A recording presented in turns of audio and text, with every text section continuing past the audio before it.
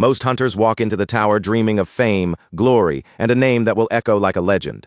But this guy is thinking about something far less heroic: how in the world he is going to pay his rent. Honestly, if he had his way, he would rather crawl back under his blankets, bury his face in the dark, and pretend the entire outside world did not exist. Then one strange morning, he wakes up and realizes that the only thing threatening his peaceful misery, the loan sharks who had been circling him like predators, have not just disappeared without a trace. Their severed heads are waiting right outside his door, lined up with unsettling care, each one wrapped up like a gift and tied with a bright red ribbon that almost looks cheerful. And with that terrifying little welcome surprise, the world is introduced to perhaps the greatest coward anyone has ever laid eyes on. He has no special talent to brag about.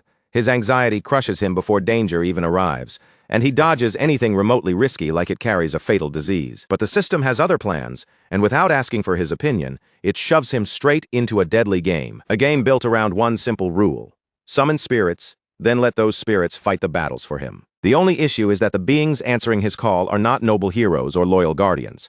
They are S-rank lunatics with terrifying power and completely unpredictable personalities. And somehow, on top of trying not to die, he also has to monitor their moods and keep track of their satisfaction levels. It is less like commanding an army, and more like driving a rideshare car full of serial killers while desperately praying for a 5-star rating.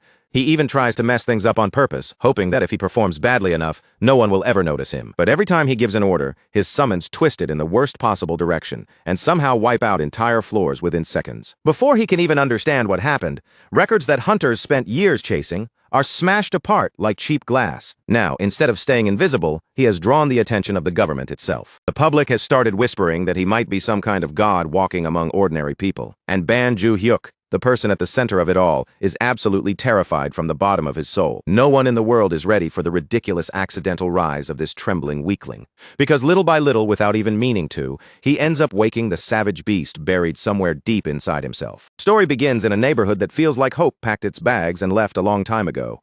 The buildings are cramped, the air hangs heavy and dirty, and the tiny studio apartments look less like homes and more like storage boxes people happen to sleep inside. Around him, neighbors spend their days yelling about stolen shoes, fighting over petty problems, or complaining endlessly about how filthy everything has become. Dragging himself through this miserable place is our protagonist, Ban Ju-hyuk. At 25 years old, Hyuk is supposedly living the dream, except that his version of the dream looks more like a disaster stitched together from unpaid bills, exhaustion, and pure poverty. To survive, he is juggling 3 part-time jobs at once, running between shifts as a cashier, a waiter, and a day laborer, squeezing every bit of strength out of his already worn-down body. And even after all that work, his bank account still looks like a ruined wasteland. That night, he sits alone in his tiny 180-square-foot rooftop apartment, hunched over another cheap cup of instant ramen, as if this sad dinner has become his permanent routine. As he stares down at the noodles, he understands his situation far too clearly. He is buried under debt. He has no special gift that could magically save him. And the only real asset he has left is a body that somehow has not completely collapsed from overwork. By this point, he has quietly accepted the cruel idea that he is a hopeless failure with no bright future waiting for him anywhere. But because the universe apparently loves kicking him while he is already down, a glowing blue system notification suddenly flickers into existence. It appears right in front of his face, bright and impossible to ignore, calmly announcing that he has awakened. Hyuk nearly chokes on the ramen still in his mouth. His eyes widen as he freezes in place, staring at the floating message like it has personally come to ruin his life. For a second, he wonders whether his brain has finally snapped from hunger and exhaustion. After all, awakening is supposed to be a miracle ticket, kind of golden chance that lets a person crawl out of the gutter and turn their entire life around. But Hyuk is not naive enough to celebrate. He knows the tower is not some harmless adventure park. It is a brutal place where monsters tear people open, where traps crush hunters without warning, and where the unlucky can end up frozen solid before they even understand what hit them. Almost immediately, at least inside his own head, he starts regretting the idea of ever leaving behind his miserable part-time jobs. His thoughts spiral faster and faster, turning into a panicked mess he cannot control. In his imagination, every possible death plays out one after another, each ending more painful and humiliating than the last. He knows himself too well. He avoids conflict at all costs, the kind of person who would rather cross the street than walk past a noisy construction site and risk getting caught up in something dangerous. To be completely honest with himself, Hyuk knows he is a coward, so he desperately tries to convince his own mind that this must be a hallucination, something caused by fatigue, hunger, and too many sleepless nights. Still, fear and curiosity push him to test it. He calls for a status window just to prove it is fake, but the moment the display appears, horror sinks straight into his chest. The system shows his name clearly: Ban Ju-hyuk, affiliated with the Black Tower, Level 1. And beneath that, his class is written as Summoner. Under his name, 3 skills are neatly listed: Designated Summon, Random Summon, and Summon General Skills. Then his gaze drifts toward the inventory slot, and in that instant, the last bit of denial inside him cracks, because this is not a dream, not a prank, and not some stress-induced illusion. He reads through the explanation of his trait, learning that a summoner is able to call forth spirits, golems, and even demonic beasts to serve in battle. That only makes him stare harder at the screen, wondering with a sinking feeling what kind of summoner he has actually become. Feeling awkward and a little ridiculous, he decides to test it right there in the middle of his cramped little room. He speaks the words for a random summon, but deep down he expects absolutely nothing to happen. After all, everyone knows that skills are only supposed to work inside the tower. Using one out here in the real world should be completely impossible. For a moment he feels embarrassed for even trying something so stupid. But then before he can laugh it off, the system actually answers him. A confirmation appears, cold and official, declaring that random summon has been activated. The next second, a brilliant purple light explodes through the tiny room, flooding every corner with a glow so intense that Hyuk can do nothing but stare. Hyuk's panic spikes the moment the light begins shaping itself into a figure. But what appears in front of him is not some terrifying monster, and it definitely is not an awe-inspiring dragon. Instead, standing there in the middle of his tiny room is simply a man. A red-haired human stands in the purple afterglow, blinking in confusion as if he has no idea how he ended up in this cramped little apartment. Hyuk can only stare, his mouth half open and his mind completely blank. Until that moment, he never even imagined that summoning an actual person could be possible. Then the summoned man suddenly lifts his nose slightly and sniffs the air. He completely ignores the impossible magical event that just happened around him, and instead, his full attention locks onto the pot of ramen sitting nearby. After staring at it for a moment, he casually asks if he can have just one bite. Hyuk just stands there, speechless. He has somehow activated real magic and pulled off something that should be completely unbelievable. Yet the result is not a mighty beast or a legendary guardian, but some freeloader who immediately starts asking for his dinner. The red-haired man wastes no time and starts eating the noodles, even complaining about how spicy they are as if he owns the room and Hyuk is the guest. Hyuk's thoughts are a complete mess. He cannot understand how the skill worked outside the tower in the first place, and even more importantly, he has no idea who this strange man is. As if responding to his confusion, the status window quickly appears with an explanation. It says that human summons are separated into different tiers, almost like some bizarre gacha system, with the ranks starting from rare and climbing all the way up to legendary special super rare. The system also presents one firm rule: no matter what happens, the summon must protect the summoner above everything else, and every command must be obeyed without failure. Hyuk immediately grabs onto that final line like it is the only piece of safety in the room. Absolute obedience at the very least. That sounds like something he can use. Then the system finally reveals the identity of the man currently stealing his noodles. His name is John Kozak, an SR rank being, and his title is the Mad Assassin of the Cruel Assassins Guild. The moment Hyuk reads that, a brutal headache suddenly slams into him. The pain is so intense that it feels like his brain is being ripped apart from the inside, then violently put back together again as Kozak's memories come flooding into him. Flashes tear through Hyuk's mind, showing Kozak killing people with terrifying ease, moving through victims like death itself. He sees the man carefully wrapping the severed heads of his targets like presents, treating the gruesome act with chilling calm. At that moment, Hyuk understands with horrifying clarity that the title Mad Assassin is not a joke or an exaggeration at all. Kozak's own life eventually ended after he failed to assassinate the Empire's strongest sword, Master. When Hyuk finally snaps back to reality, terror has already swallowed him whole, because he is now trapped in a tiny room with a genuine serial killer. When Kozak takes a step toward him, Hyuk flinches backward in pure fear. But the assassin immediately lowers himself, apologizes for frightening him, and respectfully asks what orders his master has for him. Hyuk remembers the system's rule about absolute obedience, and despite his fear, he decides to test it with something that feels risky enough to prove whether the rule is real. So he gives the legendary assassin his first mission: wash the ramen pot and clean the table. Without the slightest hesitation, Kozak obeys immediately. Does not complain, question the order, or show even a hint of irritation. His movements are quick, precise, and surprisingly neat, and he remains polite the entire time. Hyuk watches the scene in stunned silence, slowly starting to think that this horrifying summon might actually be useful, though he still needs stronger proof. So, gathering his courage, he decides to push the command system even further. This time he orders Kozak to bark like a dog. There is no dignity in the command at all, and yet the deadly assassin does not hesitate for even a second before dropping down toward the floor. Then Kozak actually starts barking.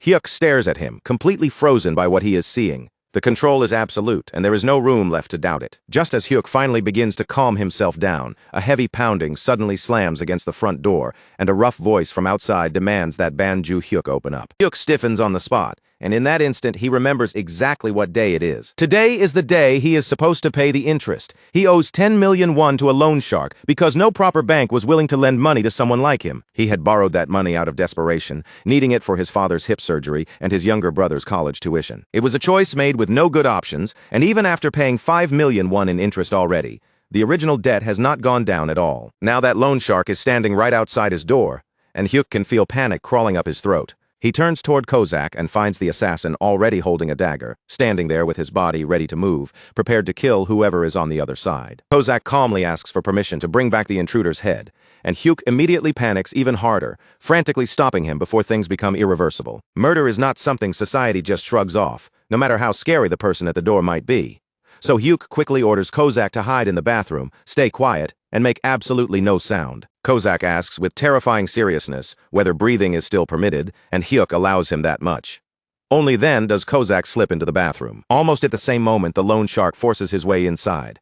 The thug storms into the room and grabs Hyuk by the back of the neck, demanding to know why the payment is late.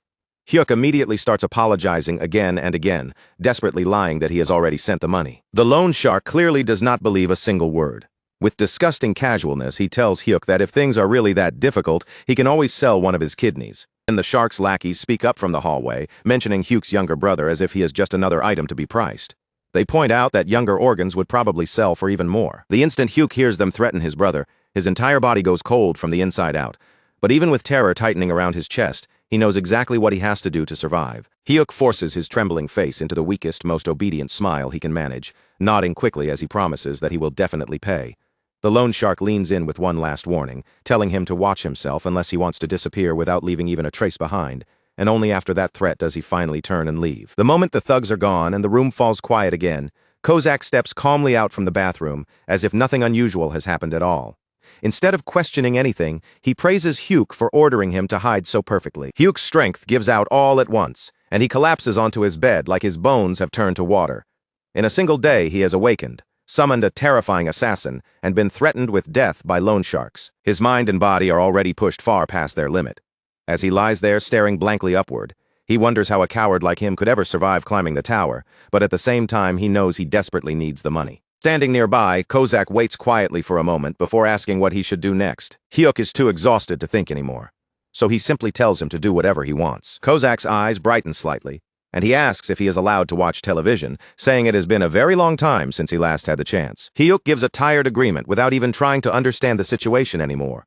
At this point, he is too confused, too drained, and too worn out to care. Kozak happily settles himself in front of the TV and begins watching soap operas one after another, completely absorbed as though he has discovered a new kind of treasure. From the bed, Hyuk lies on his side and silently watches the assassin enjoy the shows, still unsure what to make of the strange man sitting in his room. Little by little, though, Hyuk begins to feel that having another person nearby is not quite as terrible as he first thought.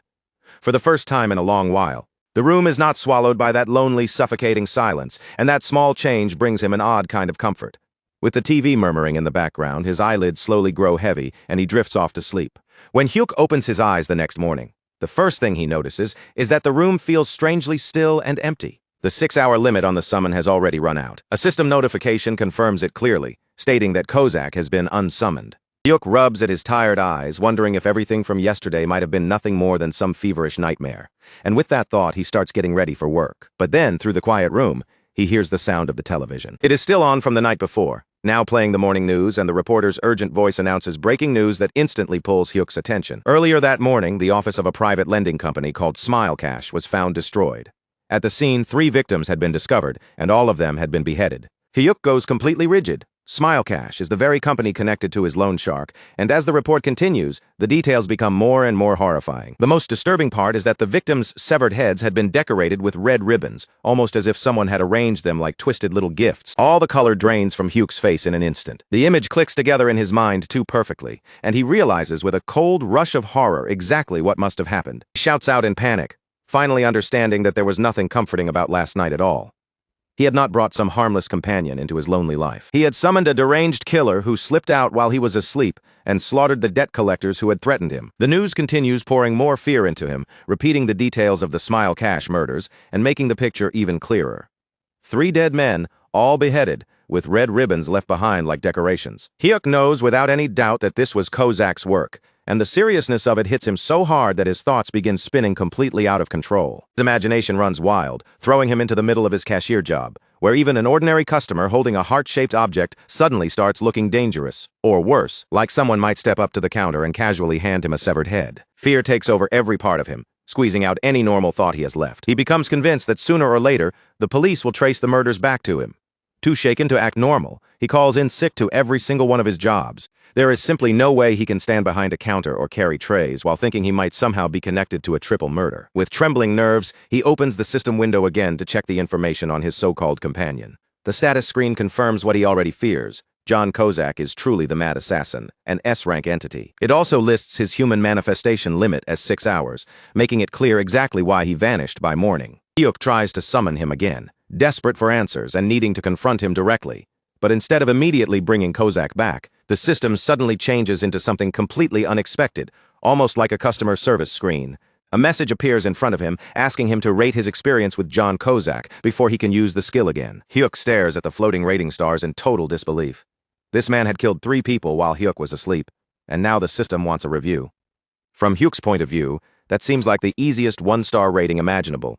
He wants to give Kozak the worst score possible, for all the chaos and terror he caused, but then his conscience suddenly gets in the way. He remembers his mother working as a water purifier salesperson and how badly low ratings could hurt someone doing that kind of job. Even in a situation this insane, Hyuk cannot bring himself to be cruel, not even toward a murderer.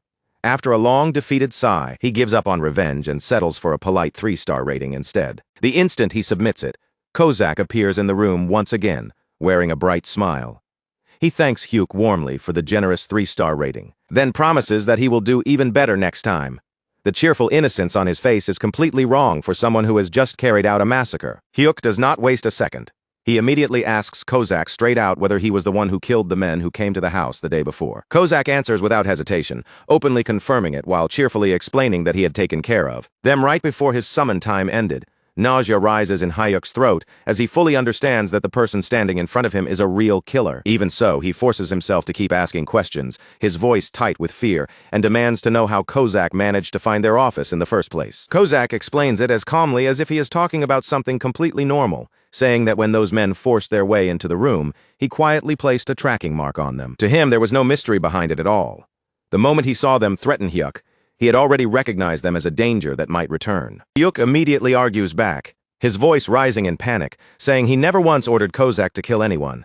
But Kozak simply remains composed and begins repeating the 3 rules of summoning. The first rule, he says, is that the summoner's life must be protected above everything else.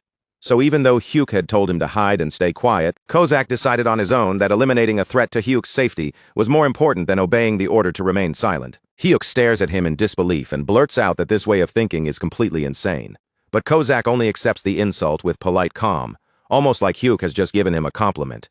He even admits without the slightest shame that people say that to him quite often. That answer sends Hyuk's imagination tumbling straight into a nightmare. He can already picture himself walking down a crowded street and accidentally brushing shoulders with some rude stranger in passing. Then, before Hyuk can even apologize or move on, Kozak might decide that the tiny insult counts as a genuine threat. And just like that, Hyuk imagines more severed heads wrapped in red ribbons appearing right there in the middle of the street. Desperate to put at least some kind of boundary around this madness, Hyuk demands a clear promise. Unless someone literally has a knife pressed against his throat, Kozak is absolutely not allowed to kill anyone just because they seem suspicious or vaguely dangerous. Kozak raises his hand in a crisp salute like a loyal soldier and agrees that he will use his best judgment. But that answer is so broad and uncertain that it gives Hyuk no comfort whatsoever. Trying to escape the topic before his blood pressure explodes, Hyuk falls quiet, and Kozak smoothly changes the subject. He asks whether Hyuk has given any serious thought to climbing the tower. Just hearing those words makes Hyuk's legs feel weak, and a tremor runs through him before he can hide it. He admits that the tower could be an enormous opportunity, maybe even the one chance he has to completely change his life. But the truth is, he is simply too terrified, and he sees himself as nothing more than a coward. Compared to all those so-called heroes who charge into danger without blinking, Hyuk feels pathetic, and he fully expects Kozak to be disappointed in him. Instead, Kozak's eyes suddenly brighten with approval. He declares that Hyuk is exactly the greatest kind of summoner, because for someone in that position, courage is practically poison. In Kozak's mind, a brave summoner is not admirable at all. A brave summoner is usually just a dead one. He says he would much rather serve a master who treasures survival, because that means Kozak can take care of all the dirty, dangerous work himself. Meanwhile, Hyuk can simply stay alive, stay safe, and continue living for a very long time. That bizarre praise settles over Hyuk in a strangely comforting way. For once, his cowardice does not sound like a pathetic weakness, but almost like a survival instinct that might actually keep him breathing. After that, Hyuk sends Kozak away and tries to let his exhausted body finally get some sleep. When he wakes up later, he decides he should forget about the tower completely and just live as quietly as possible, especially now that the debt collectors have vanished under circumstances that are far too suspicious. But life, as usual, refuses to leave him alone for even a little while. Before he can settle into that fragile plan, Hyuk receives a call from his father. On the call, his father reveals that he needs to be transferred to a more expensive hospital, adding yet another crushing cost to Hyuk's life. At almost the same time, Hyuk learns that his mother has just lost her job. All at once, the pressure of money crashes back down on him, heavier and more suffocating than before. In that moment, Hyuk understands that running away is no longer an option. So he prepares himself in the most ridiculous way possible, covering his body in safety padding, and putting on a helmet like he is dressing for a disaster drill. He looks less like a hunter and more like someone about to ride a bicycle with training wheels. Still, he resolves to enter the tower, planning only to check the first floor and escape as quickly as possible. But there is one major problem. He really does not want to go in with that red-haired psycho. Hoping to summon literally anyone else, maybe even a legendary rank being, Hyuk tries to use random summon again. The system shuts that hope down immediately. A message appears in front of him, announcing that the skill still has a 28-day cooldown. With every other option cut off, Hyuk has no choice but to summon Kozak once again. This time, Kozak appears and immediately thanks him for the 5-star rating. That alone proves Hyuk has already learned a terrifying lesson. Keeping a murderer satisfied might be essential for staying alive. Kozak seems genuinely pleased that Hyuk has decided to enter the tower, but the moment he sees Hyuk's outfit, his approval turns into criticism. He tells Hyuk to throw away the clumsy protective gear, insisting that none of it is necessary because he will serve as the perfect guide. Kozak promises that Hyuk will not have to do a single thing himself. So with a deep, shaky breath, standing beside the most dangerous escort imaginable, Hyuk accepts the prompt and enters Korea's Black Tower. The destination is the first floor, and his grand entrance into the tower begins, though calling it grand might be too generous, because Hyuk is mainly focused on trying not to throw up all over the assassin standing next to him. The teleportation hits him like a brutal wave, twisting his balance and churning his stomach, until he ends up clinging to John Kozak like a helpless koala. When they finally arrive, the first floor spreads out before them as a barren wasteland. There is nothing warm, safe, or comfortable about it, only an empty, unforgiving landscape that immediately makes Hyuk regret being there. Kozak, of course, remains perfectly calm beside him. He gently pats Hyuk, as if soothing a frightened child, and assures him that the nausea will fade with time, while Hyuk slowly staggers away from the safe zone with one hand pressed against his chest. Just then, a system notification appears before him, almost as if it is trying to encourage him and give his shaky confidence a tiny push forward. The message tells him that simply stepping into the dungeon has raised his physical abilities to a mature level. Almost immediately, the nauseous feeling in his stomach begins to fade away. In its place comes a strange rush of confidence that Hyuk definitely has not earned. He clenches both fists, feeling his body become lighter, stronger, and faster, as if he might actually be capable of doing something impressive. For one brief, dangerous moment, Hyuk honestly believes he might be able to fight. Then the system gives him his first mission: defeat 5 fat grubs with tough skin within 2 hours. The name alone already sounds disgusting, but when he sees the real thing, it is somehow even worse. So-called grubs are actually huge beetle-like creatures, bulky, ugly, and unpleasant enough to make his skin crawl just by looking at them. Hyuk tries to dig through everything he knows about them and remembers that these monsters are considered the tower's basic training enemies. But basic does not mean harmless, because for a true beginner, taking down even one of them usually requires about 30 minutes of desperate struggle. Their shells are famously thick, tough enough that most beginner weapons simply bounce off without leaving much damage behind. Even so, Hyuk is still riding that temporary confidence boost, and he decides this has to be the moment where he finally proves himself.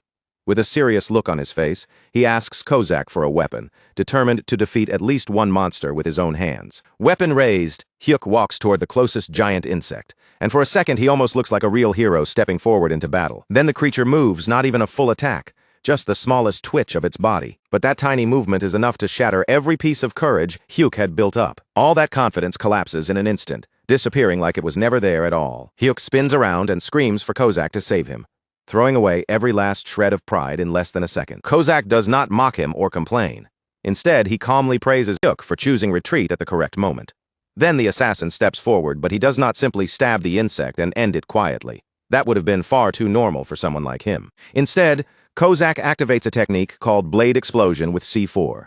And yes, that is exactly as ridiculous as it sounds.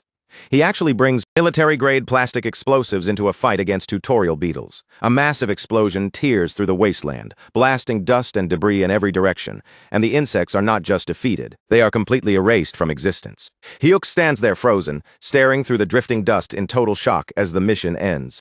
Within only a few seconds, the system reacts as if it has completely lost all sense of balance, awarding Hyuk an outrageous S++ conquest score, along with a shining platinum badge. Hyuk looks at the rewards in disbelief, and slowly realizes that while other people are fighting for their lives, he has somehow stumbled into a ridiculous cheat-level exploit. As Hyuk dusts himself off and tries to process what just happened, a global alert suddenly reaches every player across South Korea. The announcement declares that the second floor of the Black Tower has now been opened. Across the country, the scene jumps to hunters in training gyms, crowded bars, and other meeting spots, all reacting with confusion as they wonder who could have cleared the first floor that insanely fast. Meanwhile, Hyuk is already back in his apartment, sitting in his cramped room and going through the loot he brought home. He carefully examines the magic stone he has just obtained, turning the blue crystal over as he studies it. It is an essential resource for modern industry, and even though the market is already flooded with them, this one is still valued at 50,001 won. Hyuk immediately starts doing the math in his head. He has made 50,000 won in just 5 minutes. That is more than he earns after several brutal days of carrying bricks until his body feels like it might break. Then he looks over the platinum badge, something he has never seen before and does not fully understand. But for now, he decides to set it aside, because compared to mystery rewards, the money is the only thing that truly matters to him. To celebrate this sudden little fortune, Hyuk decides to order delivery. He chooses pork trotters, but because he is a surprisingly considerate master, he picks the regular version instead of the spicy one. After all, he remembers very clearly that the legendary mad assassin has an absurdly delicate tongue and cannot handle heat at all. Kozak is visibly touched by the consideration, though he still eyes the food with suspicion and asks carefully whether it is spicy. While they eat together, Hyuk brings up something that has been bothering him for a while.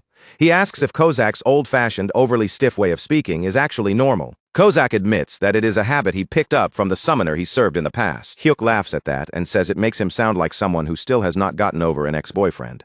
Kozak calmly replies that he can change the habit if Hyuk finds it annoying. But Hyuk tells him to leave it as it is, because honestly, the stiff way he talks is pretty funny. So the two of them end up laughing together over pork trotters and murder talk, making their bizarre connection feel even stronger than before. By the end of it, Hyuk finally accepts a new truth. The tower is not just a deadly trap waiting to kill him. For him, it might actually be a personal ATM. The next morning, Hyuk starts reorganizing his entire life around that realization. He decides to give up the day labor jobs that have been destroying his body bit by bit. His new routine becomes simple. Work at the convenience store during the day, serve at the restaurant in the evening, and then head into the tower at night to farm rewards with his assassin summon. When he calls Kozak out again, the assassin looks almost radiant. All because Hyuk has given him another 5-star satisfaction score.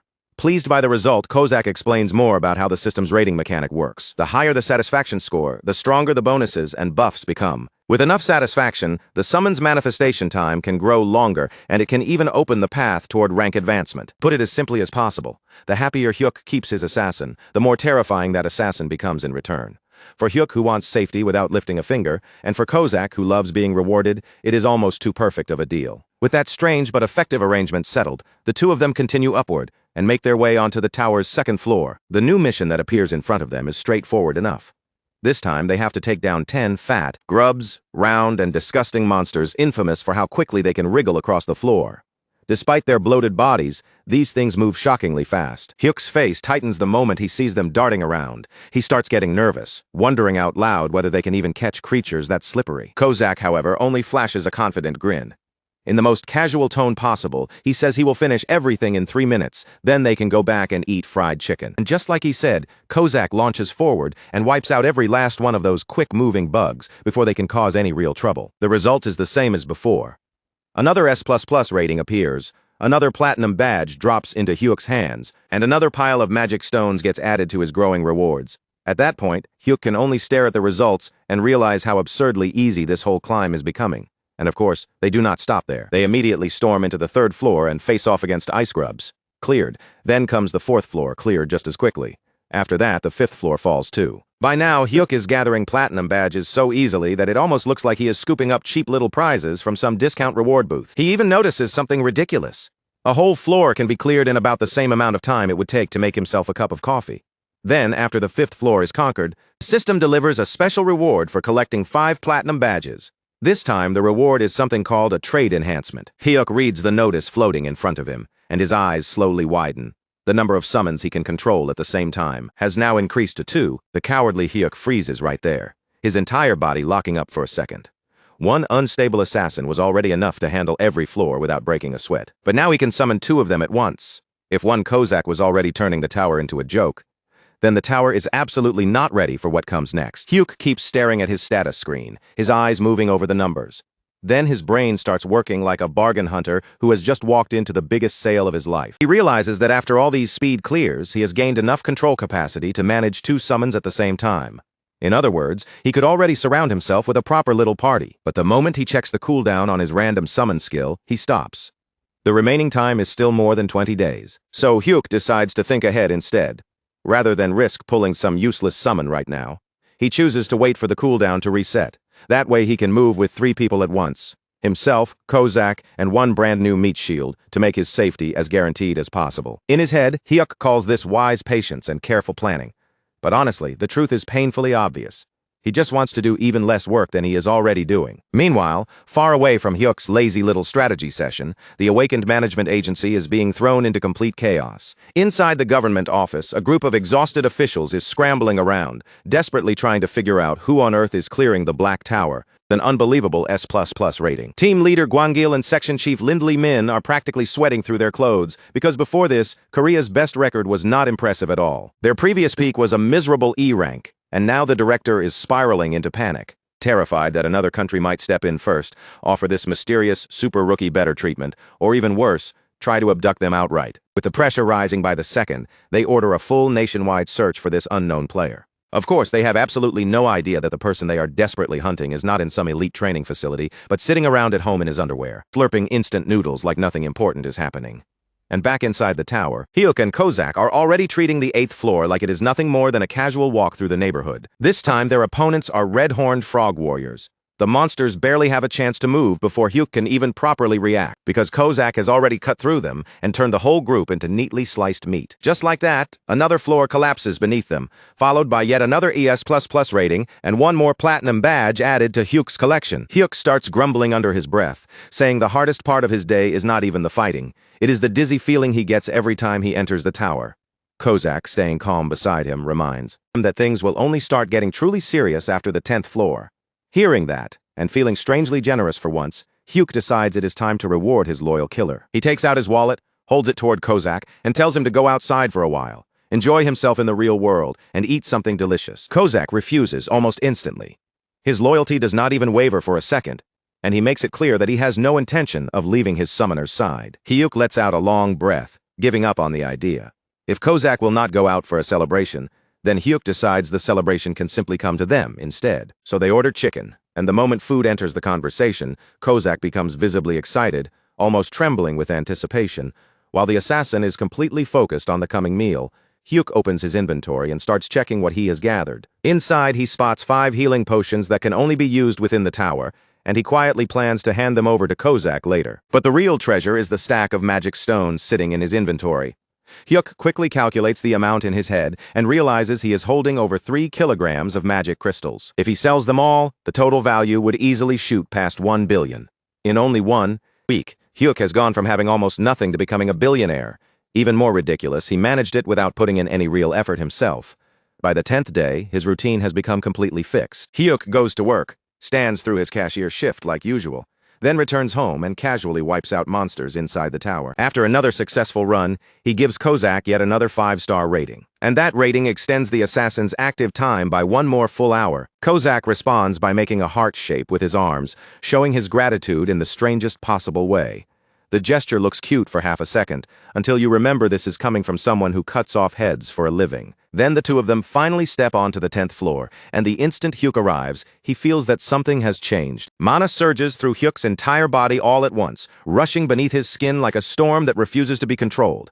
To him, the feeling is not calm or gentle at all. It is raw, fierce, and completely untamed. That sudden wave of power shoots straight to his head, making his thoughts heat up as his confidence swells far faster than it probably should. And with that reckless excitement boiling inside him, Hyuk suddenly decides that this time, he wants to join the fight himself.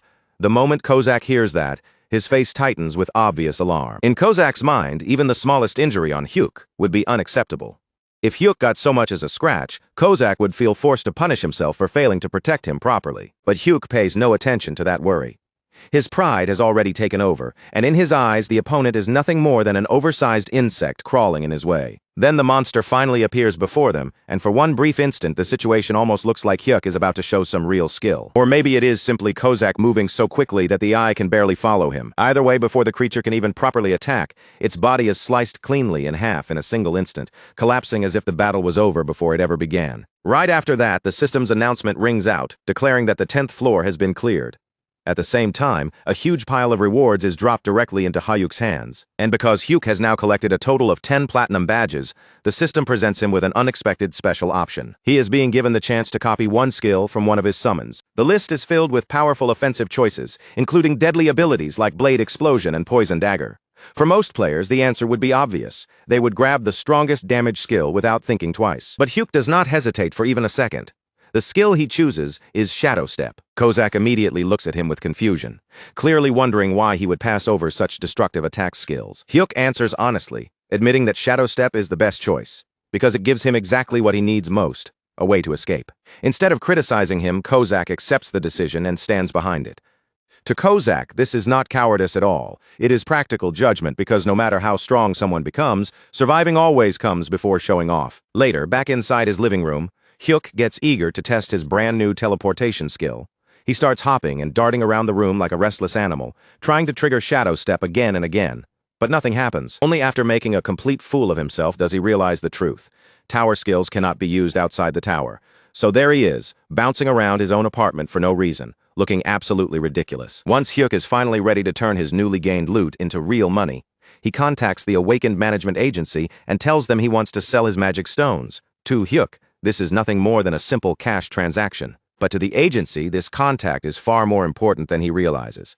For them, this may be the exact clue they have been waiting to find. Team leader Gwangil and section chief Lindley Min immediately rush toward the address, moving with the urgency of people who cannot afford to miss this chance. Both of them are hoping that the person waiting there might finally be the mysterious individual they have been searching for all along. Their search leads them to Hyuk's apartment, a small, plain, and modest place that does not look impressive from the outside at all. When Hyuk opens the door, he immediately stiffens. Standing in front of him is a woman with such an intense presence that it makes him uneasy before she even says a word. Her eyes are locked directly on him, sharp and unblinking, as if she is trying to see straight through his face. Section Chief Lindley Min does not waste time with polite greetings. She steps straight into Hyuk's personal space, closing the distance without hesitation. Then, with her gaze fixed firmly on him, she demands to know whether he is the Ace++ ranker. Lindley Min leans in so close that Hyuk feels like she is inspecting every tiny detail of his face. Her pressure does not let up at all as she keeps pushing him, asking again whether he is really the Ace++ ranker. Hyuk does everything he can to keep his expression steady, forcing himself to deny it as calmly as possible. But inside, fear is devouring him.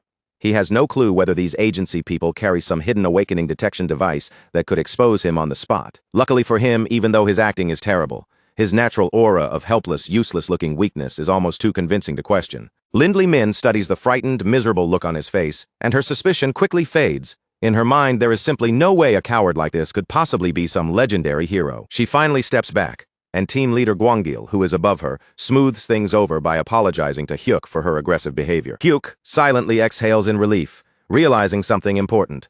Looking completely incompetent might actually be the perfect disguise. After that, they all move inside and sit around his tiny table for a brief discussion. Team leader Gwangil begins the official confirmation process by asking Hyuk to show proof of his dungeon clears. Hyuk brings out the mana crystals he obtained from the 10th floor and hands them over without making too much of a fuss. The two agents look at the crystals, then quietly exchange a meaningful glance. Clearing the 10th floor is not a minor achievement, and the timing matches the progress of the mysterious top rookie they have been trying to track down. Trying to test him further, they casually ask whether he has heard the global announcements about the recent high-rank clear. Hyuk throws himself fully into the performance, acting completely shocked as he praises the unknown player like an outsider hearing the news for the first time. Meanwhile, sweat is already soaking through his shirt. Then team leader Gwangil moves on and begins explaining the actual arrangement. He tells Hyuk that players are divided into two main categories, the elite group and the general group. Those who join the elite side receive a salary, government support, and access to powerful equipment. But that privilege comes with a heavy price. In exchange, elite players are treated almost like state property and are expected to clear dangerous high-level floors when ordered. The general side, on the other hand, is meant for freelance players who want the freedom to live and work however they choose. Hyuk does not need even a single second to weigh the options. The moment he understands the difference, he chooses the general path. He says it plainly, without trying to sound brave. He tells them that he is scared, that he is not especially talented. More than anything, he only wants to farm safer floors where he can earn quick money without risking his life too much. Section Chief Lindley Min listens to him in silence. Then her face twists with open disgust. In her mind, plenty of players choose the safer route, so that part is not unusual. But almost no one admits it this shamelessly. To her, Hyuk is not just cautious, he is openly, painfully pathetic. In Lindley Min's eyes, Hyuk is no longer worth any serious attention. She has already dismissed him completely, treating him like nothing more than a hopeless waste of her time. Even so, team leader Gwangil does not let the matter end there. Unlike Lindley Min, he remains cautious, and as one final check, he asks Hyuk to enter the tower right in front of them. Hyuk agrees on the surface, nodding along as if he has no reason to worry. But deep down, he already understands exactly what these two are trying to confirm. They are not just sending him in for nothing. They want to measure his clear time, and if he finishes the floor too quickly, then they will know without a doubt that he is the person they have been chasing. So Hyuk immediately comes up with a counterplan.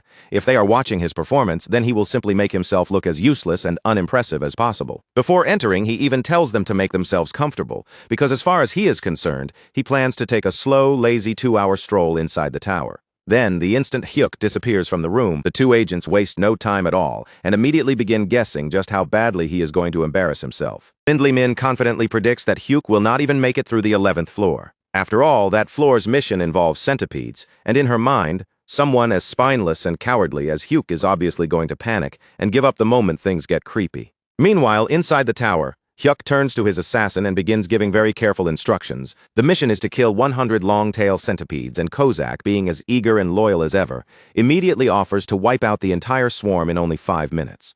Hyuk shuts that idea down on the spot. He orders Kozak to move slowly, hold back, and keep the whole run under control. Hyuk explains that they need the clear to look messy, weak, and completely unimpressive if they want to throw the government off their trail. Kozak responds with a firm thumbs up, accepting the order without hesitation. Of course, from the look on his face, he probably believes his master is carrying out some impossibly deep strategy that only a genius could understand. With the plan in place, they begin the stage, and Kozak does exactly as ordered. Instead of slaughtering everything at once, he kills the centipedes at a painfully slow and controlled pace. But then, just when everything seems to be going according to plan, the situation suddenly falls apart. A massive centipede erupts from the ground right underneath Hyuk, bursting upwards so close that he barely has time to react. And our supposedly brave hero freezes solid, his whole body locks up, and his legs refuse to move even a single step. The moment Kozak sees his summoner in danger, every careful instruction disappears beneath his absolute loyalty to Hyuk's safety. He declares that he can no longer follow the slow approach, not while his master's life is directly under threat. In the next instant, Kozak moves like a dark blur across the battlefield. Before Hyuk can even process what is happening, every nearby centipede is wiped out at once, cut down so quickly that the entire floor is practically cleared in a flash. And the system message appears like a disaster falling from the sky. The 11th floor has been cleared, and the rank displayed is S+. Hyuk can only stare at the notice in silent horror. At that moment, he realizes his plan to look average has not just failed. It has collapsed in the most spectacular and suspicious way possible. Exactly 5 minutes after leaving, Hyuk returns to his living room. The two agents are already staring down at their phones. Both of their screens have just received the global announcement about the latest clear. Slowly, they look up at Hyuk. Hyuk looks back at them. Nobody needs to say a word because the timing alone says everything, and there is absolutely no escape from this one. The moment Hyuk understands that his cover has completely fallen apart, his whole attitude suddenly shifts. Without hesitation, he summons Kozak. Kozak appears behind him with a chilling, threatening presence, casting pressure over the room. Hyuk looks at the two visibly shaken government agents and tells them that he truly never wanted things to come to this. But now they have to be silenced. For one terrifying moment, it seems like this coward is about to step into his villain era. But the truth is, Banju Hyuk is trapped inside a horrifying fantasy created entirely by his own panic. In that nightmare playing out in his mind, He watches in pure horror as his assassin moves forward. John Kozak takes the earlier order to silence the agents far too literally. And in Hyuk's imagined disaster, Kozak kills the government agents right there in the living room, turning the small apartment into the scene of a catastrophe. Hyuk is pushed right to the edge of screaming, his mind nearly snapping from the terrifying image. But then, all at once, reality comes rushing back. The agents are perfectly unharmed. They are still breathing, still sitting there, and very much alive. None of it actually happened. It was only Hyuk's wild paranoia spiraling completely out of control inside his own head. The only thing truly being destroyed in that room is Hyuk's pride, which is crumbling piece by piece in front of everyone. Sweat pours down his face and neck, and Section Chief Lindley Min looks at him with a frown, asking if he is all right, as if he might be having some kind of panic episode. Team leader Gwangil calmly blames the heavy sweating on a persecution complex, which is really just a more polite way of saying, Hyuk looks like a complete nervous wreck. Hyuk quickly insists that he is fine, desperate to move past the awkward moment. But team leader Gwangil wastes no time getting to the real point.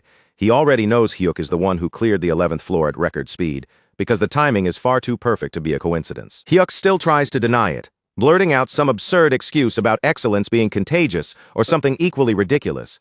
But the strained laugh he forces out afterward sounds so painfully awkward that it convinces absolutely no one in the room.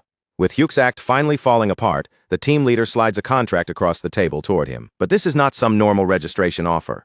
It is the highest-level elite contract, promising an annual salary of 12 billion won, provided housing, full VVIP treatment, and benefits far beyond anything an ordinary player could dream of. On top of that, the contract also promises full security protection and even legal immunity, giving Hyuk a level of safety and privilege that ordinary people could never dream of touching. In simple terms, signing this paper would basically give him permission to live like royalty, surrounded by money, protection, and special treatment, wherever he went. For any normal person with even a little common sense, this would be the kind of offer they would sign immediately, before anyone had the chance to take it back. But Hyuk only looks down at the contract and refuses it. The reason is painfully simple. He hates being noticed more than he loves the reward. Just thinking about attention brings back one of his old memories, like the time he walked into a clothing shop and the owner casually asked what kind of style he liked. That one harmless question had nearly made him run for the exit, because even a normal conversation with a shop owner felt like unbearable social pressure pressing down on him. Hyuk is not just shy or cautious. He is the worst possible type of avoidant person. The kind who would rather dodge the entire world than stand in the spotlight for even a second. So he tells them he only wants a normal contract, because joining the elite route would mean being sent to clear dangerous upper floors, and Hyuk has absolutely no intention of carrying that kind of weight on his back. He does not want to become a heroic figure. He just wants a comfortable, peaceful life where nobody bothers him. Meanwhile, back at the awakened management agency, the director is left completely baffled, sitting there as if the entire report makes no sense to him. He cannot understand how a low-profile nobody with no ambition, no confidence, and no heroic aura could possibly be an S++ ranker. Lindley Min, however, confirms that the timing leaves no room for doubt. After hearing that, the director decides he does not care how strange Hyuk is. Weird personality or not, talent is still talent, and someone with that kind of ability is far too valuable to let slip away. So he orders them to pull Hyuk into the elite team no matter what it takes. And with that single command, he unknowingly sets the stage for even more trouble to come crashing into Hyuk's life later. Back in the supposed safety of his own apartment, Hyuk is absolutely furious. He scolds Kozak for moving way too quickly earlier, because that reckless speed is exactly what exposed them to the agency. Kozak lowers himself and apologizes right away, but Hyuk decides that a simple apology is not enough this time. He has to be strict. So he yells that if Kozak ignores his orders again, there will be nothing waiting for him as a reward. No television, no snacks, only pure misery. And with that harsh warning hanging in the air, they head into the 12th floor to hunt ice weasels. Before anything begins, Hyuk gives Kozak an extremely clear order: move slowly. His goal is to fail the time limit, or at least look average enough that the government finally loses interest in him. Kozak agrees obediently at first, but then he notices something that immediately makes his expression turn serious. The 12th floor is cold. The air bites at their skin, and Kozak sees Hyuk shivering in front of him. To Kozak, that tiny shiver is not just discomfort. He instantly decides that a cold is a deadly illness, one that could put his precious summoner's life in danger. At that moment, every bit of reason disappears from his mind. In order to get Hyuk back to a warm room as quickly as possible, Kozak forgets the plan completely and annihilates the ice weasels in an instant. The result is another S++ rank and yet another platinum badge. Hyuk's desperate plan to look unimpressive is now falling apart in the worst and most suspicious way imaginable. Team leader Gwangul calls him almost immediately, clearly suspicious about how absurdly fast the 12th floor was cleared. Hyuk hangs up the phone without wanting to deal with it. then turns all of his built-up anger straight toward Kozak. He points at the TV and declares that the assassin is banned from watching his beloved soap operas. Hyuk makes it painfully clear that anyone who refuses to follow orders deserves no rewards at all, but the cycle of suffering still does not end. On the 13th floor, they find themselves inside a corridor packed with traps. Hyuk immediately starts worrying about all the terrible things that could possibly go wrong. But Kozak sees the traps as an unacceptable threat to his master's safety, so he destroys the entire mechanism almost instantly before Hyuk can even properly panic. Once again, an S++ rank is achieved. Then, on the 14th floor, they are confronted by giant eyeball machines looming in their path. Kozak decides that their sound attacks are far too dangerous for Hyuk's fragile ears, so he wipes the machines out before they even get the chance to make a noise. Another S++ rank appears at this point. Hyuk finally gives up trying to fight the flow of events. He realizes that no matter how much he struggles, whatever is going to happen will happen anyway. So Hyuk sits down and starts checking the numbers, only to realize that his complete failure to look average has at least one very obvious benefit. In just 14 days, he has earned nearly 8 million won from cash rewards alone. But the real shock comes from the magic stones, because he now has 5 kilograms of them sitting in his possession. If he sells everything, he is basically making around 1 million won a day. The moment that sinks in, Hyuk realizes that a life with a monthly income of 30 million won is now actually within reach. So the very next day, he quits his part-time job without hesitation. Afterward, Hyuk summons Kozak and finds the assassin kneeling with his head lowered, deeply grateful that Hyuk still gave him a 5-star rating despite all the times he disobeyed orders. Hyuk finally decides to stop resisting what is clearly unavoidable. Looking at Kozak, he tells him there is no real reason to keep holding back anymore. Since the management office already knows enough to suspect him, they may as well stop pretending and speedrun everything from this point forward. With that decision made, they enter the 15th floor where the mission is to kill 20 goblin workers. Hyuk still feels uneasy, because goblins are smarter than ordinary monsters and might run away to call for backup. So he warns Kozak to stay sharp and not let his guard down. Kozak calmly tells Hyuk to remain exactly where he is, then activates a skill called Step. The moment he moves, his body becomes a blur of speed and silence, crossing the area so quietly that the goblins barely sense anything at all. Before the goblins can even understand that they are under attack, they are already dead, cut down before fear has time to reach their faces. The mission is cleared immediately, and yet another S++ rank appears before Hyuk. Just like before, another pile of rewards comes pouring in. Among the rewards are a tower-only healing potion and an owner emblem. Back in his room, Hyuk opens his inventory and begins checking through everything he has gained. By this point, Hyuk has gathered a total of 15 platinum badges, stacking them up one after another through all those absurdly fast clears. The system immediately recognizes that he has reached another milestone, and right on cue, a new reward offer appears in front of him. Hyuk thinks back to the earlier rewards when he reached 5 badges. The system gave him a second summon slot. Then, at 10 badges, he received the chance to copy a skill from one of his summons. Now, as he stares at this fresh message, he cannot help wondering what kind of ridiculously broken ability the system is about to hand him this time. Ideally, he hopes it is something that lets him work even less. And so, the professional coward who somehow keeps clearing floors like a monster has now collected 15 platinum badges, forcing the system to reward him once again. This time, the item it gives him is called an energy shield kit. The name sounds powerful and high-tech at first, but when Hyuk looks closer, it is basically a bracelet that soaks up damage like a magical sponge until the protection finally breaks. But the important part is not the fancy name or the shield effect. What catches Hyuk's eye is the fact that the description does not say tower exclusive, and the second he realizes that, his eyes practically light up with money. If this bracelet can actually work outside the tower, then Hyuk is staring at a payday worth somewhere around 2 to 3 billion won. His mind immediately starts spinning with calculations. Should he sell it and retire comfortably, or keep it and improve his chances of staying alive?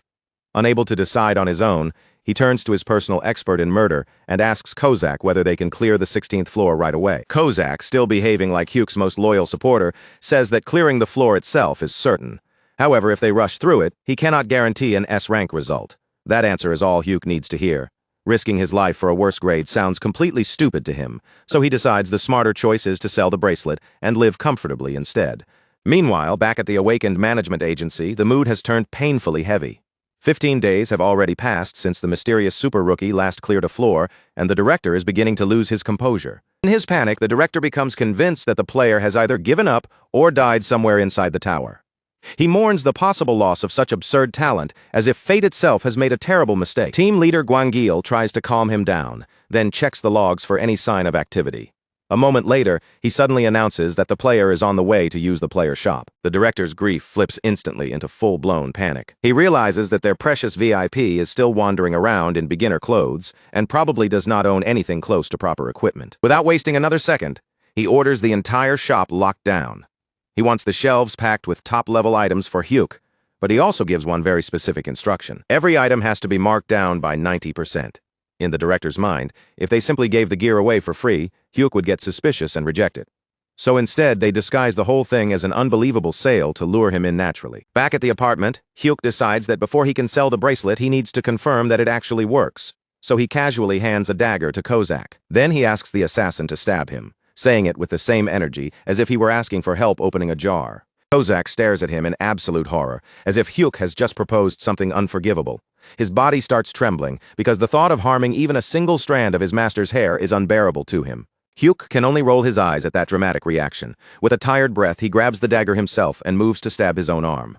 But before the blade can reach his skin, Kozak's hand shoots forward and catches the weapon barehanded. Blood drips onto the floor from Kozak's palm as the assassin trembles in fear, not because he is hurt, but because his master had come so close to being injured. Hyuk quickly heals him, finally realizing that trying to test protective gear with an overprotective madman was a terrible idea from the very beginning. After that failure, Hyuk decides to test something else instead, his shadow step. He teleports straight onto a goblin's back, landing there so suddenly that for one brief second, he actually feels like a ninja. The goblin immediately shrieks in panic and twists around, trying to bite him. But at that exact moment, the shield activates with perfect timing, blocking the attack exactly the way it is supposed to. Feeling completely untouchable for about 2 glorious seconds, Hyuk gets carried away and kicks the goblin right in the face. Then Kozak drops in right after him and finishes the monster off before it can recover. But instead of praising Hyuk for finally doing something brave, Kozak immediately starts shouting. He demands to know whether Hyuk is hurt, scolding him with the kind of intensity that makes courage sound like a dangerous medical condition. Hyuk apologizes over and over,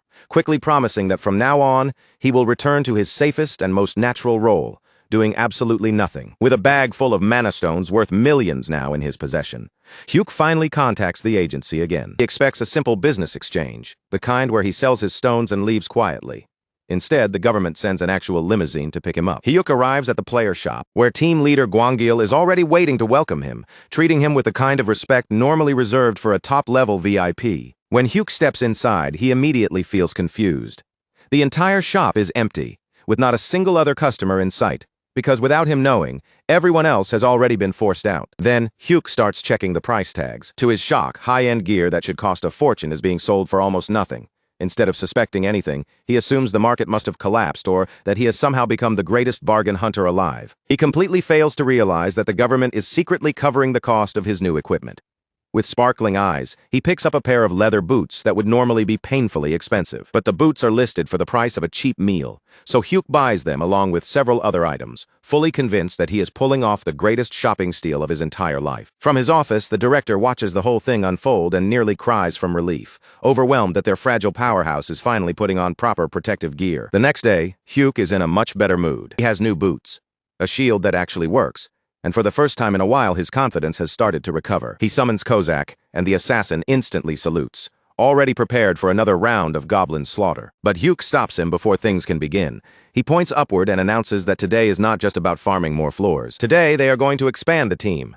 Hyuk already has the second summon slot ready, and for once he feels like luck might actually be on his side. He activates the random summon skill, silently hoping that this time he gets someone useful, like a tank or a healer. A massive magic circle spreads across the room, glowing beneath them as the summoning begins. The circle is not just large, it is truly enormous, spreading across the room with a scale that immediately feels wrong. A new figure begins to form inside the light, but before Hyuk can even feel excited, one very obvious problem appears. The summon is gigantic. As the massive body fully takes shape, there simply is not enough room for him, and his head crashes straight through the apartment ceiling, blasting plaster and debris down all around them. Hyuk looks up at the fresh hole in the roof, completely frozen. And somehow his first thought is not about the powerful new ally standing in front of him. It is about his security deposit disappearing into dust. In the middle of the wreckage, with broken ceiling pieces and white plaster still falling around him, the huge giant just stands there looking deeply confused, as if he has no idea what he did wrong. While Hyuk is mentally mourning the damage to his apartment, Kozak has already reached a completely different conclusion. To him, the only reasonable response to this situation is immediate violence. The red-haired assassin takes one sharp look at the newcomer and instantly treats him as a threat to his exclusive place beside Hyuk. He shouts at the giant to sit down, calls him a walking nuisance, and attacks without a second of hesitation. Hyuk watches the whole thing in horror, but not because he is afraid of blood or injury. What truly terrifies him is the thought of even more property damage piling up right in front of his eyes. Kozak keeps slashing wildly and raging at the giant, sounding less like a loyal servant and more like a jealous ex who has just stormed into a wedding and ruined everything. The giant does not even budge. He remains standing in place, completely unaffected by Kozak's attacks. Then looks down at the assassin, trying so hard to kill him, and calmly says that it only tickles. One of Kozak's eyes twitches at that answer. His voice turns dangerous as he threatens to cut the giant's throat and decorate it. That threat proves Kozak's bizarre obsession with wrapping and decorating things is still very much alive. Hyuk finally cannot take it anymore and steps in, ordering both of them to stop before the entire building comes crashing down. Kozak freezes the instant he hears Hyuk's command, because an order from his master is something he cannot disobey. Even so, the rage is still radiating from him like heat from a blade. Hyuk then asks for a proper report on the new summon. Kozak spits on the floor in disgust, and says there is no point in even learning the man's name, because he is nothing more than a meat shield. According to Kozak, this giant is known in the underworld as a complete fool, the kind of idiot who probably does not even understand the 3 laws of summoning. To prove it, Kozak immediately tests him on Article 1, and the giant just blinks slowly, taking far too long to process the question before admitting that he does not know. In fact, he has forgotten it entirely. Kozak turns back to Hyuk with a smug look that practically screams he was right all along, then suggests they kill the giant now and simply roll the gacha again after 100 days. Hyuk completely ignores that casual murder suggestion and instead focuses on checking the system window. The new summon is listed as Rare Rank, which is the lowest possible tier, and his class is Savage Warrior. His name field is still blank, and his satisfaction score has not even appeared yet. Then that familiar headache suddenly hits Hyuk, and before he can brace himself, he is pulled straight into the giant's memories. What he sees first is a wide, beautiful plain stretching under the open sky, with the giant running around freely among fluttering butterflies. For a brief moment, the memory feels bright, peaceful, and almost harmless, like something innocent from a gentle dream. Then the scene takes a strange turn, because while the giant is happily playing in nature, he is also casually snapping the necks of wolves, as if it is just another part of the fun. As the memory continues, the tragedy behind this enormous figure begins to unfold. He had always been simple-hearted and pure in his own way. He was someone who found real happiness in nature, chasing small joys without malice. But he was also unbelievably, almost dangerously stupid. Because of that, a group of so-called heroes tricked him into joining their party. They used him as the frontline shield against a hydra, hiding safely behind his huge body while he took the monster's acid breath directly. In the end, he died protecting the very people who had been laughing at him and mocking him the entire time. When Hyuk returns to reality, the way he looks at the giant has changed. He knows the whole story is twisted and cruel, but he also realizes something important. Someone who is loyal to the point of stupidity and can endure pain like that is exactly the kind of shield a coward like him desperately needs. So Hyuk decides to give the giant a name. He asks whether the giant would prefer to be called Gobang or Gobang. The giant, staying perfectly true to himself, says he does not know. Since the choice is going nowhere, Hyuk simply chooses Gobang for him. Hyuk smiles and promises that he will make Gobang happy, which sounds warm and touching on the surface, until you remember that Hyuk's version of happiness means staying alive while other people do all the dangerous work. Then Hyuk introduces Gobang to Kozak and announces that from now on, the 3 of them are comrades. Kozak's face immediately twists like he has just swallowed something incredibly sour. He politely accepts the word comrade on the outside, but his eyes are already silently calculating how quickly he could tear Gobang apart if he ever got the chance. With their newly formed group now complete, the 3 of them head straight for the 16th floor. The mission this time is to eliminate 30 goblins.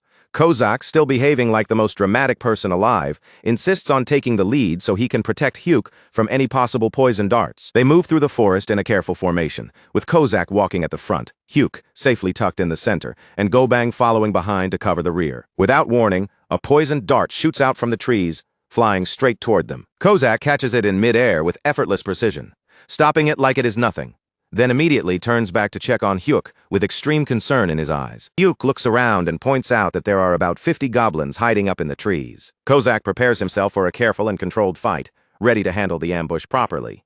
But Hyuk already has a different idea. He tells Gobang to move to the front and block them. Gobang does not stop to think through the situation at all. He does not search for a path, and he does not try to circle around the enemy.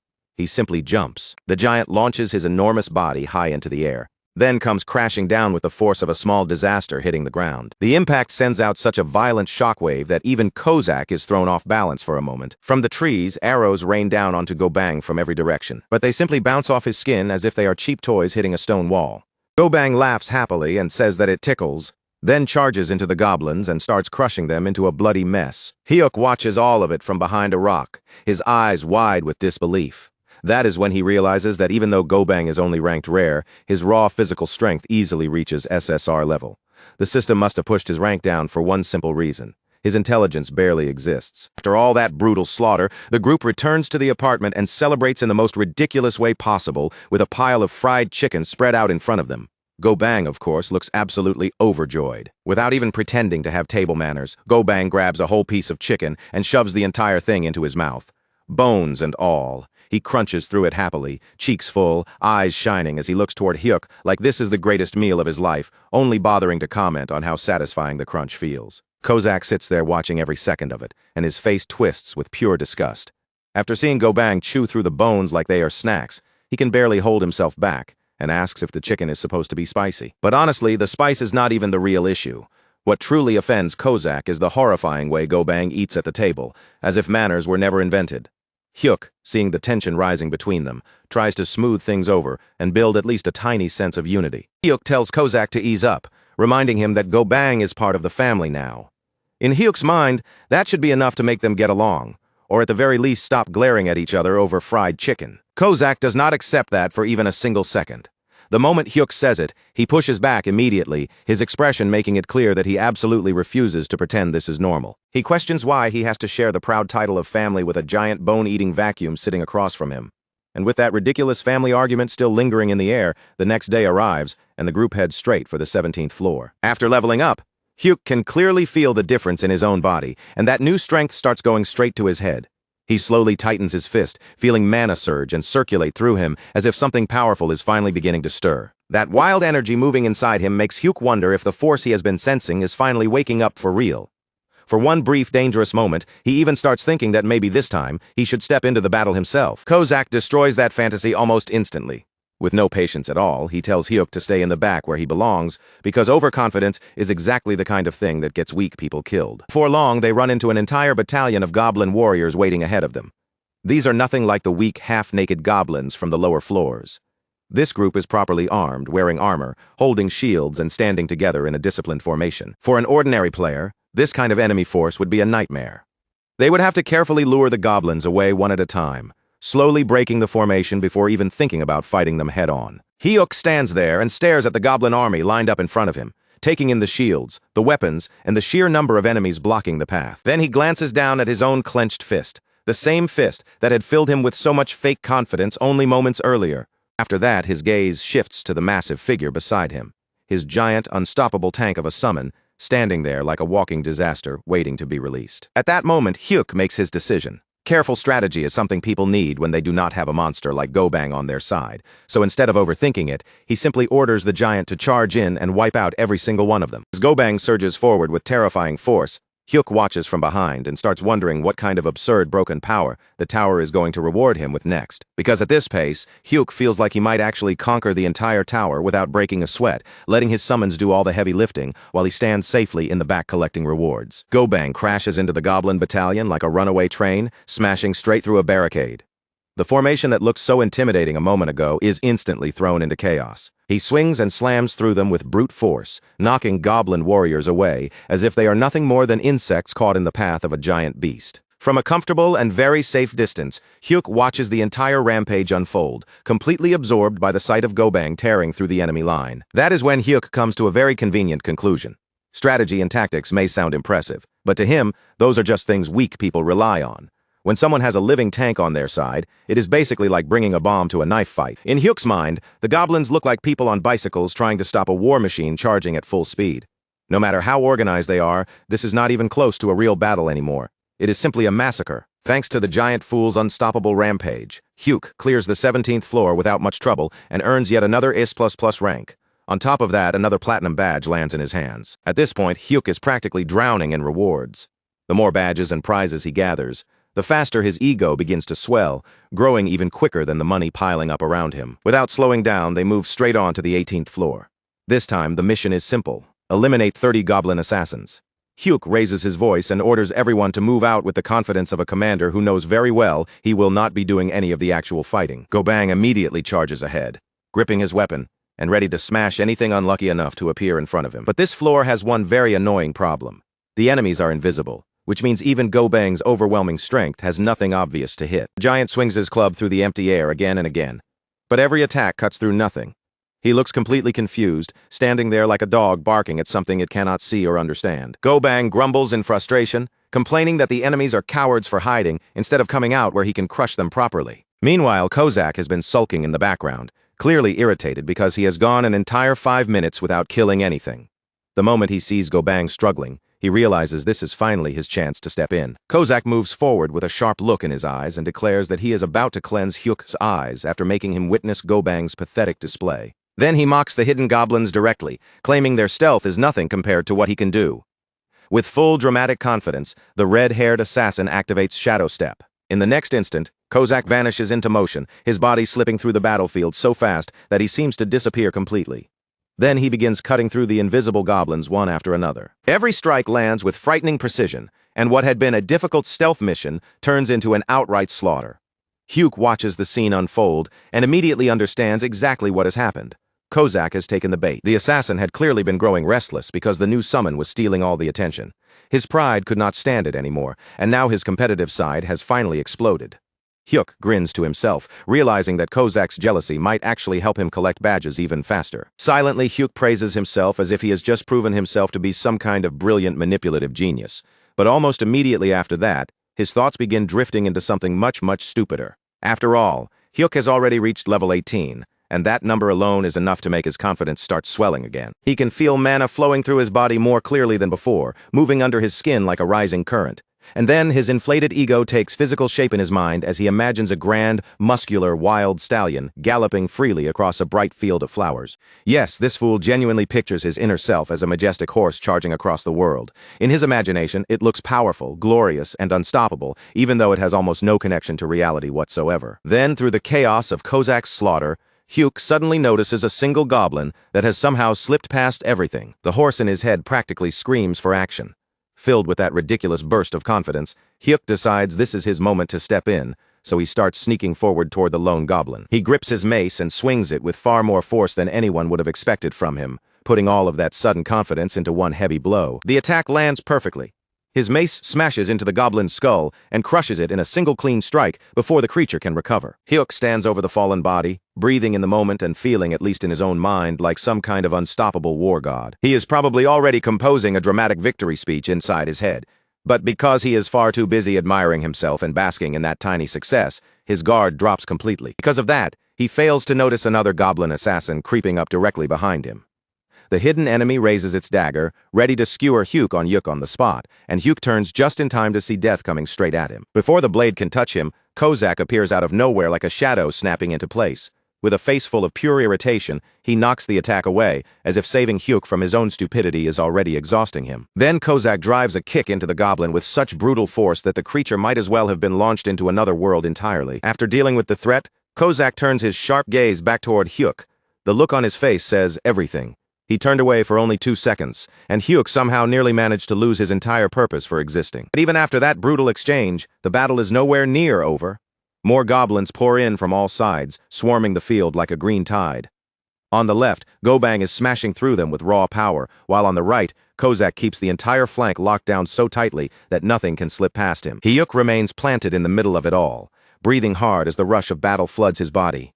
His heart is pounding like crazy, and the adrenaline racing through him makes every sound, every movement, and every shadow feel sharper than before. Then, from somewhere deep inside him, that wild stallion comes charging back again, fierce and untamed, as if the fear inside his chest has suddenly turned into momentum. Only this time, that feeling is not just some image running through his imagination. Right in front of him, Hyuk sees 2 goblins breaking away from the chaos and charging straight toward him with weapons raised. Instead of freezing up, screaming for Kozak, or begging someone to save him, Hyuk moves first.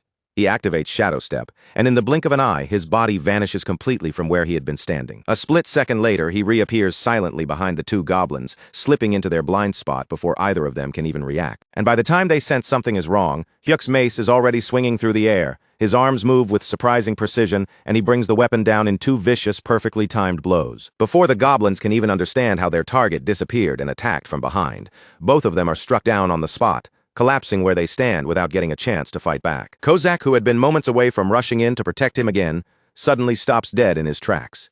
He just stands there, staring in disbelief as his cowardly master pulls off a clean double kill using Shadow Step like it was second nature. The assassin's eyes slowly widen as the reality sinks in. That movement had taken Kozak months of brutal practice to master, yet Hyuk had just used it in the middle of combat as smoothly as breathing. And that is when the terrifying thought hits him. Their trembling, panic-prone boy might actually have real talent buried inside him. Sometime later, outside the tower, the world is already being shaken by the news. The media is in complete chaos, and anchors on every channel begin reporting that a strange new force is rapidly climbing through the tower. According to the reports, a mysterious rookie has cleared 18 floors in only 20 days, and every single result has been a perfect S+. The anchors call it an unprecedented record, the kind of achievement that does not just make headlines, but rewrites history itself. Naturally, everyone starts asking the same question. Who exactly is this top-level player who appeared out of nowhere? While the public outside is burning with curiosity, the truth remains hidden deep inside the tower, far away from the cameras and reporters. Kozak eventually hears about those reports as well, but instead of looking proud or excited, his expression hardens. His face grows serious, almost grim, as if the news is the opposite of something worth celebrating. He immediately makes Hyuk sit down, forcing the mood into something far heavier than usual. This is not casual advice anymore. Kozak clearly believes they need to have a serious talk. He tells Hyuk directly that his growth is happening too quickly, far faster than it should, and that kind of speed is not something they can simply brush off. At first, Hyuk hears those words and naturally takes them as a compliment, his face almost brightening. But Kozak shakes his head at once, making it clear that this is not praise. Kozak explains that Hyuk's Shadow Step had been perfect, almost disturbingly perfect. The way he says it makes the air feel tense, and his expression looks so strained that he seems like he might mentally fall apart at any second. Then Kozak finally lays out the real danger. When a coward suddenly gains strength, confidence starts to grow alongside it. And once that confidence takes root, that same coward begins imagining ridiculous things, like maybe he can stand tall, protect others, and become some kind of hero. But heroes are the ones who die first. Kozak practically begs his master to remember their original promise, that survival and safety must always come before pride. He does not want his master turning into a brave warrior. What Kozak wants is much simpler than that. He wants a proper coward, someone who runs when needed and stays alive. Hyuk nods along and promises that from now on, he will never do anything reckless again. Even after hearing that promise, Kozak suddenly clutches at his own chest, his face twisting as he mutters that something still feels terribly wrong. When he looks at Hyuk now, he does not see a reliable rising player. He sees a walking disaster with legs, completely convinced that this sudden burst of talent is going to drag both of them straight toward death. Back at the apartment, peace is nowhere to be found. Kozak is already shouting at the top of his lungs, threatening to boil Gobang alive in a pot like he is preparing dinner instead of scolding a summon. At the same time, the giant tank casually loses his balance and falls backward with all that massive weight, crashing straight into the refrigerator and crushing it like a cheap metal box. Hyuk lets out a horrified scream, but not because his summons are fighting or because anyone is in danger. No, what truly destroys his soul is watching his poor household appliances get wrecked right in front of him. He yells at them to stop tearing apart his home, his voice cracking with pure frustration. But by then, the disaster has already happened, and there is no taking it back. The refrigerator door is badly bent out of shape, hanging there like it has survived a dungeon raid. And even worse, a precious jar of kimchi has smashed open across the floor, spreading its contents like a tragedy beyond repair. With his nerves completely fried, Hyuk decides he needs to clear his head somewhere safer. So he goes to visit the only people in his life who are not trying to kill him, train him, or destroy every piece of furniture he owns, his parents. He soon arrives at the family home, stepping back into the familiar place that feels far quieter than the chaos he just escaped. His mother greets him with her usual warmth, welcoming him inside, but the atmosphere in the house is not light. Beneath that gentle smile, the mood feels heavy and worn down. His father is lying in bed, unable to move around properly because of the injury to his hip. Even the way he rests there makes it clear that his body is not recovering as easily as he wants everyone to believe. Hyuk asks how he is doing, but his father immediately tries to act tough. He grumbles that bones heal just fine and claims he simply enjoys lying around anyway. It is such an obvious lie that Hyuk can see through it at once, but he plays along and carefully helps his father sit for dinner. Soon the family gathers around a warm pot of stew, but even with food on the table, The pressure of their money problems hangs over everyone like a weight. They are all pretending not to notice. His mother tries her best to keep the atmosphere from sinking too far. She smiles and says she will find work again soon, as if determination alone can make everything okay. But Hyuk can clearly see the exhaustion sitting on her face, no matter how hard she tries to hide it. After watching them for a moment, he decides to test the waters and casually asks what they would think if he had awakened as a player. The reaction comes instantly. His father explodes before Hyuk can even soften the question. He demands to know whether Hyuk thinks something like that is funny, warning him that the tower is not some playground where people go to mess around. He even admits that he may be the kind of man who makes his own wife deal with cockroaches. But even so, he would rather stay poor for the rest of his life than watch his son die inside a dungeon. Even Hyuk's younger brother Mahak, who has just walked in carrying tofu, laughs and calls it the funniest thing Hyuk has ever said. Hyuk immediately backs away from the subject, trying to let it disappear, but then his mother catches him completely off guard. She asks whether he is not supposed to be working that day. Hyuk quickly lies and says it is just his day off, trying to keep his voice casual. But his mother gives him that sharp, knowing look only a parent can give. She tells him his face always gives him away whenever he lies. Even so, she chooses not to press him any further, saying she will trust him as long as he stays far away from reckless danger. Those words hit Hyuk harder than he expects, and for a moment, guilt twists quietly inside his chest. Then another thought suddenly comes back to him. He looks at his mother and asks why she lost her previous job in the first place. His mother explains that she had gone to a customer's home to repair a water purifier, only for that rude customer to start ordering her around like a servant. They demanded that she also take care of their recycling and food waste. So what did she do? Once she realized they were going to leave her a terrible rating, no matter how hard she worked, she dumped the food waste right back on them and made them handle their own mess. That is when Hyuk fully understands something about his mother. She is not timid at all. She is bold, aggressive, and frighteningly fearless. And from that realization comes an even harsher truth about his family bloodline. His father's greatest achievement in life was somehow finding the courage to ask this terrifying woman out on a date. His father, in the purest sense, is the very definition of a weak man. The type who completely loses his heart to strong women, and unfortunately for the family, both Hyuk and his younger brother inherited those exact same traits from him. They are pitiful in their own way, easily shaken and yet somehow naturally drawn toward dangerous people and impossible situations.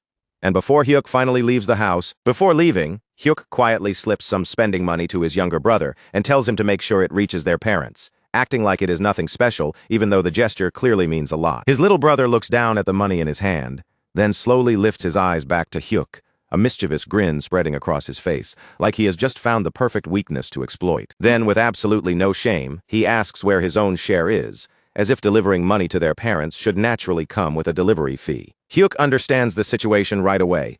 This little brat is not asking nicely at all. He is squeezing money out of him with that smug look on his face.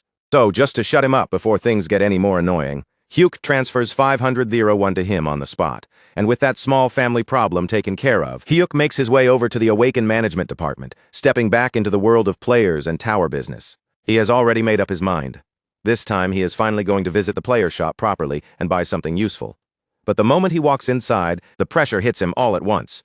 A female employee is standing there ready to assist him, and on top of that, there are far too many people nearby for Hyuk to feel even slightly comfortable. His social anxiety starts climbing fast, tightening around him before the shopping even begins, and suddenly the shop feels more dangerous than any goblin-filled floor. The employee politely shows him a shield worth 101, and Hyuk nearly collapses from the shock right there. That price is way beyond what his heart can handle, so he immediately asks if there is anything cheaper. The employee then presents him with a proud handshell, this one priced at 40,000 divided dollars 1 yuck. Stares at it for a moment, and somehow decides that it suits him perfectly. Of course, the biggest reasons are that it costs less, and that buying it quickly will let him escape this painfully awkward conversation as soon as possible. So he buys the item almost immediately, grabs what he needs, and practically runs out of the shop like he has just survived a life-threatening trial. As he flees, one thought echoes in his mind. Talking to store employees might actually be harder than fighting goblins in the tower. But just as he is heading out, a man suddenly approaches him, stepping into his path with an easy, confident air. The man introduces himself as Joey Hosak, speaking in a friendly tone that makes the whole interaction feel effortless on his side. He is apparently a player who has already climbed through the 30th floors, and everything about him gives off that impression. He is handsome, relaxed, sociable, and carries himself like someone who naturally belongs among strong people. Joey offers to help Hyuk if he ever runs into trouble, then walks away as casually as he came. Hyuk watches his back disappear and feels a sharp little stab of jealousy inside his chest. He cannot help admiring how easily the man talks to others. In Hyuk's mind, someone with that much social confidence probably even has a girlfriend waiting for him somewhere. Later, back at the apartment, Hyuk checks over his current stats, taking a careful look at how far he has come. He is now level 19. Feeling a little proud of himself, he summons Kozak so he can show off the new gear he just bought. Kozak's reaction is pure disbelief. He stares at the shield and immediately questions whether Hyuk seriously needs something like that, when he already has a personal bodyguard standing right beside him. Hyuk does not back down at all. He insists that survival has to come before everything else, and if extra protection exists, then he is absolutely going to use it. Then he makes Kozak promise that if things ever go wrong, Kozak must throw the meat shield, meaning go bang, straight into danger so Hyuk can escape safely. Kozak agrees without even a second of hesitation, saying he would gladly sacrifice that bastard long before he ever sacrificed himself. But in the middle of their conversation, Kozak suddenly pauses. His nose twitches slightly as he catches a familiar scent in the air. Dumplings. Hyuk had brought food as a bribe, and Kozak immediately starts eating. But while he is still chewing, he suddenly goes still, his expression sharpening. Then Kozak asks Hyuk whether he has made an enemy of someone, his tone dropping into something far more serious. Hyuk is completely confused by the question, staring back at him without understanding what he means.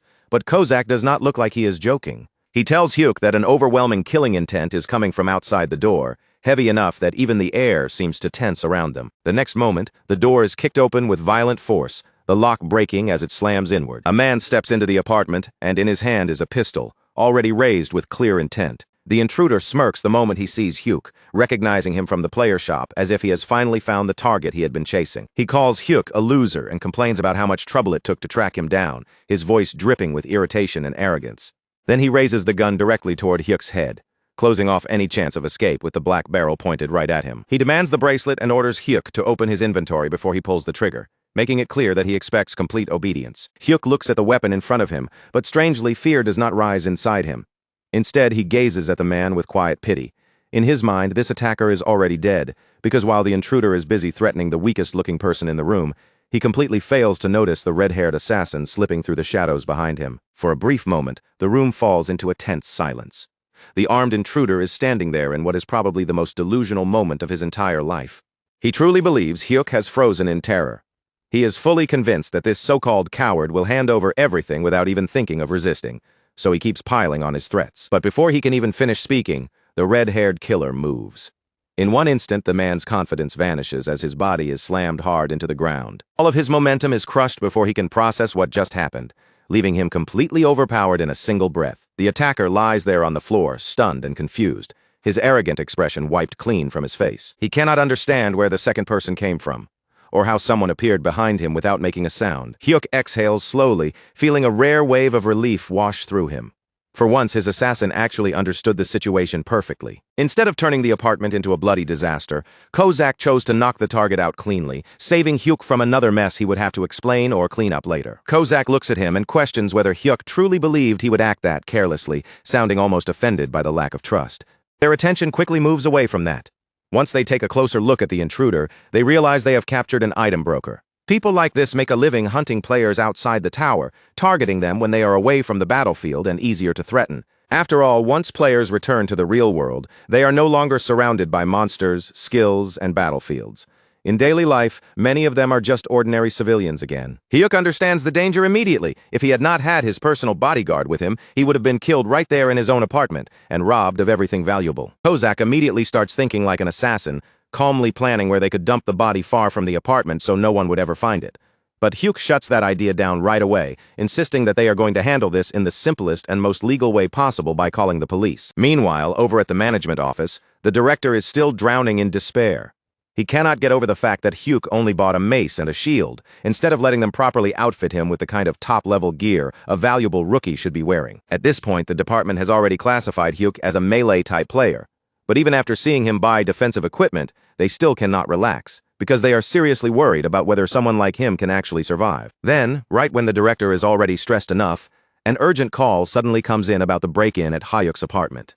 The moment he hears what happened, his remaining calm snaps completely, and he explodes into full-blown administrative fury. He charges through the building in a panic, his mind racing with disaster scenarios. If anything happens to their precious star rookie, he knows he will regret not forcing Hyuk to sign the elite contract from the very beginning. By the time the government official finally arrives at the scene, the police are already dragging the gunman away. The criminal is still desperately trying to twist the situation, yelling that he is the real victim and that he was actually the one who got kidnapped. But Hyuk has absolutely no patience left for that ridiculous nonsense, especially after having a gun pointed at his head in his own home. What worries him more is the possibility that he might somehow get dragged to the station too. In his anxious mind, his entire loser act is about to backfire so badly that he ends up in jail by accident. Then the exhausted director steps forward like some kind of guardian figure, or maybe just like a furious manager who has officially run out of patience for everyone involved. The robber recognizes him immediately, and the second he does, he starts begging for help like a shameless coward trying to cling to the only authority figure in the room. The director answers him with one clean punch straight to the face. Then, without even giving him time to recover, he cancels the man's player registration right there on the spot. He refuses to listen to a single excuse from a level 34 criminal, especially one who tried to rob and threaten another player in the real world. The director orders the police to take him away at once, already knowing what will happen once the higher authorities get involved with a repeat offender like this. After this, no shady liar or underground broker in the city will dare come anywhere near Hyuk again. Not unless they want the same kind of punishment brought down on them. Once the garbage has finally been removed, the director turns back toward Hyuk. Somehow, the expression on his face is honestly even more terrifying than the gunman's had been. He starts apologizing again and again for the failure in security, lowering his head with the intensity of someone who knows just how badly this could have ended. Then he swears that from now on he will make sure Hyuk is protected properly, no matter what it takes. Of course, that promise clearly includes trying to push even more contracts onto him later, because the director has not given up on that part at all. With the situation finally calming down, the red-haired assassin appears again as casual as ever, and asks whether there is anyone else who needs to be executed today. Hyuk has to shut that down immediately, firmly telling him to stop looking for people to punish and to put those daggers away before this turns into a much bigger problem. After all that chaos, it is finally time to get back to farming floors. So Hyuk and his summons head to the 19th floor, where their mission is to deal with 30 goblin shamans. These enemies are not simple targets. They can keep launching curses and flaming arrows from a distance, making them dangerous if they are allowed to control the battlefield. But their giant meat shield comes up with an answer so simple that it almost feels unfair. He just yells. With one massive sonic roar, the air shakes around him, and the force of his voice literally blows the magical curses away, proving once again that brute strength can absolutely be a legitimate strategy. The red-haired assassin sees this display and immediately gets competitive, his pride clearly refusing to let the giant have all the spotlight. He tells the giant that they need to clear the floor as quickly as possible because their master should not have to lift even one finger during this mission. With that, the two summons throw themselves into the battle, cutting through the goblin shamans with terrifying speed. Their killing spree is so efficient and so one-sided that Hyuk barely has time to process what is happening in front of him. Before he can even swing his mace once, the mission clear message appears, announcing that the whole floor has already been handled.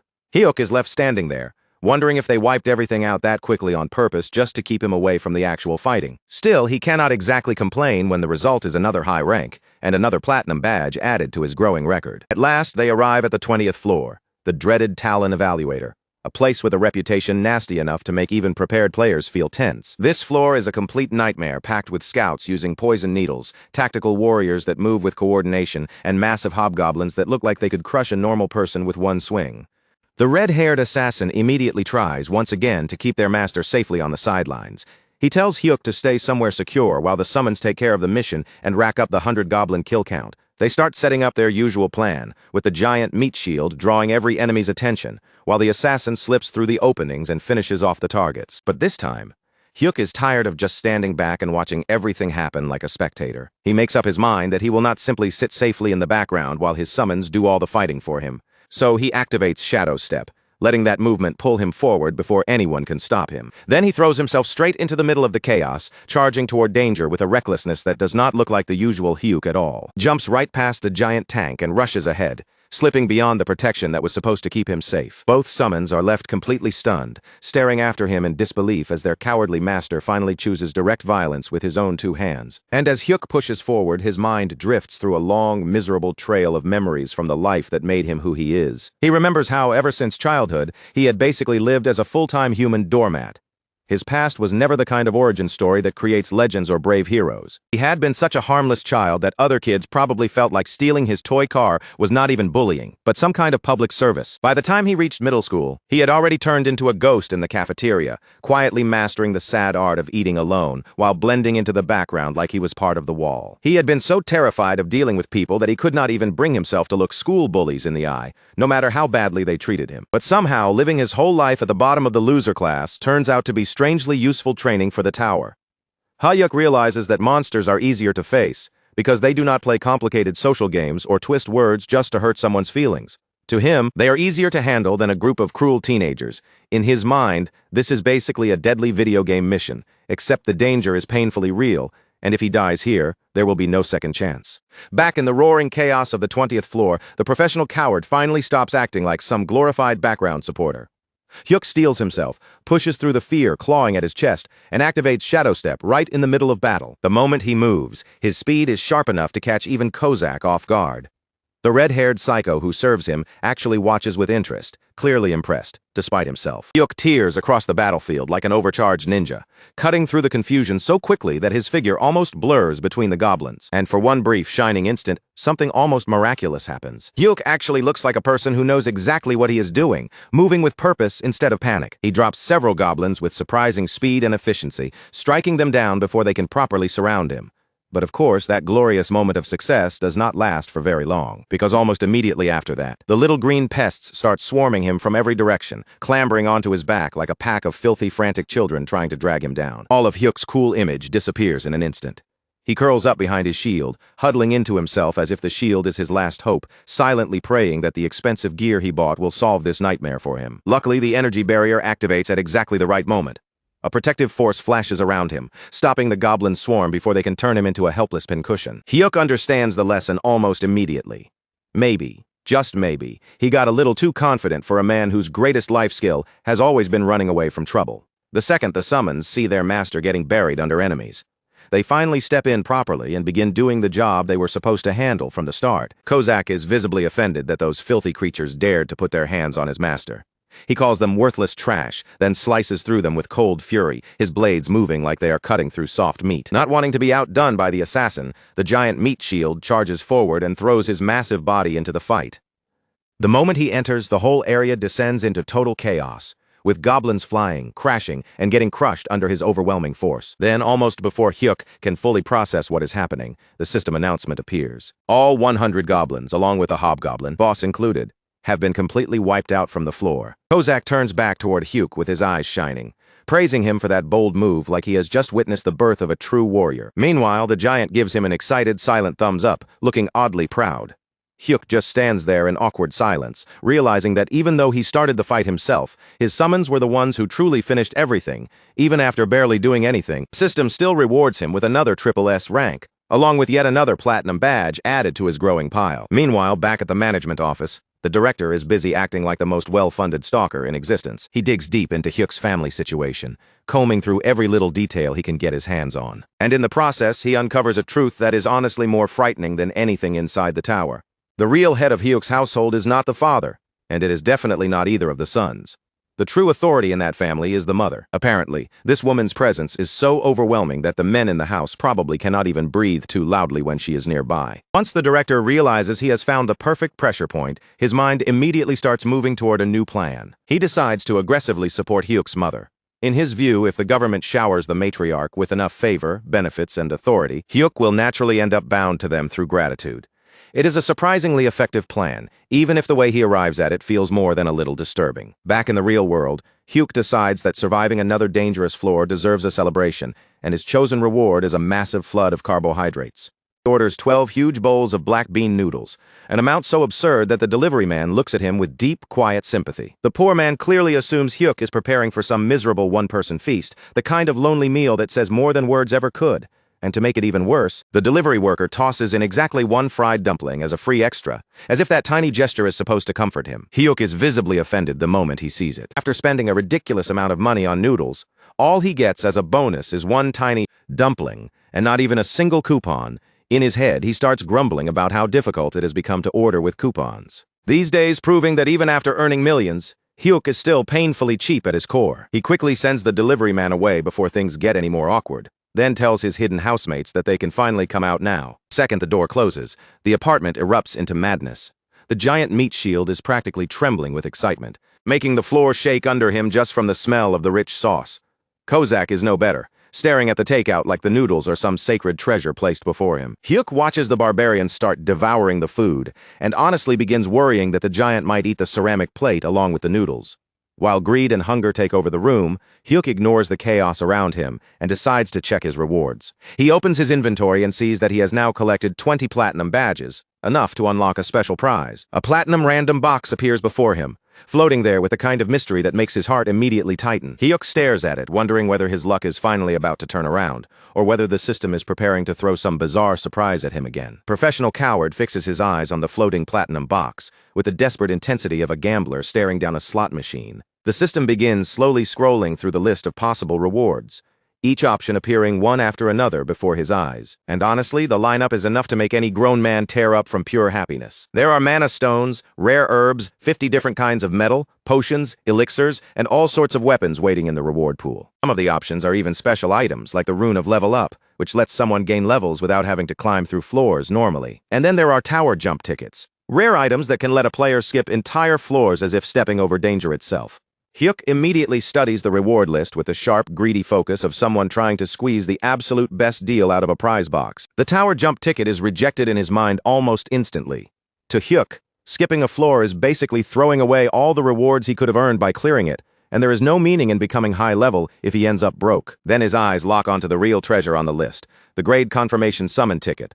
The moment he realizes that it could give him an SS rank summon, basically a god-level servant, his imagination starts running wild. If he gets something that powerful, he could officially retire from fighting forever. He pictures himself lounging comfortably in a chair, sipping juice, while an overpowered servant handles absolutely everything for him. Just imagining that level of perfect laziness almost makes him drool. With his hopes rising, Hyuk silently prays for a miracle and opens the box. The rewards come out in a chaotic mix, one after another. The first thing he receives is 10 full kilograms of mana stones. The moment Hyuk sees them, his eyes practically turn into money signs, shining with pure greed. He quickly realizes that these shiny rocks alone are worth around 5 million won. And better yet, he can sell them whenever he wants. The second reward is a skill book with the ridiculous name Cow's Lightning Staff.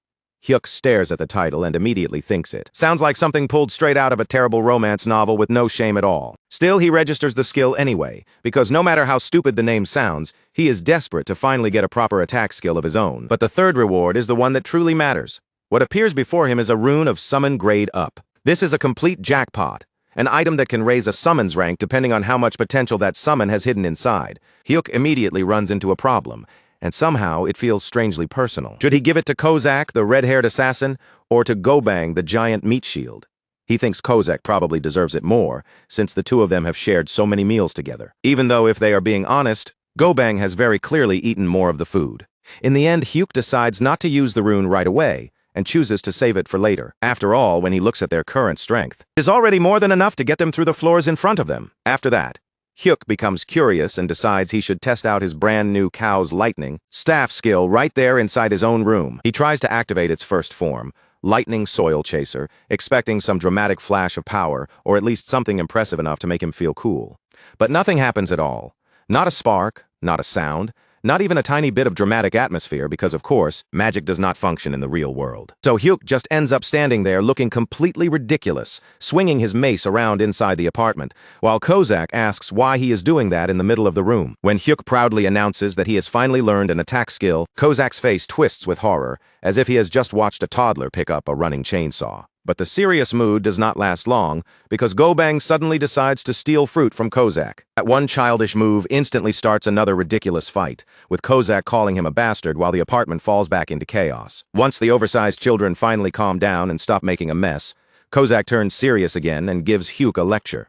He explains that a summoner's role is to stay behind the front line and let the servants handle the dangerous fighting. He even points out that his former master died for exactly that reason, because he tried to step forward and act like a hero when he should have stayed alive. But Hyuk is already too caught up in his own growing confidence to fully accept that warning. He insists that he is stronger now, and because he has a new skill, he needs to test it properly instead of hiding behind everyone forever. Kozak looks at him with the heavy expression of someone watching a disaster unfold in slow motion. Then he warns Hyuk that for someone weak, an attack skill is not a path to glory.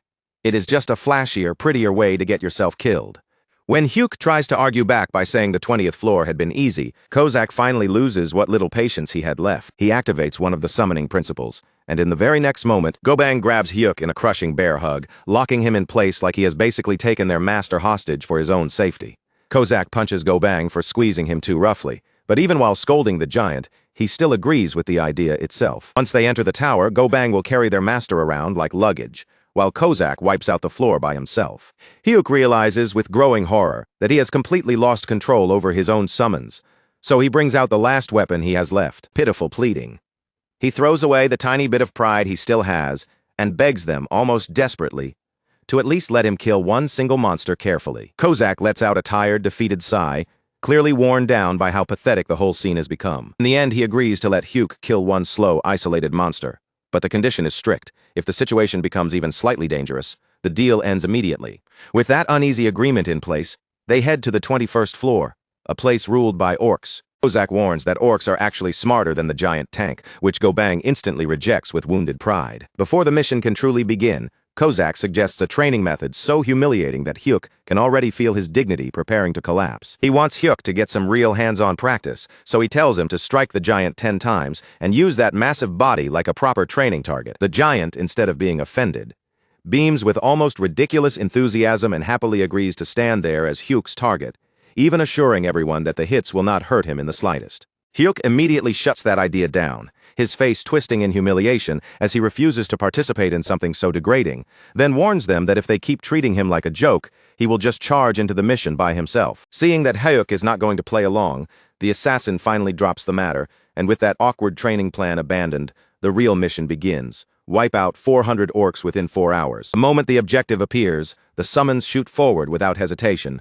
rushing ahead like unleashed beasts. They crash straight into the orc horde and begin ripping through them at a terrifying speed, cutting down enemies so quickly that Hyuk can barely keep track of what is happening. Watching the battlefield empty out in front of him, Hyuk suddenly realizes that this entire stage might be cleared before he even gets a proper chance to pull out his own weapon and look useful. Just as that ugly panic starts crawling up his spine and the fear of being completely useless begins to show on his face, the assassin notices the problem and makes a very deliberate move. With what can only be called generous mercy, he leaves behind a single confused orc, standing there alive and bewildered, as if it has been personally reserved for Hyuk. Hyuk instantly activates Shadow Step, launching himself into the air while the orc tilts its head up in complete confusion, and from above, he brings down Lightning Soil Chaser with all the force he can gather. At first glance, the attack looks like nothing more than a basic downward strike, a simple blow delivered from above, but the instant it connects, Hyuk understands right away that even if the name sounds completely ridiculous, the power behind the skill is absolutely not something to laugh at. His mace slams down hard onto the orc's head with a clean, heavy impact, the kind of hit that sends a deep, satisfying shock through his arms. The orc drops beneath him, collapsing helplessly to the ground, and for that brief, shining moment, Hyuk feels like he has transformed into an unstoppable god of war. For a second, he even starts thinking that maybe this whole hero thing is actually easier than he expected. But before he can fully enjoy that little victory in his head, the giant meat shield yanks him straight back to reality by casually stepping on another orc and crushing it flat like a pancake. Hyuk slowly turns toward his summons, his expression already darkening. With a look of pure betrayal on his face, he reminds them that they had very clearly agreed to let him secure at least one solo kill, but the system, unlike him, does not care about hurt feelings or broken promises. Instead, it immediately showers him with rewards for clearing the 21st floor, handing over mana stones, healing potions, and, once again, another gleaming S++ platinum badge. Over the next several days, Hyuk gradually falls into a surprisingly smooth rhythm, moving from one monster cleanup to the next. Like this has somehow become his normal routine. He passes through the 22nd and 23rd floors with the same flawless rating, barely needing to struggle as his team tears through everything in their path. By the time they arrive at the volcanic zone on the 24th floor, surrounded by heat, smoke, and burning ground, Hyuk is hardly even sweating, because no matter how harsh the environment becomes, his team remains completely unstoppable. They continue clearing one floor each day with terrifying efficiency, moving like a perfectly tuned machine that never slows, and as Hyuk prepares for the 25th floor, he starts to realize that taking down only one orc at a time is beginning to feel painfully dull. Still, he understands that for now, he has to keep building trust with his overly protective summons, so while getting ready back in his apartment, Hyuk decides it is finally time to behave like a proper generous employer. After thinking it over, he realizes he has not really given either of them anything since they joined him, so he reaches into his supplies and pulls out a high-grade rune he had obtained earlier. The red-haired assassin immediately rises out from the shadows, appearing at his side with perfect loyalty, swearing himself to Hyuk once again, while asking whether his master has need of him. Hyuk hands the rune over to him, and the item turns out to be something incredibly valuable. A grade-up item capable of raising a summons tier. The assassin is so stunned by the gift that for a moment he can barely process what he is holding. Then, as if he cannot trust his own eyes, he actually bites down on the rune to make sure it is real and not some kind of dream. The second he realizes it is genuine, his eyes nearly turn into hearts, because this means he can finally rise all the way to SSR rank, and the emotion hits him so hard that he is practically on the verge of tears. He promises Hyuk with trembling excitement that once he becomes stronger, he will protect his master even better in his new and improved form, but instead of using the rune right away, the assassin decides to wait until later that night, choosing not to rush such an important upgrade and risk ending up with some broken, awkward new body. To celebrate the moment, he stays close by Hyuk's side and settles in to watch TV with him. Even so, as the programs keep changing, he is already beginning to question how one single show can possibly be rerun that many times. While they flip through the channels, Hyuk suddenly freezes, and his heart almost stops in his chest.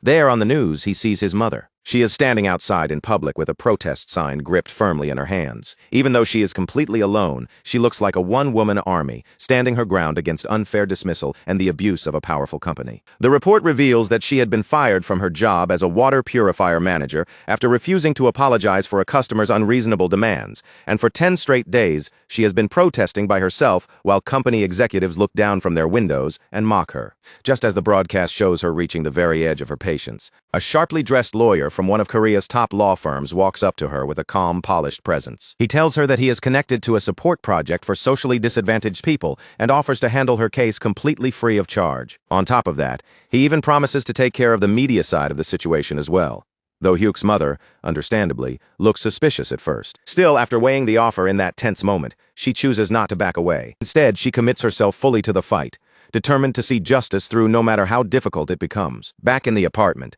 Hyuk is overwhelmed with guilt, staring at the screen and wondering what the point of having two sons even is, if their own mother still has to suffer alone on the street like that. The red-haired assassin reacts instantly, drawing 2 knives with a cold, murderous readiness. He offers to pay those company executives a very violent visit on Hyuk's behalf, but Hyuk barely manages to stop him before the situation turns into an outright massacre. Once the immediate danger of assassination is under control, Hyuk starts thinking more practically, his mind racing as he begins calculating how many mana stones he would need to sell. If there are any hidden legal costs waiting behind the scenes, he wants to be ready to cover them, even if that means turning his hard-earned mana stones into cash. Before Hyuk can even settle his thoughts, his father suddenly calls him with news that is somehow even more unbelievable than everything he has already heard. First of all, the lawyer's help is not going to cost them a single coin, as if some invisible hand has quietly erased that burden for them.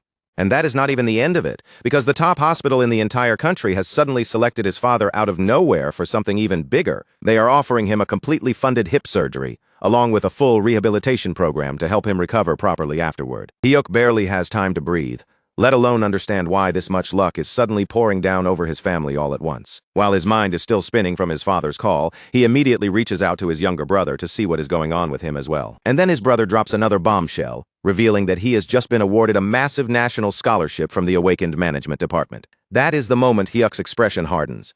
This is far too convenient to be simple kindness from fate, and a streak of luck this absurd practically has the government's fingerprints all over it. So Hyuk quietly sets up a private meeting with the agency's team leader, choosing a place where they can talk without too many eyes on them. Then, once they are seated over a meal, Hyuk does not dance around the issue at all. He looks straight at the man and asks why the agency is meddling in his family's lives. The team leader does not flinch, hesitate, or even try to act like Hyuk has misunderstood the situation. Instead, he calmly explains that when Hyuk has problems waiting for him back home, those worries do not just stay outside the tower. According to him, that kind of pressure follows Hyuk inside and directly affects how well he can perform when his life is on the line. He then adds almost casually that this kind of support is completely normal for players considered important enough to receive elite-level treatment. But before Hyuk can argue, question him further, or even properly reject that explanation, the team leader makes his next move. The man slides a fresh contract onto the table in front of him. It is not just any agreement either. It is an ultra-elite special management contract, and as the team leader smiles wide and casually suggests they sign it right then and there, Hyuk feels cold sweat begin to gather on his back. His heart starts pounding so violently inside his chest that it feels like it is trying to claw its way out as he sits across from the captain. The captain is so fired up that his whole body seems ready to vibrate through the floor, and he keeps pressing Hyuk to sign the elite team contract without wasting another second. Hyuk, the professional coward that he is, instantly understands that the captain came armed and ready to corner him. Even so, he forces himself to stay composed and weakly insists that he lacks both confidence and talent. The captain slowly rises from his seat with the heavy presence of someone about to deliver the final verdict, then asks if Hyuk is seriously trying to act modest after smashing records no one else has ever even come close to touching. Hyuk has no comeback at all. After all, pretending to be humble after clearing 24 floors with SSS-level ranks only makes him look like an even bigger fraud. By this point, the captain is almost begging him, and he even brings up the recent incident involving that bastard Choi as proof that things have already become dangerous. He insists that Hyuk should be receiving full VIP treatment, along with the proper protection that naturally comes with elite status. Hyuk lifts a hand and tells him to sit down first, making it clear that he needs a moment to actually think this through. For Hyuk, the biggest issue is the mandatory video recording attached to elite contracts, because the last thing he wants is for his murderous summons to become famous online like some kind of celebrity squad. But the captain has already prepared an answer for that too. He promises that the recordings and security arrangements can be adjusted according to Hyuk's wishes, then adds that they can provide a high-security residence and even personal guards for his family. Just when Hyuk's resistance begins to crumble apart like an old cookie under pressure, the captain calmly places the final bribe in front of him. 2 houses completely free, one for his family to live in, and another one reserved entirely for Hyuk himself. For a second, Hyuk's brain almost shuts down completely at the sheer weight of the words free property. Still, even with his thoughts short-circuiting, he somehow manages to hold on to the last shred of caution. He asks for just a little more time, saying he wants to get advice first before he signs something that could decide the shape of his entire future. The next morning, the assassin appears in front of him looking as if he has swallowed a glowing purple flame from the inside out. He has officially advanced beyond SR rank. Now he has reached SSR rank, and the aura pouring off him is so bright and intense that Hyuk can barely keep his eyes open while looking at him. Hyuk quickly tells him to tone it down. Only after that blinding pressure settles does Hyuk bring up the contract offer and begin discussing what the agency has placed in front of him. To Hyuk's surprise, the assassin does not reject the idea right away. Instead, he seems strangely supportive of the whole arrangement. Points out that Hyuk is basically a national treasure walking around in human form, so being treated with that level of importance is only natural. Even so, there is one condition the assassin refuses to overlook. He warns Hyuk that he must demand complete authority over when they enter the tower and when they clear its floors. The assassin makes it clear that he will not allow greedy management filth to shove them into danger before they are fully prepared. He then explains that as long as Hyuk stays alive and continues using his random summons, his potential will keep expanding far beyond what people expect. Eventually, Hyuk will be able to summon beings so powerful that they are not just rare or impressive. They will exist on a level that ordinary humans cannot even properly measure, much less hope to match. Hyuk's imagination struggles to keep up with that kind of possibility, and for a moment, the scale of that future power almost feels unreal. But when he checks the actual numbers instead of getting lost in fantasy, reality immediately pulls him back down. His next random summon is still 19 days and a little extra time away, meaning that future power is not something he can reach just yet. After finishing that strategy discussion, Hyuk brings out the giant meat shield so they can check on the rest of his lineup.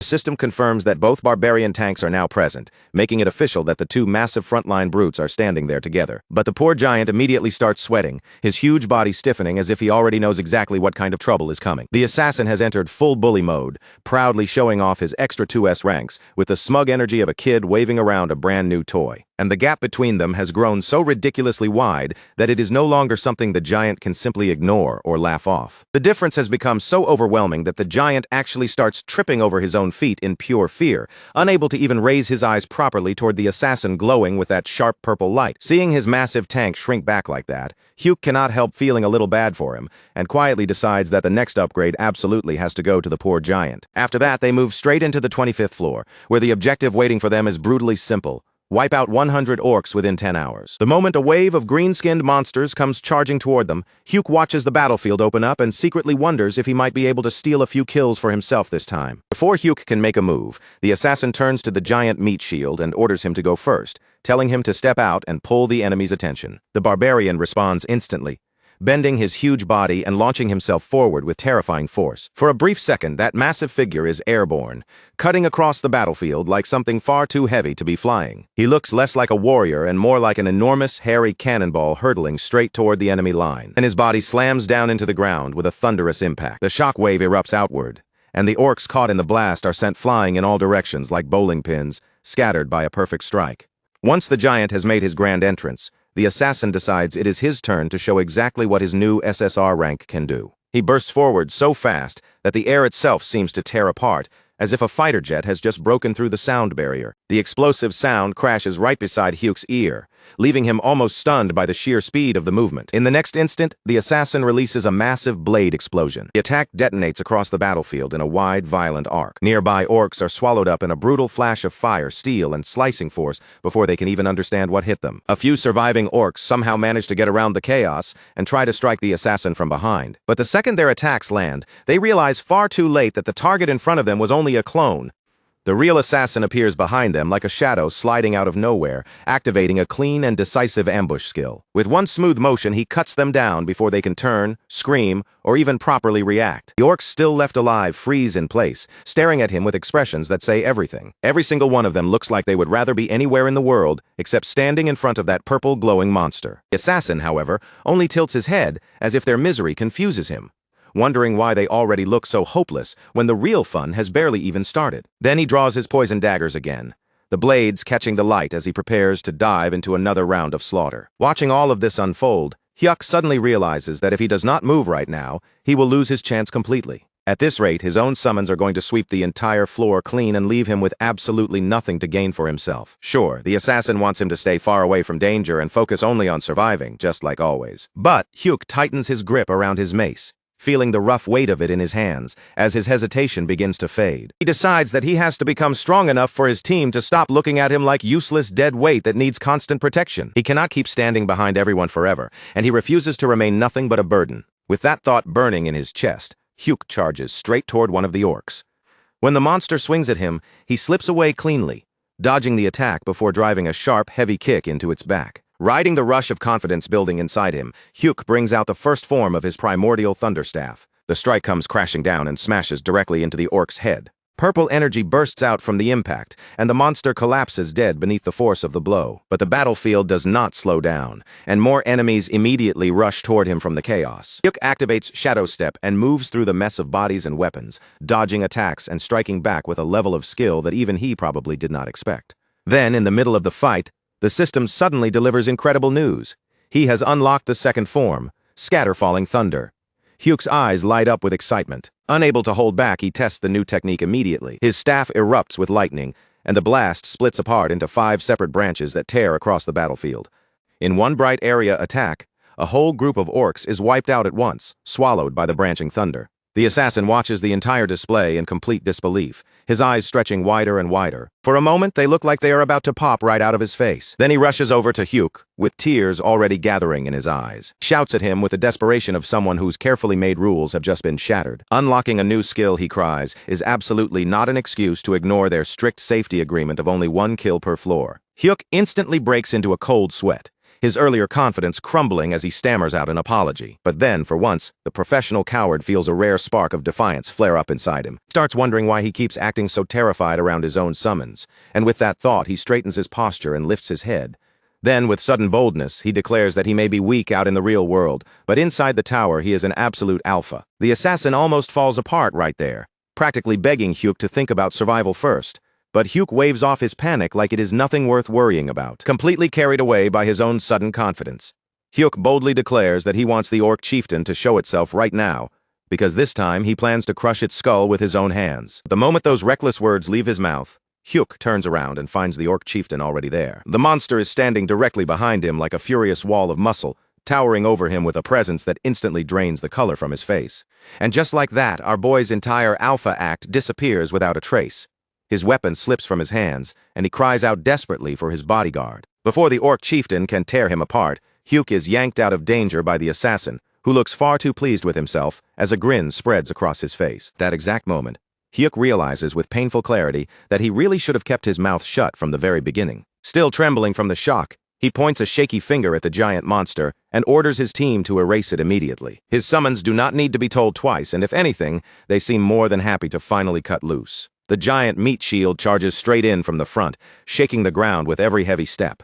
At the same time, the assassin slips behind the distracted beast with that shameless ambush skill of his, perfectly taking advantage of the opening. Between the frontal pressure and the strike from behind, the boss fight is crushed so quickly that it ends within mere seconds. Almost immediately, system windows begin flashing into existence, filling Hyuk's vision one after another. The 25th floor has been cleared with an S++ rank, and with that flawless result, Hyuk earns yet another platinum badge, and because he has now stacked up a total of 25 platinum badges, the system presents him with a major reward: something far beyond the usual small bonuses. This time, his options are trade enhancement, skill copy, a random item, or summon grade enhancement. Hyuk does not hesitate for even a second and immediately chooses trade enhancement, because in his mind, only a complete idiot would pass up something that useful. His status window updates right away, raising his simultaneous summon limit to 3. And since that number does not include Hyuk himself, it means they can now move as a proper 4-man squad. On top of that, his next random summon cooldown is now exactly 18 days away, giving him a clear date to look forward to celebrate clearing the floor and walking away with such a huge reward. Hyuk treats his summons to a massive meal of spicy pork, letting the rich smell of the food fill the table. When someone asks the assassin whether he can actually handle that level of heat, the assassin responds with absolute confidence, acting as if being weak against spice is something no SSR-ranked being would ever need to worry about. Meanwhile, the giant happily tears into his portion, chewing with pure satisfaction before saying that the food tastes sweet to him.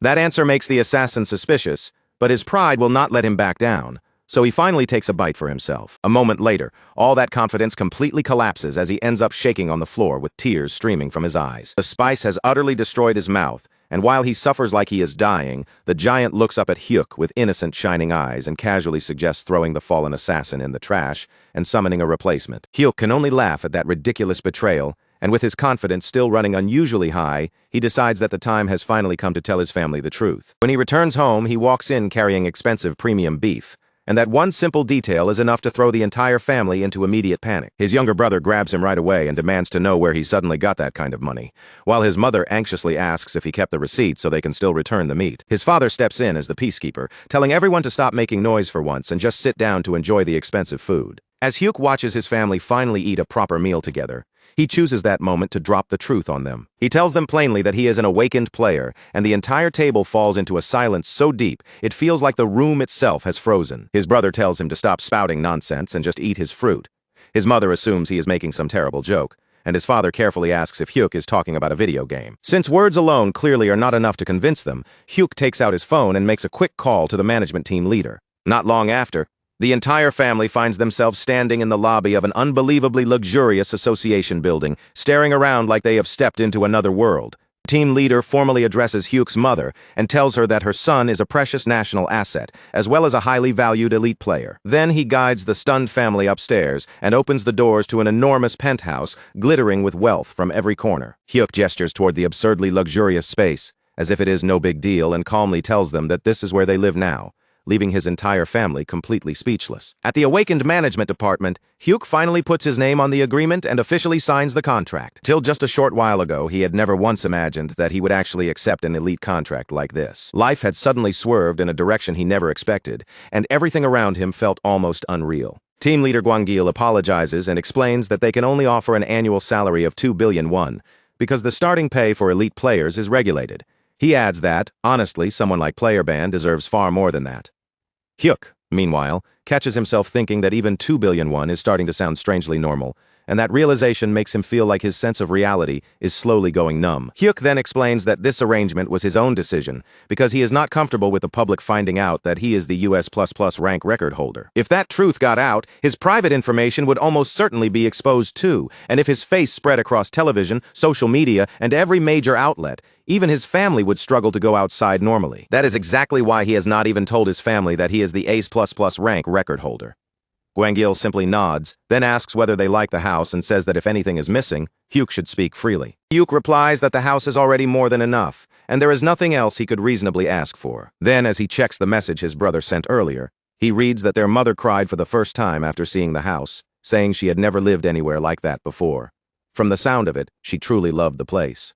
The message continues, with his brother rambling about how unbelievable his own room is too, complete with a laptop, a full gaming setup, and everything else he could ever want. Even the television is so huge that it looks like a movie screen, and he says he almost fainted just looking at it. But when the message starts turning overly affectionate, Hyuk stops reading right there. For a moment, he wonders if life could really become any better than this, before immediately feeling like even wishing for more might be greedy. Gwangil then led Hyuk through the office residence that had been arranged for him, showing him the place where he would be staying from now on. Everything was already set up before he even arrived, from the furniture to the appliances, so there was nothing left for Hyuk to prepare. He could bring his things in and start living there immediately. Still, Gwangil glanced around the two-bedroom unit and asked if Hyuk was really satisfied with this size, carefully adding that a larger place could be arranged if he wanted one. But Hyuk was more than satisfied. The moment he looked around the room, the clean layout, the furnished space, and the comfortable atmosphere already felt luxurious to him. In his eyes, this was not just some simple residence. It might as well have been a penthouse. Meanwhile, far away in Seoul, inside the largest penthouse in all of Korea, the mood was completely different. This was a residence owned by the country's rank 1 player, and high above the city, 2 women were relaxing peacefully by the pool, gazing out at the sweeping view as if the world below had nothing to do with them. Then, without warning, the still surface of the pool broke apart. A man rose up from the water, sending ripples outward and instantly shattering the quiet, elegant atmosphere around them. He looked at the women with a bored expression and asked how long they intended to keep swimming around so lifelessly. Then, with a casual smile, he suggested that instead of wasting time like this, they should go out and find something more entertaining to do. This man was Yoo Keelman, the #1 ranked player in Korea.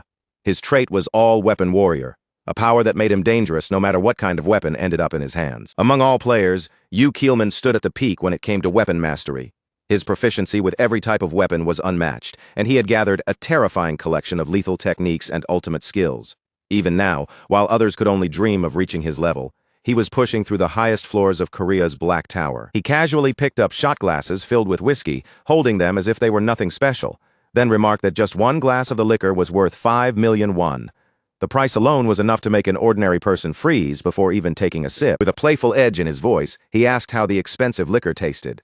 One of the women laughed brightly, lifting the mood again as she said that if the alcohol happened to taste sweet today, she might end up finishing every last drop of it herself. Then another woman, who had been holding back her curiosity, finally spoke up. She looked toward Yoo Keelman and said there was something she had been wondering about. Since he was a top player, she assumed he might actually know the answer. Yoo Keelman glanced at her, giving her just enough attention to continue, and asked what exactly she wanted to know. She asked who in the world the player was who had achieved consecutive ES++ clears all the way through the 25th floor. Lately, that mystery had been on everyone's lips, and she could not hide how genuinely curious she was, but Yoo Keelman only scoffed, unimpressed. To him, the 25th floor was nothing worth making a fuss over. He dismissed the person as some low-level nobody and said he had no interest in them at all. Even then, the woman did not back down. With a teasing smile, she pressed the topic a little further, reminding him that an S++ clear was still a world first. Then she asked if he truly was not curious, especially when someone like that had appeared in their own country. Another woman sensed the danger in the air and quickly tried to stop her before she went too far. But before she could properly intervene, Yoo Keelman's expression shifted, and in the next instant, he poured whiskey straight over the woman's head. The expensive liquor ran down her hair and face as the atmosphere turned ice cold. Yoo Keelman stared at her without a hint of warmth and told her to keep talking. Then his voice dropped even lower as he warned her to listen closely. He asked what she thought would happen if he stopped clearing the 66th floor right now. The woman went completely still, unable to answer. The Black Tower was currently forming in Gangjong, but Yoo Keelman pushed the question further, asking what would happen if the next one appeared near a major city instead. Would South Korea be destroyed? The question struck her so hard that her entire body began trembling, and tears seemed ready to spill from her eyes at any second. She apologized in a shaky voice, but Yoo Keelman showed no mercy. He went on, blaming people like her for the tower's collapse. People with pretty faces, shallow minds, and empty words that meant nothing. After that, the women left. Yoo Keelman remained alone in his room, standing by the window as the city stretched out beneath him. His mood had completely soured, and he muttered that he felt terrible, seriously, even when he avoided player-obsessed women and surrounded himself with civilians instead. They still ended up talking about his ++ clears. No matter where he went, it was always the same. His jaw tightened as irritation rose inside him. China had contacted him again that month, just like they had the month before, refusing to give up on pulling him away from Korea. Their offer was almost absurdly generous. They were willing to pay him 180 billion won every year, provide him with a mansion, caretakers, a private jet, and even treat him with respect equal to that of a national leader, and Japan was no different. Japan had offered him 200 billion won annually, along with a luxury mansion and 10 personal maids who would obey his wishes and take care of whatever he desired. Even with offers like that waiting for him, Yoo Keelman had stayed in Korea. He had continued fighting on the 66th floor, throwing himself into battles against the dead for months without walking away. And this was the gratitude he received? Instead of recognizing what he was doing, people were obsessing over some bastard who had only cleared the 25th floor. Ungrateful trash. His thoughts darkened as he wondered if he should simply change his nationality and leave Korea behind. After all, the 66th floor was not some joke that anyone could handle. The 60th floor marked the beginning of the undead zone, but the 66th floor was even worse. That was where Spectre Masters appeared, ghost-like beings so horrifying that just looking at them was enough to make a person's body tremble uncontrollably. Normal physical attacks were useless against them. Blades, fists, and raw force meant nothing. Only elemental attacks could affect them at all, and anyone foolish enough to treat them like the ordinary undead from stories or fiction would be making a fatal mistake. Only someone who had stood in front of that suffocating demonic energy in person could truly understand how terrifying it was. It was the kind of pressure that crawled into the body and mind, leaving fear behind even after the battle ended. After just one attempt on that floor, Yahello needed 3 full days of rest simply to recover from the mental damage. Even with accessories, elixirs, and light element weapons gained from tower rewards, survival itself was barely possible. Clearing the 66th floor again would not be realistic for some time. He slowly exhaled, and the thought of changing nationality became heavier in his mind. Maybe it was not something he should merely consider anymore. Maybe it was time to actually move forward with it. If he suddenly changed countries, Korea would be thrown into chaos, wouldn't it? That thought lingered as the deadline continued creeping closer, step by step. The collapse threshold of the 66th floor had already passed the halfway mark. In roughly 3 months, the true countdown would begin, and once that happened, there would be no easy way to turn things back. At that point, Korea's only real hope would be him, Yahello, the nation's top player, and the one person everyone would be forced to rely on. But when that time came, he might not even be in Korea anymore. Then those fools could regret it all they wanted. They could fall into despair and finally understand what they had lost. Ungrateful bastards. Back with Yahello, the atmosphere was much brighter. To celebrate moving into his new home, he ordered 10 whole fried chickens. When the delivery worker arrived with a huge amount of food, Yahello could not help apologizing for placing such an excessive order. Still, living in a player residential complex was shockingly convenient. The more Yahello experienced it, the more unreal it felt compared to his old living situation. The staff took care of almost everything, from building management to small everyday errands. Laundry could be picked up and returned without hassle, and whenever cleaning was needed, cleaners were available as if the place had been built to remove every annoying chore from daily life. The building itself had nearly everything he could ask for. There were restaurants serving 3 meals a day, cafes, gyms, dry cleaners, karaoke rooms, and even a swimming pool. As Yahello took it all in, he genuinely wondered why he had not moved into a place like this much sooner. Feeling completely satisfied, Yahello carried the boxes of fried chicken inside, ready to share the food with everyone. They had just finished another important step in their climb. Their latest mission had been on the 26th floor, where they needed to eliminate 20 swamp trolls. The swamp terrain made that stage notoriously difficult to deal with, but thanks to Yahello's shadow skill, the mission had gone far more smoothly than expected. He had even managed to take down one of the trolls himself. Yahello stepped into the room with the food in hand and called out to the others. He asked what they were all staring at so seriously, especially when the chicken had already arrived and was ready to eat. On the massive 100-inch TV, a girl group was performing with bright lights and polished choreography. The screen was so huge and dazzling that even Meatball sat there completely captivated, unable to tear his eyes away. Yahello understood the reaction immediately. A girl group performance on a 100-inch TV had enough visual impact to overwhelm just about anyone. Not long after that, the group finally shifted their attention from the screen to the food and started eating. As they ate, Kozak asked if they should head straight for the 27th floor the next day. Yahello agreed without much hesitation. Since they had already built up momentum, he thought they might as well keep pushing and go all the way up to the 29th floor. Kozak tilted his head and asked why Yahello was stopping at the 29th specifically. Yahello explained that once they reached that point, they would spend 10 days repeating clears instead of immediately moving forward. After those 10 days passed, and the random summon cooldown finally ended, Yahello planned to challenge the 30th floor with a full party of 4 members. That explanation made Kozak realize what Yahello was aiming for. He asked if they were going to recruit a new member, and despite himself, he admitted that he was already looking forward to seeing who would join them. But then a small hesitation crept into Kozak's mind. If Yahello summoned an SSR-ranked ally, or perhaps even someone above that, Kozak's position as the right-hand man might be threatened. Even so, if it meant improving the summoner's safety, then maybe that would be the better outcome. He could not quite decide how he felt.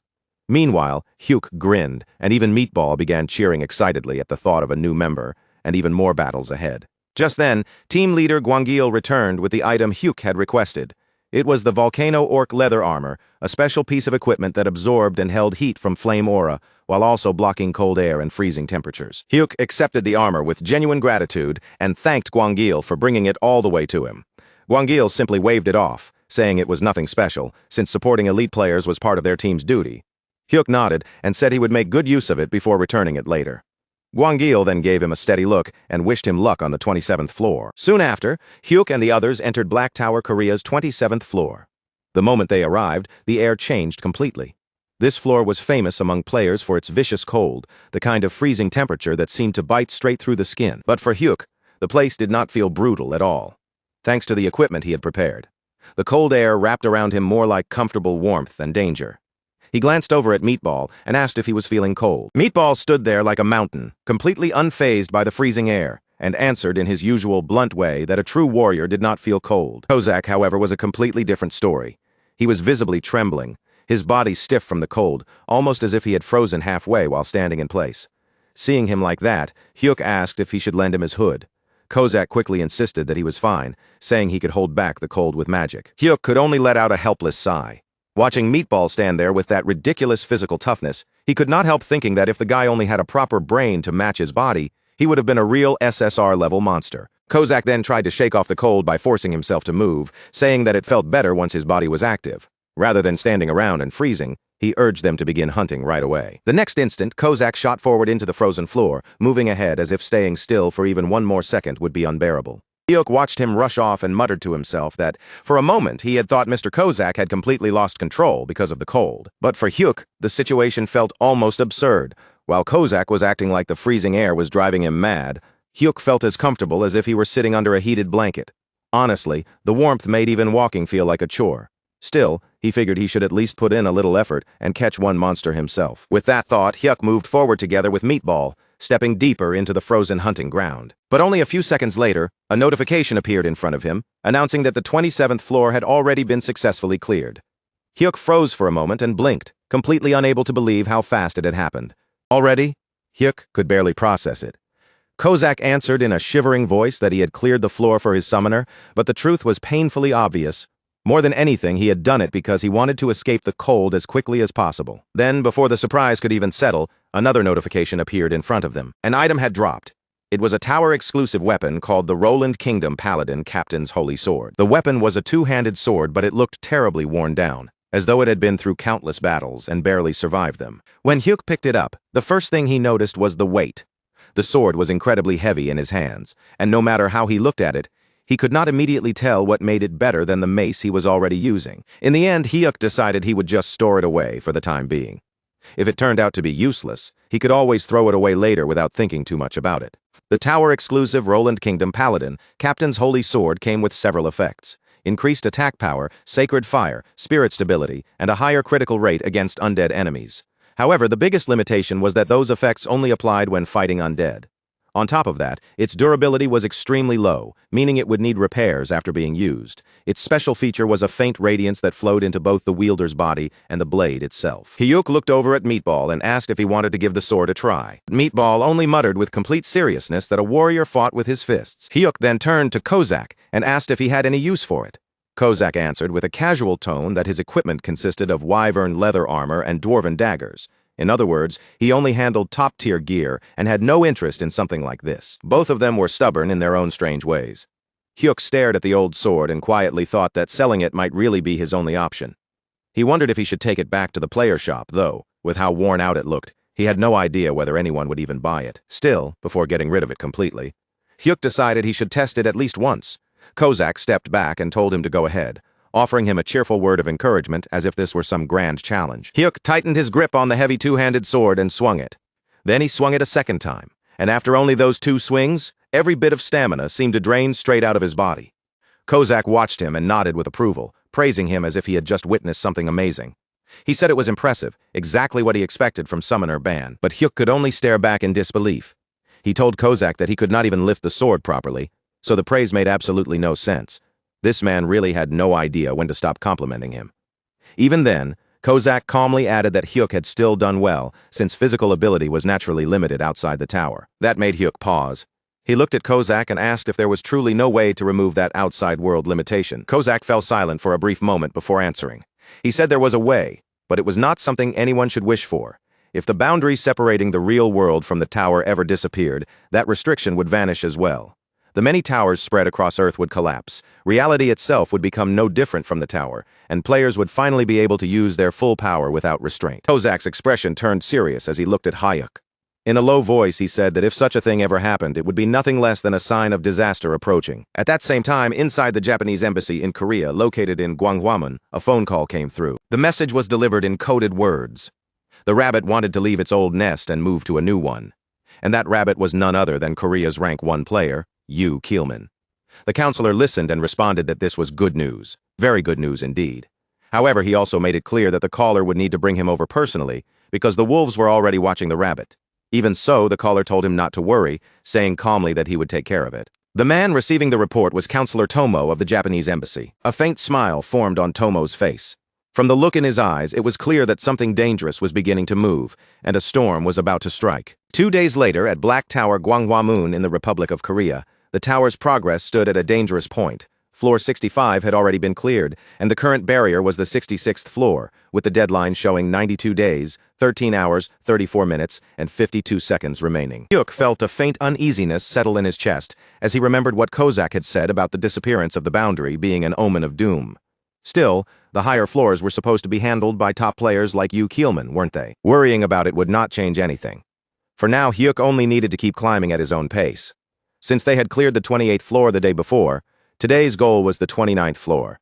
The 28th had been troublesome enough, with giant trolls launching attacks from the tops of massive trees. If Kozak had been fighting alone, it would have been a much harder battle. But with Meatball there, they had somehow managed to handle the whole situation. Thinking back on it, Hyuk still wondered how they had even dealt with those enormous trees so easily. Once again, the same thought crossed his mind. If Meatball had just a little more intelligence, he really would have been a true SSR. Giant trolls had come crashing down from the trees like oversized chestnuts dropping from the branches. Kozak had shouted a sharp warning the moment they fell, and his finishing strike afterward had been clean, quick, and perfectly timed. But the 29th floor was a completely different kind of problem. That floor was infamous for its filthy plague trolls. These disgusting creatures wandered around with yellow pus and foul discharge dripping from their bodies, and some players had even fallen ill during their attempts to clear it. Hyuk decided that this was a floor they needed to prepare for carefully, then summoned Kozak and Meatball. Kozak appeared with his usual confidence, proudly declaring that he was at his summoner's service. Meatball quietly added that he was there too. Hearing that, Hyuk muttered under his breath for Meatball to please stop calling himself Meatball. Then the three of them entered the 29th floor. Hyuk looked at Kozak and Meatball and asked if they were really okay without masks. Meatball answered confidently that warriors did not get sick. Kozak, just as casual, said he was SSR and that wearing a mask would only make it harder to breathe and move, so he would simply accept the risk. Surprisingly, because the two of them completely ignored the threat of disease, their hunting speed was even faster than it had been on the 28th floor. Because of that, the 29th floor was cleared in no time. After the battle ended, Kozak turned to Hyuk and asked if they would be having dinner together again that day. Hyuk hesitated for a moment, instead of answering right away. Then Hyuk apologized. Kozak blinked at him, clearly confused, unable to understand why his summoner was suddenly saying sorry. Without giving them dinner, or even explaining much, Hyuk unsummoned both Kozak and Meatball. The moment they disappeared, he cursed himself in his head, calling himself a traitor and a terrible employer. He figured that if they wanted to curse at him or even spit in his direction, they could do whatever they liked. But the moment his mind shifted back to the new house, his expression tightened. If even a trace of that plague made it inside, it would turn into a complete disaster. His eyes moved over to Meatball, and the problem became painfully obvious. The giant's body was massive, far too large to ignore, and if he was contaminated, he would spread that filth everywhere just by walking around. Hyuk could only stare at him and wonder how they were supposed to return together in that state. The following day, inside the gym of the awakened management department, the sharp clank of equipment echoed through the room. In the middle of the training area, a woman was lowering herself into a squat with a heavy barbell balanced firmly across her shoulders. Once she finished the last repetition, she rose back up, steadied her breathing for a brief second, and then let the weight drop with a heavy crash that rang across the gym floor. This was Nam Ga-yoon, Korea's second-ranked player, and a highly trained swordswoman. At the moment, she was one of the few powerful enough to challenge the tower's 62nd floor. A deep frown settled across her face as she thought about that floor. The dark zombies waiting there did not simply attack with claws and rotten bodies. During battle, they released a sinister aura that slowly corrupted the players fighting against them. No matter how many times she turned the problem over in her head, she still could not find a clean path through it. Her fists tightened at her sides, and for a moment, she wondered bitterly if this was where her strength finally reached its limit. But even if that really was the case, Nam Ga-yoon was still an elite player. In her mind, stopping was not an option. Until her body completely broke down and refused to move, she believed she had to keep pushing forward. She picked up a protein supplement and drank it down, forcing herself to reset. At times like this, physical strength alone was not enough. What mattered most was whether her mind could stay firm under pressure. After setting the drink aside, she prepared herself for another round of training. But just as she was about to begin, several people suddenly hurried past her, moving with the kind of urgency that instantly drew attention. Among the rushing figures was Mina, moving quickly with the others, as if something serious had just happened. Nam Gayun could tell immediately from their faces and hurried footsteps that this was not an ordinary commotion. Something had clearly broken out. Mina quickly filled her in, explaining in a tense voice that major news had just been released and the entire department was already reacting to it. At that very moment, a press conference was being broadcast, and Yu Kilman stood at the center of it, speaking in a cold, controlled tone that left no room for misunderstanding. He openly criticized the awakened management department, accusing it of caring only about policies and official procedures while failing to properly support the allied teams that fought on the front lines. Then, with that same hard expression, he declared that the future of the Republic of Korea looked dark, as if he had already lost all confidence in the country's direction. And then came the announcement that truly shook everyone. Yu Kilman stated that he would be leaving Korea that very day and would continue his career from then on as a Japanese player. When that news reached Hyuk, it struck him like a sudden blow, leaving him momentarily stunned. Yu Kilman, the strongest player in the country, was changing nationality. Team leader Gwangil confirmed the situation directly, and that was exactly why they had called Hyuk in so urgently. After a short pause, Gwangil carefully asked him how long it would take for him to climb all the way to the 60th floor. Hyuk let out a quiet breath through his nose. From the moment he had been called in, he had already expected that this question might come. He calmly explained his current situation. Right now, he was only on the 29th floor. Even if he managed to clear one floor every single day without fail, reaching the 66th floor would still take roughly 37 days. Since the deadline was about 90 days away, it might seem possible at first glance. But reality was not that convenient. Any truly difficult section would require at least 10 days of preparation on its own. And beyond that, his contract clearly stated that climbing to higher floors had to be his own decision. Gwangil lowered his head in apology, his shoulders weighed down by the situation. They had only just signed the contract, and yet he was already placing such a heavy request in front of Hyuk. Even so, the crisis had left them with almost no room to breathe. Seeing that expression only made it harder for Hyuk to turn him down. He knew the request was unreasonable, maybe even impossible under normal circumstances. But sometimes when the situation became desperate enough, people were forced to drag the impossible into reality. Just then, the door suddenly flew open with a loud burst, cutting through the tense air in the room. The person who rushed in was Nam Gayun. She had heard the news from Mina and come straight over without wasting a second. The moment she entered, she urgently asked whether they had been able to secure any light attribute items from the United States. Gwangil shook his head, his expression grim. Items with that kind of attribute were still unbelievably rare, not just in Korea, but across the entire world. Nam Gayun gave a small nod, then apologized for barging in so suddenly. Only after that did her gaze shift, and she finally noticed Hyuk standing there. She realized there was a guest in the room, and the moment her eyes landed on him, Hyuk stiffened without thinking. Gwangil hesitated for a beat before explaining who he was. Hyuk immediately bowed his head and said he was only there to sell a few items. For someone like him, simply standing face to face with a player of her level already felt like a massive achievement. Then, as if a thought suddenly sparked in his mind, Hyuk remembered something he had obtained earlier. Since she was looking for light attribute equipment, he carefully offered to let her examine it and see whether it might be useful. He brought out the sword and showed it to her. Nam Gayun's eyes focused immediately, and after inspecting it with care, she asked if she could take a closer look. Hyuk agreed at once, almost too quickly, and a faint flush rose across his face. Nam Gayun took the weapon and examined it more closely, reading through the effects engraved into its information. It increased damage against undead enemies and also raised the critical hit rate. The moment she saw those effects, her eyes widened. In all her experience, she had never come across a weapon with abilities quite like this. Then Nam Gayun reached out and placed one hand firmly on Hyuk's shoulder. Looking straight at him from a distance that felt far too close, she asked him to lend it to her just this once. She promised that if he did, she would repay him in any way she could. Hyuk froze completely, unable to move. Her face was right there, so close that his mind nearly stopped working. All coherent thought vanished from his head. He could not focus on the sword, the request, or even the crisis around them. The only thing his mind could process was how unbelievably beautiful she looked. For that brief moment, Hyuk's awareness drifted far away from the room, as if reality itself had slipped out of reach. His imagination carried him into a future that had no chance of actually happening. In that impossible dream, he was standing beside her, living a completely different life from the one he knew now. But in the real world, nothing so grand was happening at all. Hyuk was simply standing there in front of everyone, trapped inside his own ridiculous thoughts. with an awkward expression frozen stiff across his face. Nam Gayun's voice pulled at him again as she asked whether he had just said he would lend her the holy sword. Only then did Hyuk finally snap back to reality. He realized with sudden embarrassment that he had drifted into an absurd fantasy without even noticing it. Startled, he straightened his posture at once and quickly confirmed that, yes, of course, he would lend it to her. He told her to use it as much as she needed and simply let him know how it performed.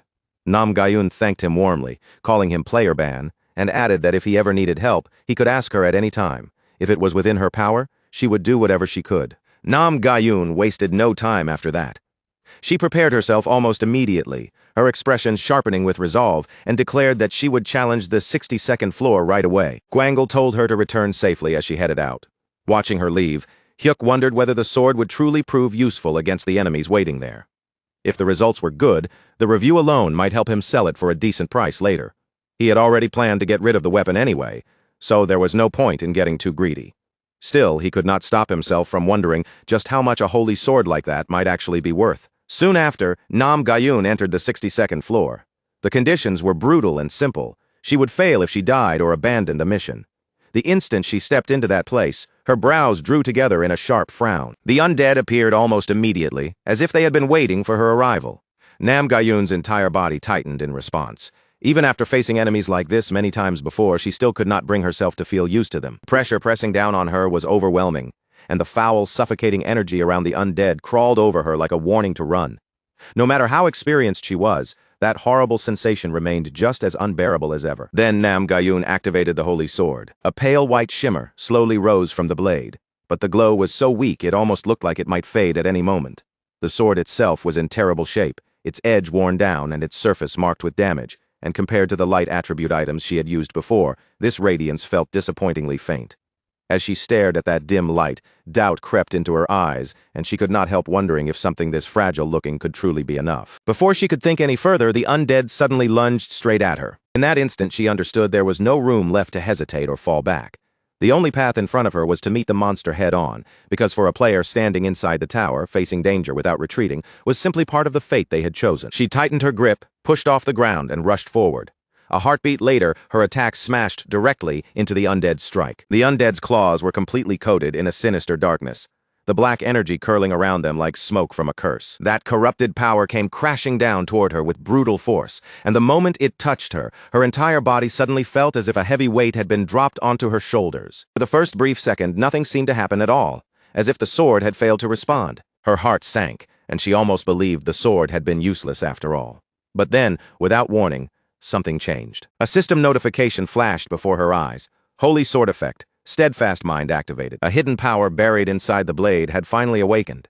The dark aura that had forced its way into her body was suddenly pushed back, reflected away, and erased so cleanly that not even a trace of it remained. She stood there for a moment, completely stunned, her eyes frozen in disbelief. Then she snapped back into motion and swung the blade once more. This time, her strike cut cleanly into the dark zombie and landed as a critical hit. Her eyes widened even further when she saw what was happening. The dark aura surrounding the enemy was being stripped away by the blade. And if that effect continued, then the entire flow of the battle had already shifted in her favor. She did not waste that chance. She stepped in and kept attacking, sending slash after slash into the monster's body, and within only a few seconds, the dark zombie finally collapsed. The victory came so easily that it almost felt ridiculous, and once she understood what the holy sword could do, she pushed forward without slowing down, cutting her way through the floor one enemy after another. Meanwhile, outside the battle, team leader Gwangil lowered his gaze and checked the time. 2 full hours had passed since she entered the 62nd floor. In the past, whenever player Namgun failed her attempt, she would usually have returned around this time. Because of that, Gwangil could only wait in tense silence, wondering what result this attempt would bring. Then at last she appeared. Hyuk's eyes immediately sharpened as he looked up. She had come back. Gwangil stepped forward to greet her, welcoming her back with open relief and praising her for all the effort she had put in. She told him to give her just a moment, saying she needed to drink a healing potion and remove her armor first. The moment Hyuk heard that, his thoughts instantly jumped to one conclusion. There was no way she could have cleared it already, so in his mind she must have given up and abandoned the mission partway through. Maybe even with the holy sword in her hands, the floor had still been too impossible to overcome. Feeling nervous, he carefully asked how things had gone, then quickly added that he was just glad she had returned safely. He also asked whether the holy sword had at least helped a little, and if it had turned out to be disappointing, she did not need to hide it from him. But she did not answer him with words. Instead, she walked straight toward Hyuk, closed the distance without hesitation, and wrapped him in a firm hug. In that single instant, something deep inside Hyuk's long, painfully untouched life shattered beyond repair. His brain completely shut down. He stood there stiffly, barely able to understand what was happening to him. Hyuk. She suddenly felt much too bold, much too close, and far too dangerous for his fragile sanity.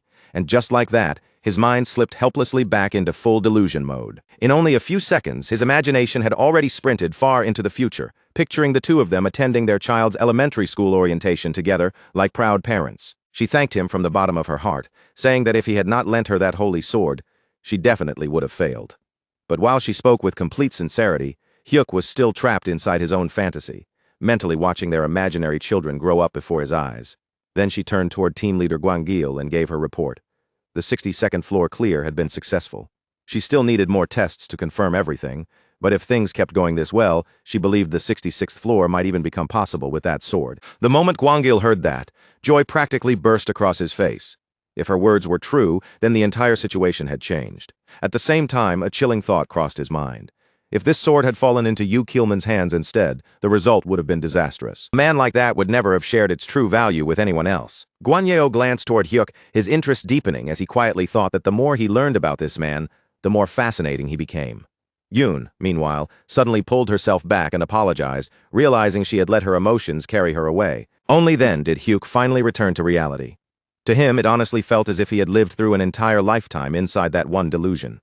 Yoon then explained that the sword had served her well, but the blade had taken damage in several different places. Hyuk looked at the worn sword and thought that, to be fair, it had already been in pretty rough condition from the very beginning. At this rate, the weapon would probably wear out completely after only a few more uses. But Gwangil quickly added that this was not something they needed to worry about. The player workshop had highly skilled craftsmen, and if the sword received proper repairs, it could last far longer than expected. Hearing that, relief finally softened Gyun's expression. Hyuk then hesitantly asked whether the repair costs would be expensive, but Gwangil immediately answered that the department would cover everything. Hyuk paused for a moment, then carefully asked if they would rather buy the sword from him outright, since they would need it to keep challenging the higher floors anyway. But Gwangil shook his head. From his point of view, selling the sword would be a terrible mistake. Renting it out would bring in far more money while still allowing Hyuk to keep ownership of the weapon. After all, there were hundreds of towers scattered across the world, and in most countries, players had not even managed to reach the 60th floor yet. That meant sooner or later people everywhere would come searching for a weapon like this. The sword could be rented out for 10 billion won every single time someone used it. The moment Hyuk heard that number, he froze. A rental business. And not just any business, but pure profit, Gwangil continued, explaining that the department would even take care of all the rental procedures on Hyuk's behalf. Hyuk nodded without a second thought. Then, for the time being, he offered to rent the sword to the department for 1 billion won, while keeping the possibility open to expand the business worldwide later. But Gwangil quickly waved off his concern and told him there was no need to worry about those details, because the department would handle everything properly. Once the arrangement was settled, excitement swelled inside Hawk until he could barely contain it. 10 billion won for a single rental. The number felt so unreal that it almost stopped sounding like money. This was no longer just some old sword. In Hawk's eyes, it had become a gold mine, so, filled with that excitement, he declared that a day like this absolutely deserved a celebration. To mark the occasion, he went out and bought food for Kozak and Meatball. Kozak was completely thrilled, clearly moved that Hyuk had personally bought something for them with his own hands. Even Meatball was overflowing with happiness, saying that no one had ever treated him this kindly before. Hyuk told both of them to eat as much as they wanted, and not hold back at all. Then, he admitted, with genuine gratitude, that thanks to the two of them, he had been able to make it this far. That evening, breaking news swept across all of Korea. The 62nd floor had finally been cleared successfully. A new holy sword with divine attributes had been revealed to the world. Player Nam Gayun was now being hailed as a new hope for reaching the 66th floor. People even started forgetting about Yu Keelman. And in that way, because of Hyuk's completely unexpected contribution, Korea's crisis slowly began transforming into an opportunity. 10 days passed after that. During that stretch of time, Hyuk had been steadily preparing himself by clearing the 28th floor again and again. And now, the moment he had been waiting for had finally arrived. The cooldown on his random summon had ended at last. Hyuk had prepared for this moment with almost ridiculous seriousness. He washed himself from head to toe, carefully trimmed his nails, and had even refused to eat since the day before, as if a little extra sincerity might somehow improve his luck. He wanted the best result he could possibly get. With his hands clasped tightly together, he prayed with all his heart for something amazing to appear. SSR would already be incredible. No, if he was going to dream, he might as well dream bigger. LSR. legendary, super rare. Kozak watched him with a crooked smirk and told him not to worry so much, saying things would probably work out just fine.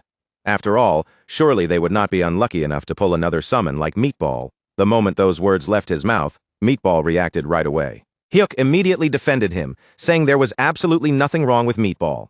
In fact, Meatball had already helped them clear a surprising number of floors, so he had more than earned his place. Kozak could only let out a tired sigh. Then, almost unwillingly, he turned his gaze toward Meatball. The giant was simply standing there with a bright, innocent smile spread across his face. Kozak stared at him for a moment, then told him not to smile like that again, because for some reason it was deeply unsettling. Hyuk shook off the distraction and forced himself to concentrate. He called for the random summon, his heart pounding as he silently begged for the result to be a high-grade one. A burst of light suddenly appeared before them. Within that glow, a figure slowly began to form, and from the outline it clearly seemed to be a woman. This time, the summon that answered his call was female. The light around her gradually faded away. Then she stepped forward with a calm, elegant grace, her every movement controlled and composed. She lowered herself with proper respect, thanked him for summoning her, and gave Master Ban a humble greeting. Her name was Dowry. For a moment, all three of them were left completely speechless. Even at a glance, it was obvious that she was no ordinary summon, and the shock rippled through the room almost instantly. Hyuk stared at her and asked what they were supposed to do now, his voice filled with confusion.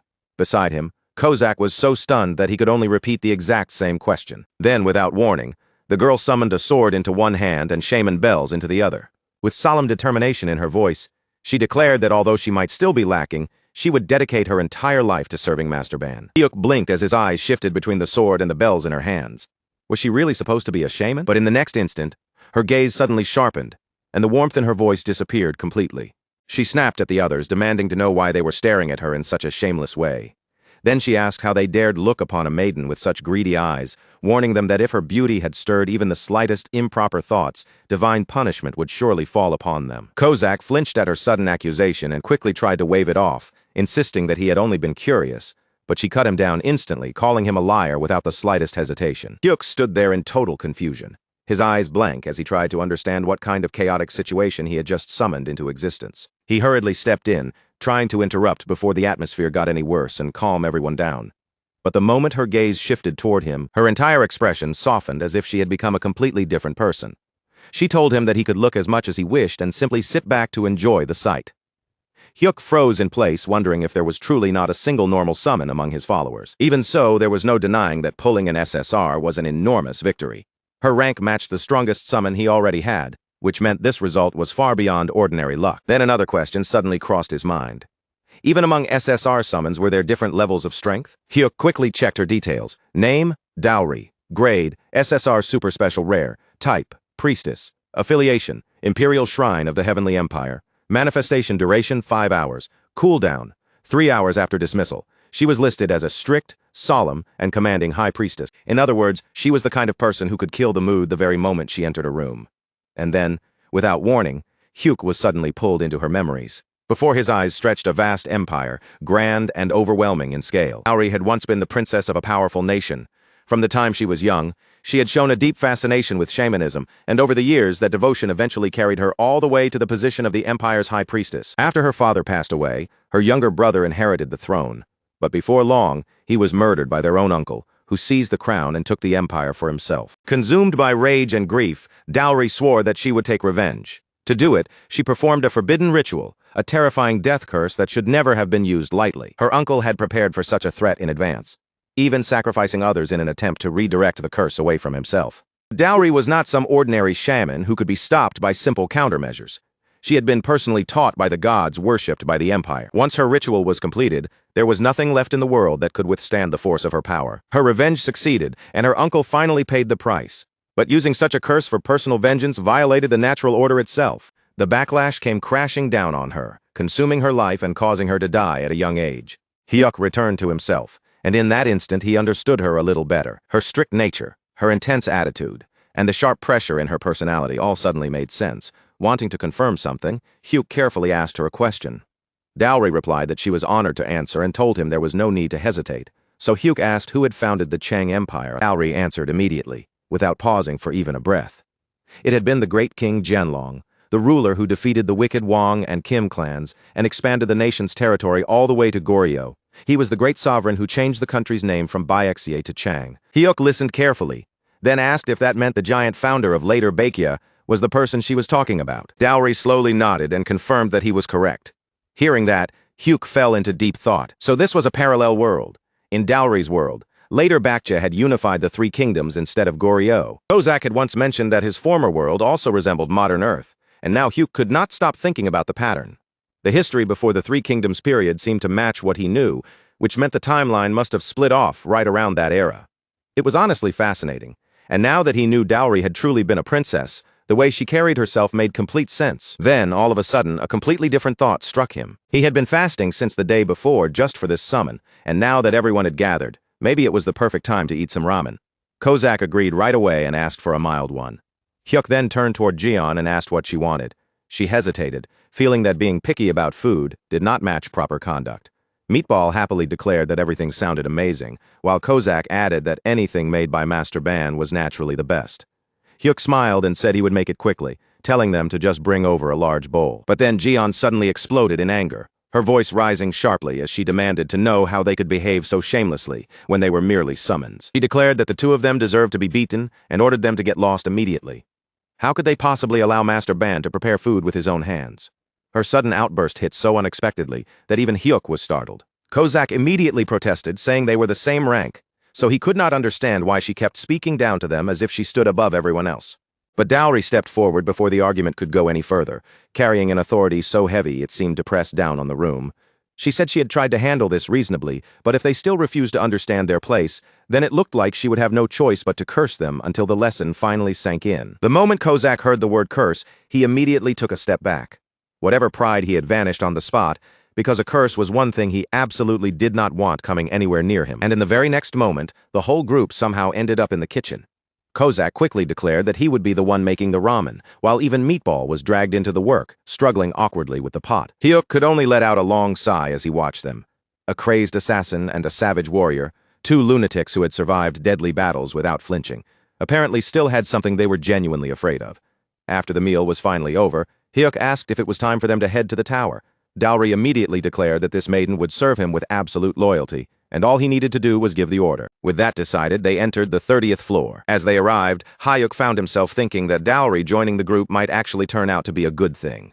Kozak was completely intimidated by her now, and if nothing else, that fear might finally force him to behave himself. Dowry warned him not to act carelessly, making it clear that she was watching every move. When Kozak talked back, she snapped at him without hesitation, calling him a brat and telling him to mind his manners. Then she stated firmly that true loyalty meant putting Master Ban's safety above everything else. Meatball immediately stepped forward and declared that he would take care of everything himself.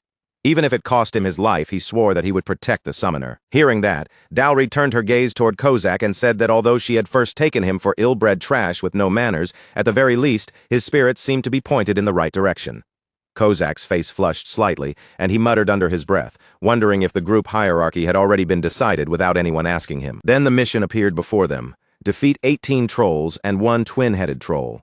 The time limit was 13 hours. Kozak narrowed his eyes and immediately began assessing the situation. What he wondered most was how a shaman like Dowry actually fought in battle. Judging from her past, he assumed her methods would involve curses. Maybe she would unleash some terrifying death ritual against the monsters. But then Dowry suddenly summoned a set of speakers. She calmly explained that under normal circumstances, a ritual like this would require a master drummer, but since she was here on her own, she would have to make use of a different method instead. And Dowry began her ritual. Her voice rang out with solemn power as she declared that the god's protection rested upon Master Ban, then commanded the wicked spirits to vanish from their path. A wave of divine energy spread across the battlefield like invisible light washing over everything. Meatball's body instantly surged with power, his muscles swelling as his skin hardened until it looked as tough and unbreakable as steel. Even when the trolls attacked him directly, their blows could not leave a single mark then. With one massive swing, Meatball wiped out more than 10 trolls at once. Jong Hyuk felt the change in himself as well. His senses sharpened, his movements became quicker, and every attack felt cleaner, faster, and far more lethal than before. At the same time, the trolls themselves began to move more slowly, as if something unseen was dragging down their bodies. Hyuk understood it almost immediately. Dowry was strengthening their side with buffs, while weakening the enemies with debuffs at the exact same time. He had never seen anything like it before, and the effect was so powerful that his fighting spirit surged wildly inside him. Unable to hold himself back, he shouted that it was time for him to hunt some monsters too. He tried to charge toward the trolls, but before he could get anywhere, Dowry grabbed him at once. She firmly told him to hold back, insisting that direct combat was something best left to his servants. As far as she was concerned, Master Ban only needed to sit comfortably and watch everything unfold. Hyuk felt frustration rising in his chest. All he wanted was to take down at least one monster himself, but Dowry could not understand why he would ever lower himself enough to stand beside such lowly beings, and she insisted that he must not degrade his own status like that. Hyuk realized with growing panic that he was about to miss out on everything again. He told her to let go, but she refused to release him. All he could do was curse the situation as the same thing happened all over again. Before he had the chance to act, the mission was already finished. A level-up notification appeared in front of him. Hyuk let out a bitter sigh, thinking that he had not managed to defeat even a single enemy. He regretted not ignoring Dowry and forcing his way into the fight. Then Dowry quietly looked at him. She asked if he was displeased with her, and as she spoke, her eyes visibly trembled. Her expression looked so fragile that it seemed like she might burst into tears at any second. Hyuk froze on the spot. For a moment, all he could do was stare back at her, realizing that she truly looked like she was about to cry. While Hyuk stood there, completely stunned, unsure of what he was supposed to say, Dowry finally broke down in tears. Through her crying, she tried to explain that everything she had done came only from fear for his safety. Again and again, the people around her had vanished from her life, and she was terrified that the same thing would happen one more time. Hearing those words, Hyuk finally began to understand the heavy burden Dowry had been carrying all along. She had lost her father while she was still young, been betrayed by someone she should have been able to trust, and had even watched her younger brother die. Even after knowing the price, she had still chosen revenge, fully aware that the curse would claim her own life in return. The emotions behind that choice, loneliness, the fear and the despair she had swallowed alone, suddenly became much more vivid and real to him. She was not merely a summoned being bound by duty. Beneath that cold, disciplined, and commanding exterior, there was a fragile heart that had already been broken too many times. Hyuk gently reassured her. He promised that he would stay safe and would not recklessly throw himself into danger. That simple promise was enough to calm Dowry and settle the fear shaking inside her. At that moment, Kozak and Gobang returned after finishing the cleanup. The instant Kozak saw Dowry crying, he completely misunderstood what had happened. Assuming the situation somehow involved him, his reaction only managed to make everything worse. Covered head to toe in monster blood, Kozak instantly drew Dowry's anger all over again. With the threat of another chant hanging over him, he was quickly chased off and had no choice but to retreat without putting up any resistance. Later, after they returned home, Hyuk began counting the rewards they had earned from their progress. Once he collected 30 badges, a hidden reward was unlocked before his eyes. It was a cooldown reset ticket for his summoning skill. For a moment, the idea of calling another companion immediately crossed his mind. But when Hyuk looked at the group he already had, he decided against using it. Their current strength was already more than enough, and it seemed wiser to save that valuable chance for a moment when he truly needed it. Meanwhile, Ga-hyun continued her climb through the tower and successfully cleared the 63rd floor. News of her success spread rapidly, and more attention than ever began gathering around just how important the Holy Sword had become in battles against undead enemies. With that weapon in hand, as long as the dark aura could be resisted, the undead were no more threatening than ordinary monsters. And as the deadline to conquer the 66th floor drew closer, a heavy tension began spreading across the entire country, settling over people like a storm cloud. With Gwanggil gone, no one could shake the uncertainty hanging in the air, and that uneasiness pressed down on everyone more and more. Even so, Ga-hyun stood before the public and declared with confidence that the goal would be achieved within 1 month. At the same time, plans were announced to rent the Holy Sword out internationally. But there was one exception that was made crystal clear from the very beginning. The sword would never be lent to the country that Gwanggil had chosen to join. While all of this was unfolding, Gwanggil reacted with open, barely contained fury. In his eyes, this entire mess had happened only because the Holy Sword had not been revealed sooner, and he bitterly blamed everything on that one fact. At the very same time, pressure from the higher authorities began closing in on him, forcing him to accelerate his own climb through the tower. Because of that pressure, he was pushed into challenging the 57th floor immediately. He even had to appear on TV in an attempt to calm down the public's growing anger and suspicion. But none of it eased his frustration. If anything, the resentment inside him only grew heavier until he became completely fixated on one thing. He had to find the person who owned that holy sword. Once he found them, he was determined to make that person pay for humiliating him like this. As the news continued spreading across the internet, people everywhere began obsessing over the identity of the sword's owner, and the rumors exploded almost overnight. When Hyuk saw all that praise being directed toward the unknown person behind the holy sword, he could not stop a quiet sense of pride from rising in his chest. Behind him, the others simply watched in silence, taking in his reaction. Not long after that, a delivery arrived at the door. It turned out to be the expensive ice cream Hyuk had ordered on impulse. Since it had already arrived, he decided to treat everyone and began handing it out one by one. As usual, Hyuk took the very first bite himself, a small habit he had developed ever since Dowry joined the group and started watching over everything with strict eyes. Gobang and Kozak gave in almost immediately, digging into the ice cream without even trying to hold themselves back. Dowry, on the other hand, first tried to maintain her proper dignity, sharply criticizing the others for their terrible manners and lack of restraint. But the moment that first taste touched her tongue, her proud composure completely collapsed. The rich sweetness caught her so off guard that even Dowry could not hide the surprise spreading across her face. She tried to regain her dignity afterward, straightening herself as if nothing had happened. But it was obvious to everyone that the ice cream had affected her just as much as the others. After they finished eating, Dowry turned to Hyuk and thanked him properly. Then she brought up a request of her own. Before her summoning time came to an end, she wanted to perform a ritual that would draw good fortune toward him and drive away any misfortune lingering nearby. When she asked whether anything had been troubling him lately, Kozak immediately brought up Gwangil and recounted everything that had happened from start to finish. The moment Dowry heard the story, anger began rising inside her like a flame. She declared that a person like that should never be allowed to escape punishment, then asked them to bring her an item that had once belonged to him. At first, Hyuk refused. He was worried about what might happen if Dowry used another dangerous curse, especially after learning what her old forbidden ritual had cost her. But Dowry calmly explained that this would not be a death curse. Instead, it would be a karmic ritual, a method that would merely speed up the natural consequences created by Gwangil's own actions. She assured Hyuk that it would not harm her in any way, and only after hearing that explanation did Hyuk finally agree. Soon after that, Kozak returned with an object in his hands, something that Gwangil had once used. Using that item as the focus, Dowry began the ritual and solemnly called upon the balance of karma itself. And when the process finally came to an end, an unseen force quietly settled into place. From that point on, the final result was left entirely in the hands of fate. Everything would depend on just how heavy the weight of Gwangil's past actions truly was. If his sins were light, then the backlash might only come as a small streak of misfortune. But if the karma he had built up was far darker, the consequence could become something far more severe. Meanwhile, in another place, Gwangil appeared on television before the public. He was now being presented as Japan's one and only hope for conquering the Black Tower, and as the symbol chosen to carry that mission, Gwangil stepped confidently onto the stage, where a wave of loud applause immediately rose to greet him. Throughout the broadcast, he carried himself with complete confidence, keeping his posture steady and his expression calm. He explained that although there was still time remaining before the official deadline, he had decided to take action early so the anxious public could finally feel reassured. With his level of strength, clearing the 57th floor appeared to be no great challenge at all, and he intended to prove that fact right there in front of everyone. So, without showing even the slightest hesitation, he turned away from the cameras and entered the Black Tower. The mission given to him was to hunt down 15 flame wyverns within 14 hours, terrifying creatures that ruled the skies above the floor and were known to prey on ogres. Gwangil had cleared this exact floor many times before, so he knew its terrain, its monsters, and its attack patterns extremely well.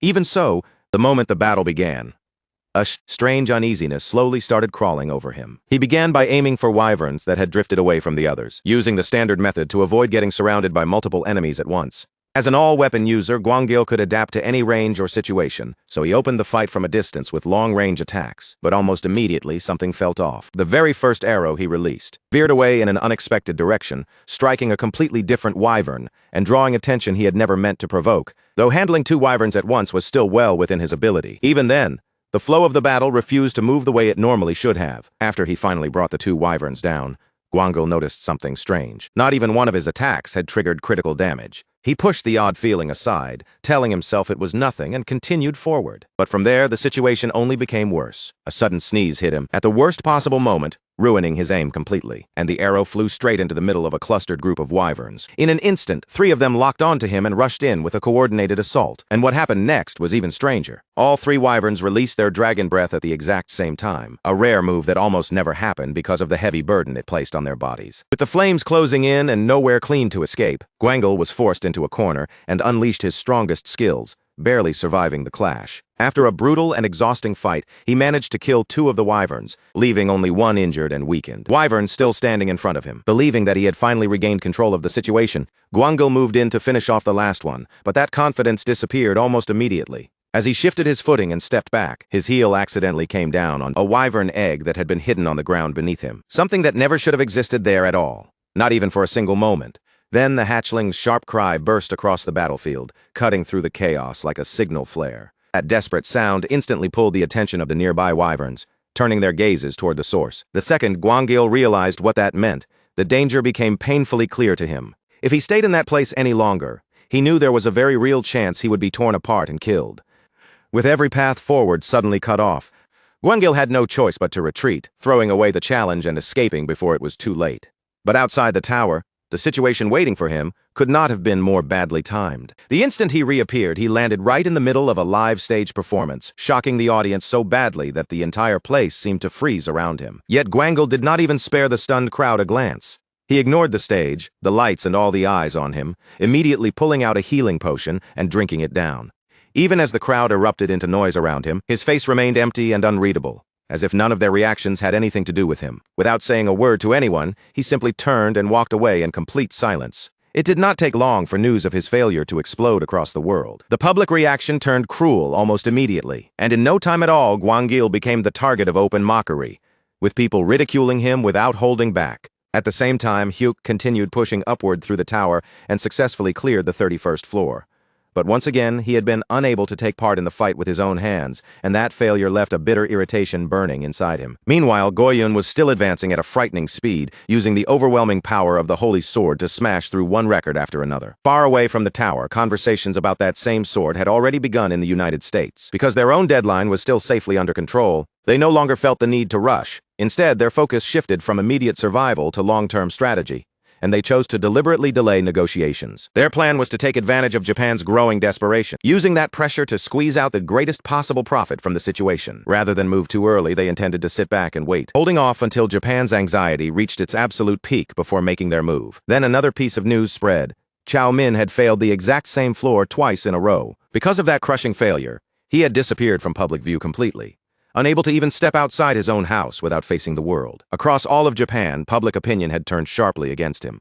To make things even worse, a clip of his humiliating collapse was spreading everywhere, replayed again and again until there was no escaping it. When Banju Hyuk thought about Chow Min's situation, he felt that this was simply the consequence of the path Chow Min had chosen for himself. There was some curiosity about whether the curse placed on him would continue forever. But in truth, it was understood that it would not last permanently. Once the imbalance caused by his actions was corrected, the curse would fade away on its own. Even so, while Banju Hyuk believed Chow Min had brought it upon himself, he still felt the faintest trace of pity for the man. Soon after, Banju Hyuk's focus shifted back, and his energy returned. The time had come to challenge the 32nd floor. Kozak began preparing with a short warm-up, clearly eager to sharpen his combat efficiency as much as possible. Dowry, on the other hand, remained composed and ready like always. And beside them, Meatball could barely contain himself, his whole body practically buzzing with excitement at the thought of hunting monsters again. But before they set out, Banju Hyuk suddenly came to a stop and said there was something important he needed to talk about with Dowry. To set the mood properly, he revealed a stack of premium ice cream boxes. The moment Dowry laid eyes on them, her composure nearly shattered, and excitement surged across her face all at once. Banju Hyuk recognized the brand immediately as well, realizing it was one of the highest-grade ice creams available. Meatball reacted with just as much intensity, his desire becoming so obvious and exaggerated that it was almost absurd to watch. Hyuk found it a little strange that Kozak knew so much about that ice cream brand, but he decided not to question it. Instead, he told Kozak and Meatball to leave the room so he could speak with Dowry privately. The two immediately reacted with over-the-top despair, begging not to be excluded, their emotions swinging wildly from hope to panic. In the end, Banju Hyuk had to offer them meat as a reward for leaving, and the effect was instant. Their resistance vanished on the spot, and without another complaint, they obediently walked out of the room. Once the room finally grew quiet, Dowry reached toward the ice cream with pure delight written all over her face. She looked at Banju Hyuk with open admiration, clearly touched and pleased by what he had prepared for her. But instead of letting the moment stay lighthearted, Banju Hyuk shifted the conversation. He asked whether it really made sense for someone like him to contribute so little during battle. Determined to change that, he declared that from now on he would personally hunt several monsters on each floor himself. Dowry immediately tried to negotiate with him, clearly hoping to limit how much danger he would put himself in for the sake of his safety. After the two of them went back and forth for some time, they finally reached a compromise. Banju Hyuk would kill 3 monsters on each floor. Dowry still did not seem thrilled about it, but with no better option left, she accepted the condition. Soon afterward, they stepped onto the 32nd floor. The mission waiting there was to eliminate Stage 2 Minotaurs. Ban Ju-hak explained that minotaurs appeared from the 31st floor through the 35th floor, with their stage increasing one level higher on each floor. Those floors provided exactly the kind of environment minotaurs thrived in, allowing their already massive bodies to keep growing even larger. Meatball already stood at around 3 meters tall, but the king of those creatures could reach a terrifying 6 meters in height. Even the stage 2 minotaurs standing in front of them now were roughly 4 meters tall, and their overwhelming size alone was enough to shake a person's courage. Seeing an enemy that huge from such close range, Ban Ju-hyuk felt doubt slowly creeping into his chest. After pushing so hard for Dowry to let him fight, backing down now would be far too embarrassing. Just as his hesitation began to settle over him, Dowry activated her support magic from behind. Her spell wrapped around Ban Ju-hyuk and his summons at the same time, strengthening them while slowing the movements of the enemies in front of them. With that quiet support giving him a push from behind, Ban Ju-hyuk looked around the battlefield. Meatball was already standing firm on the front line, and had even brought down several minotaurs by himself. Kozak was positioned close by as well, calmly prepared to step in the moment anything started to go wrong. Once Ban Ju-hyuk realized he was not facing this danger alone, he steadied his breathing, gathered his courage, and began moving toward the monster he had chosen as his target. The Minotaur was the first to make a move, lowering its massive body and charging in with brutal strength, as if it planned to smash Ban Ju-hyuk flat before he could even breathe. But Ban Ju-hyuk did not retreat. He pushed forward instead, his feet moving sharply as Shadow Step carried him around the creature's attack, slipping past its crushing force at the exact opening he had been waiting for. And in that split second, while the Minotaur's guard was exposed, he awakened the third form of his primordial thunderstaff, letting violent lightning gather around the weapon. Falling thunder flash erupted in his hands, and Ban Ju-hyuk drove the strike straight into the monster's head with terrifying precision, dropping the huge creature in one clean blow. As it collapsed, he could not help thinking that clearing floor after floor again and again had finally allowed him to unlock this powerful new form. The speed and destructive force of the technique were on a level far beyond what he had used before, even if the price was a much longer cooldown afterward.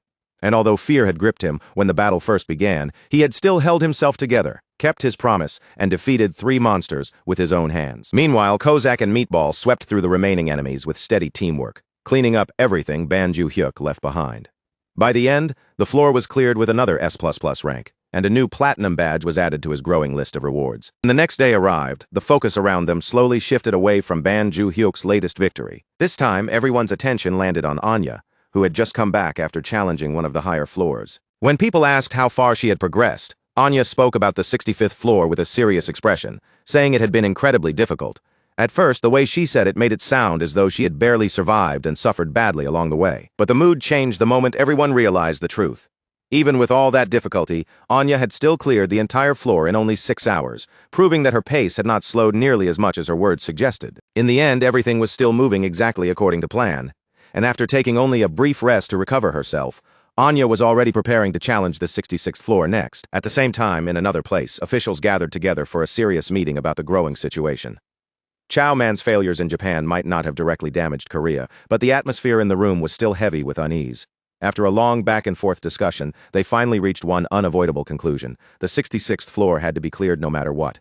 If they could accomplish that, they would secure another 6 months of precious time. There was also a strong belief that Ban Ju-hyuk could reach the 60th floor within that 6-month window, and if that happened, he would be able to stand beside Anya and fight with her on the upper floors. Even so, one worry continued to hang over the room.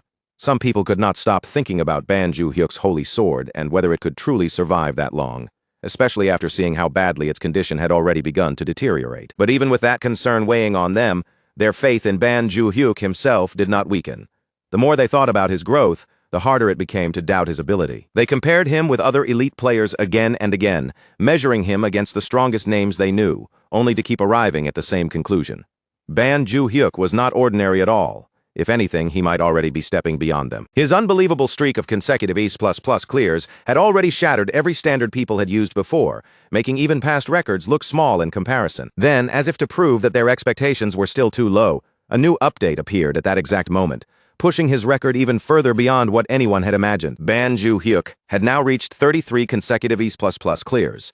That number alone strengthened everyone's belief that he was on his way to becoming one of the most important players in the entire nation. Sometime later, Ban Ju-hyuk turned his attention to a perception-blocking talisman, studying it carefully as he tried to understand exactly how its effect worked. The talisman had a strange and useful ability. It could make his summons appear as harmless little creatures in the eyes of other people. To ordinary bystanders, they would look completely normal, and even powerful figures from the past had apparently used similar tools before. When Ban Ju-hyuk finally tested it for himself, he quickly realized the item worked without a single flaw. Even Meatball, despite his enormous size and naturally intimidating appearance, looked harmless under the talisman's effect. People around him did not scream, flinch, or back away in fear at all. Just then, a notification popped up in front of Ban Ju-hyuk, informing him that 1 billion won had been deposited into his account as the rental fee for the sword. Once he realized Anya had continued making progress while using it, Ban Ju-hyuk immediately figured that even more money would be coming his way soon. The thought alone sent him drifting into a short but dazzling fantasy, imagining himself living in absurd comfort and enjoying every luxury money could buy. Later on, Ban Ju-hyuk took his summons outside with him, wanting to see with his own eyes how ordinary people would react when they walked among the public. To his surprise, one passerby even looked at Meatball with a warm expression and called him cute. Because of the talisman's effect, that person saw Meatball not as a giant, frightening summon, but as a small and harmless creature that seemed completely safe to approach. That reaction was all the proof Ban Ju-hyuk needed. The item's effect was not just working, it was working perfectly. Feeling satisfied and in a generous mood, Ban Ju-hyuk decided to reward his companions by taking them out for an expensive meal. The prices at the restaurant were outrageous enough to make anyone hesitate. But Ban Ju-hyuk still waved it off and told them they could eat as much as they wanted. His companions did not show the slightest concern for the cost. Once the food arrived, they dug in happily, enjoying everything in front of them with absolutely no restraint. But the next day, reality came crashing down on him. The final bill was so enormous that Ban Ju-hyuk could only stare at it in stunned silence, his mind struggling to accept the damage. Even so, he forced himself to swallow the pain and move on. There was no point crying over the money now, so he turned his focus back to the next real objective, clearing another floor. Before long, Ban Ju-hyuk and his companions arrived on the 34th floor, where the mission was laid out clearly before them. Defeat 20 Stage 4 Minotaurs. The moment Ban Ju-hyuk saw one of them, the sheer scale of the monster hit him like a wall. Standing around 6 meters tall, the Minotaur towered over him so completely that he looked tiny in front of it, and a cold fear crept through his chest as he wondered how he was supposed to bring down something that huge. Still, Ban Ju-hyuk quickly forced himself to think. His plan was simple in theory. Attack the legs first, break the monster's balance, and then finish it off while it was unstable and unable to move properly. But even with a plan in mind, uncertainty remained in his eyes. At that moment, Kozak stepped forward, sensing his hesitation, and offered to support him. Kozak agreed to help under one condition. Ban Ju-hyuk only had to fight a single monster himself. As long as he accepted that, Kozak would handle the rest of the support. With that condition settled, Kozak immediately began coordinating with Meatball, setting up the next move without wasting any time. Meatball moved into position to assist, planting himself firmly this time and preparing his stance properly so he would not mess up the timing. Ban Ju-hyuk understood what they were trying to do. He would borrow Meatball's raw physical strength to launch himself high into the air, and with his trust placed in his teammates, he prepared himself for the jump. Then he sprinted forward, closing the distance quickly, before leaping straight onto Meatball's waiting hands. With one powerful shove, Meatball hurled him upward, sending Ban Ju-hyuk flying high into the air above the battlefield. But the force behind the throw was far stronger than Ban Ju-hyuk had expected, much heavier and wilder than he had prepared for. In an instant, his body shot upward out of control, soaring far faster than he could steady himself. He lost his balance in midair, his posture breaking apart as the world seemed to twist around him, and then gravity seized him, pulling him downward as he began falling faster and faster toward the ground below. Panic rushed through Ban Ju-hyuk's body, and for a terrifying moment, he could feel the situation slipping completely out of his control. But just before disaster could strike, at the very last possible moment, he forced himself to react. Ban Ju-hyuk activated Shadow Step, his body vanishing into motion just as the fall was about to overtake him. Shadow Step slowed his fall just enough for him to stop tumbling wildly, and Ban Ju-hyuk finally managed to pull his body back under control in midair. In that exact instant, he could feel it clearly. Something inside his movement had changed. His body felt strangely lighter than before, almost as if the air beneath his feet had become something he could actually step on. The moment Ban Ju-hyuk sensed that shift, he understood that his skill had evolved into something new. He named the ability Shadow Walker, because now it felt like he could move freely even while suspended in the air.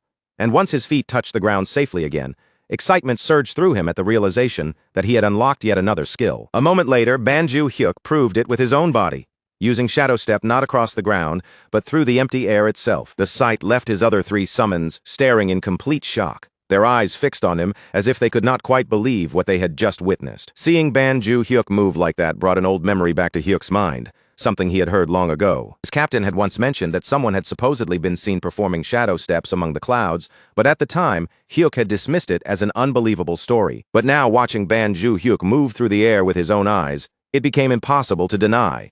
That impossible story had actually been true. Ban Ju-hyuk closed in on the Minotaur at frightening speed, but even as he rushed forward, a nervous thought crossed his mind. He wondered if he was moving too fast, and whether he could actually aim properly while traveling like this. Still, there was no time to hesitate, so he decided the only way to find out was to try. With that decision made, he tightened his grip and activated the third form of his primal lightning staff. Lightning gathered in a violent flash as falling thunderflash burst to life in his hands. Then, with one explosive blow, Ban Ju-hyuk struck the Minotaur directly and knocked the massive creature unconscious in an instant. Ban Ju-hyuk felt a rush of pride when he realized he had used the recoil from the attack to land safely. But that confidence was quickly followed by a small chill of unease, because deep down, he could not ignore how close he had come to losing control. His three summons looked at him with open admiration, praising him without holding anything back. They said his talent was almost blinding, admitting that even they would not be able to reproduce something like that. To them, their summoner had truly earned the right to be called a warrior, and while they showed him genuine respect, they still kept warning him to be careful. One of them even tried to act calm while admitting that the danger had made her hair stand on end.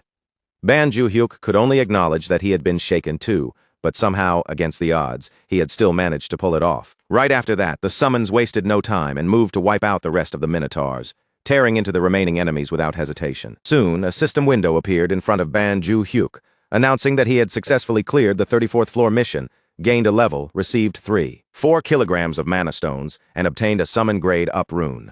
Ban Ju-hyuk froze in surprise when he realized that a summon grade up rune had dropped as a normal reward instead of a special bonus, and to him, it felt like he had hit the jackpot.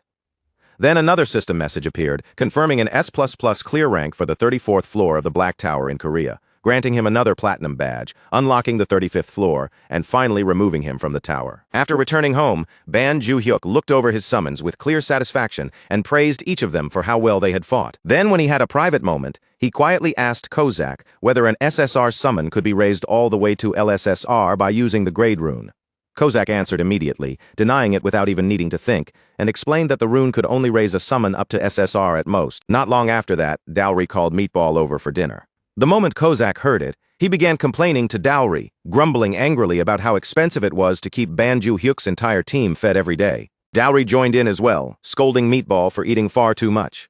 Meatball's expression sank immediately, and looking genuinely hurt, he promised that he would eat less from now on. Seeing Meatball react like that, Ban Ju-hyuk could not just stand there and ignore it. A wave of guilt and pity rose in him as he looked at Meatball's downcast face. So Ban Ju-hyuk handed Meatball a grade-up rune, giving him the chance to rise to a higher rank. Meatball was so moved that he thanked Ban Ju-hyuk through tears. Then, overwhelmed with emotion, he threw himself into a tight hug, pressing close so suddenly that his chest hair ended up rubbing right against Ban Ju-hyuk's face. The sensation instantly filled Ban Ju-hyuk with disgust, ruining the touching moment in the worst possible way. From there, the focus shifted to the Chinese Special Information Department. Inside, Xu Jun, the deputy director, summoned a section officer before him and demanded in a sharp voice why there was still no news about clearing the 59th floor. The officer reported that among the forcibly naturalized assets, more than half had vanished inside the tower, creating serious setbacks for their plans.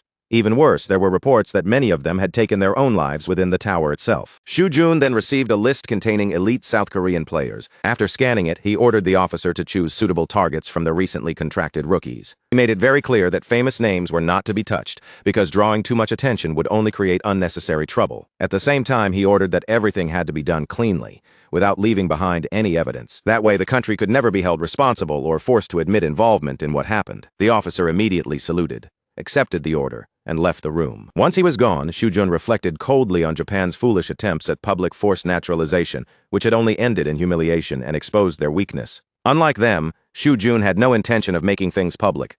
If they needed players badly enough, then they would simply abduct them. After that, 2 days passed. During those 2 days, Ban Ju-hyuk and his summons had mostly been surviving on ramen. Kozak was trying hard to cut down on expenses, so their meals had become painfully simple.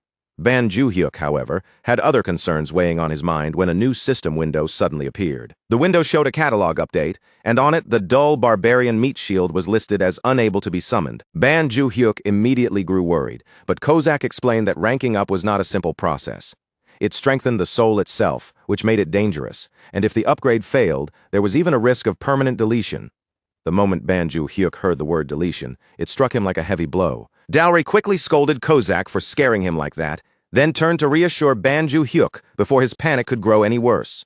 She explained that if Meatball had truly been deleted, his name would have vanished from the catalog completely. Since his name was still there, the fact that he could not be summoned likely meant something else was happening. Dowry suggested that it might even be the rare case of a 2-rank leap during an upgrade. Kozak agreed with that possibility, and added that Meatball's soul was unusually pure, which might make him especially suited for a successful upgrade. Ban Ju-hyuk, however, rejected Kozak's misunderstanding silently in his own mind. Even with their explanations, he could not stop worrying about what a sudden jump in rank might really mean for Meatball. Wanting to lighten the heavy atmosphere a little, Ban Ju-hyuk tried to shift everyone's attention elsewhere and suggested that after finishing their ramen, they should all head out to a cafe. But almost immediately after saying that, another worry struck him.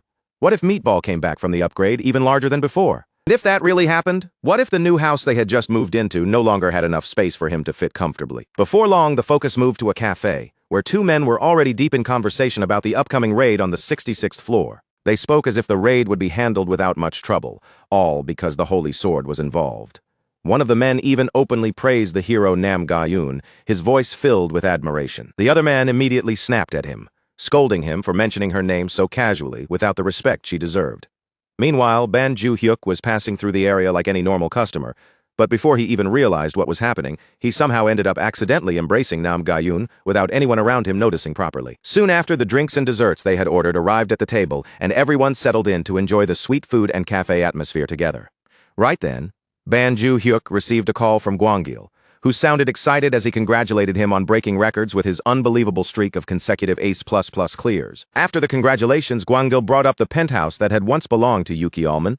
As a show of gratitude for renting out the Holy Sword at such a low price, he offered to transfer the entire place to Ban Ju-hyuk for free. The offer came so suddenly that Ban Ju-hyuk was completely caught off guard. Not knowing how to answer right away, he asked for some time to think it over, then ended the call before making any decision. Kozak noticed the exchange and asked who had called him. Ban Ju-hyuk reminded him of the house they had gone to see before, the impressive place that had left such a strong impression on everyone. Kozak admitted without hesitation that the house really had been magnificent.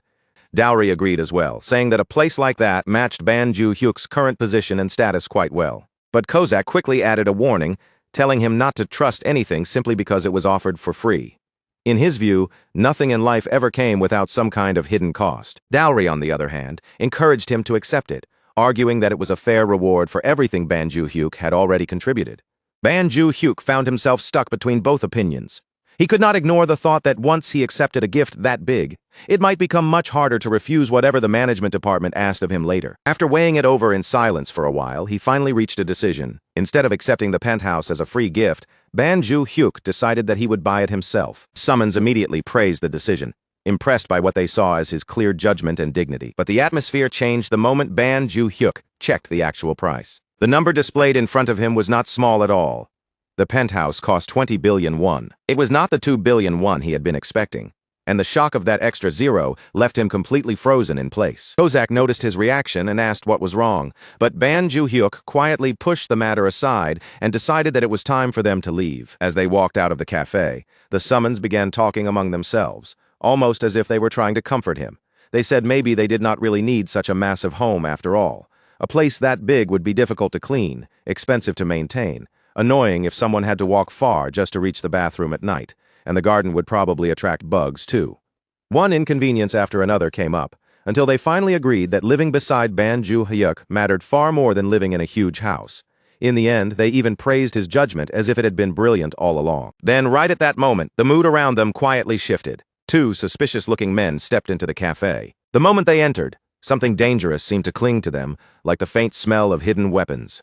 There was also the sharp presence of blood, old scars, and even the harsh scent of gunpowder carried in with them. Kozak recognized it immediately. These men were the same kind of people as him, the sort who lived close to violence and danger. Without making a sound or drawing attention to himself, Kozak quietly made his move.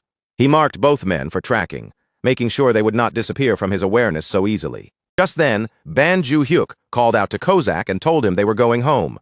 Kozak followed without hesitation, but inside, he decided that for the time being, he would keep this suspicious situation hidden from his summoner. The focus then moved to the Awakener's Management Administration. There, Nam Gayun sat in complete silence, her posture still as she immersed herself in image, training deep within her own mind. In her thoughts, she went over the importance of the Holy Sword, knowing it was essential for neutralizing the dark aura released by the undead. Even so, Nam Gayun firmly told herself that she could not allow herself to depend on that weapon alone. Her mental training unfolded with sharp clarity, as if an endless battlefield was forming inside her mind and throwing enemy after enemy at her. Dark mummies, dark zombies, dark skeletons, dark ghouls, and eventually an entire army of undead pressed toward her from every direction. She had already cut down hundreds of enemies to reach her current level, and each imagined battle sharpened her senses further, hardening her resolve until there was no hesitation left in her eyes. When the intense training inside her mind finally came to an end, Nam Gayun prepared to leave. Her superior addressed her with formal respect, wishing her luck and warning her to stay careful. Mina also spoke up with clear concern on her face, unable to hide how worried she was as she supported Gayun. With their encouragement behind her, Nam Gayun headed toward the 66th floor of the Korea Black Tower. Her focus did not waver as she entered the battlefield. Before long, a skeletal monster appeared directly in front of her. Without wasting even a second, Nam Gayun rushed straight into combat, meeting the undead threat head-on. Hour after hour passed as the battle turned into a brutal struggle, pushing her body and mind to their limits. And after 10 exhausting hours, Nam Gayun finally emerged from the tower. Her strength was drained, her breathing came rough and uneven, and the fatigue was written all over her body. Seeing her like that, Mina rushed toward her in panic. But before Mina's panic could fully spill out, Nam Gayun lifted her tired face and gave her a faint, reassuring smile. Then she raised one thumb weakly, silently, letting everyone know that she had done it. At that exact moment, a system notification appeared, confirming what her exhausted gesture had already revealed. The 66th floor of the Korea Black Tower had finally been cleared. The screen displayed the details one after another, showing the location in Gangwon-do, Republic of Korea, the floor that had been cleared, the tower's progression to the 67th floor, and the newly updated time limits that came with that victory. The moment Mina saw it, she could barely contain her excitement as she rushed to inform Gwangil and their superior. Both of them were swept up in joy, and the boss immediately ordered a press release to be sent out without delay, fully aware that this was an achievement the whole nation needed to hear about. It did not take long for the news to explode across every major media outlet. Broadcasts began announcing that South Korea had successfully cleared the 66th floor of the Black Tower, and special reports quickly followed. Across the country, people reacted with overwhelming relief and admiration, saying they had been holding their breath for the past 6 months and could finally sleep without fear again. Comments flooded in from every direction, calling the achievement legendary and admitting that without Nam Gayun, the country might truly have been doomed. Others began calling her South Korea's new #1, saying that real heroes were the ones who quietly stood their ground when everyone else was terrified.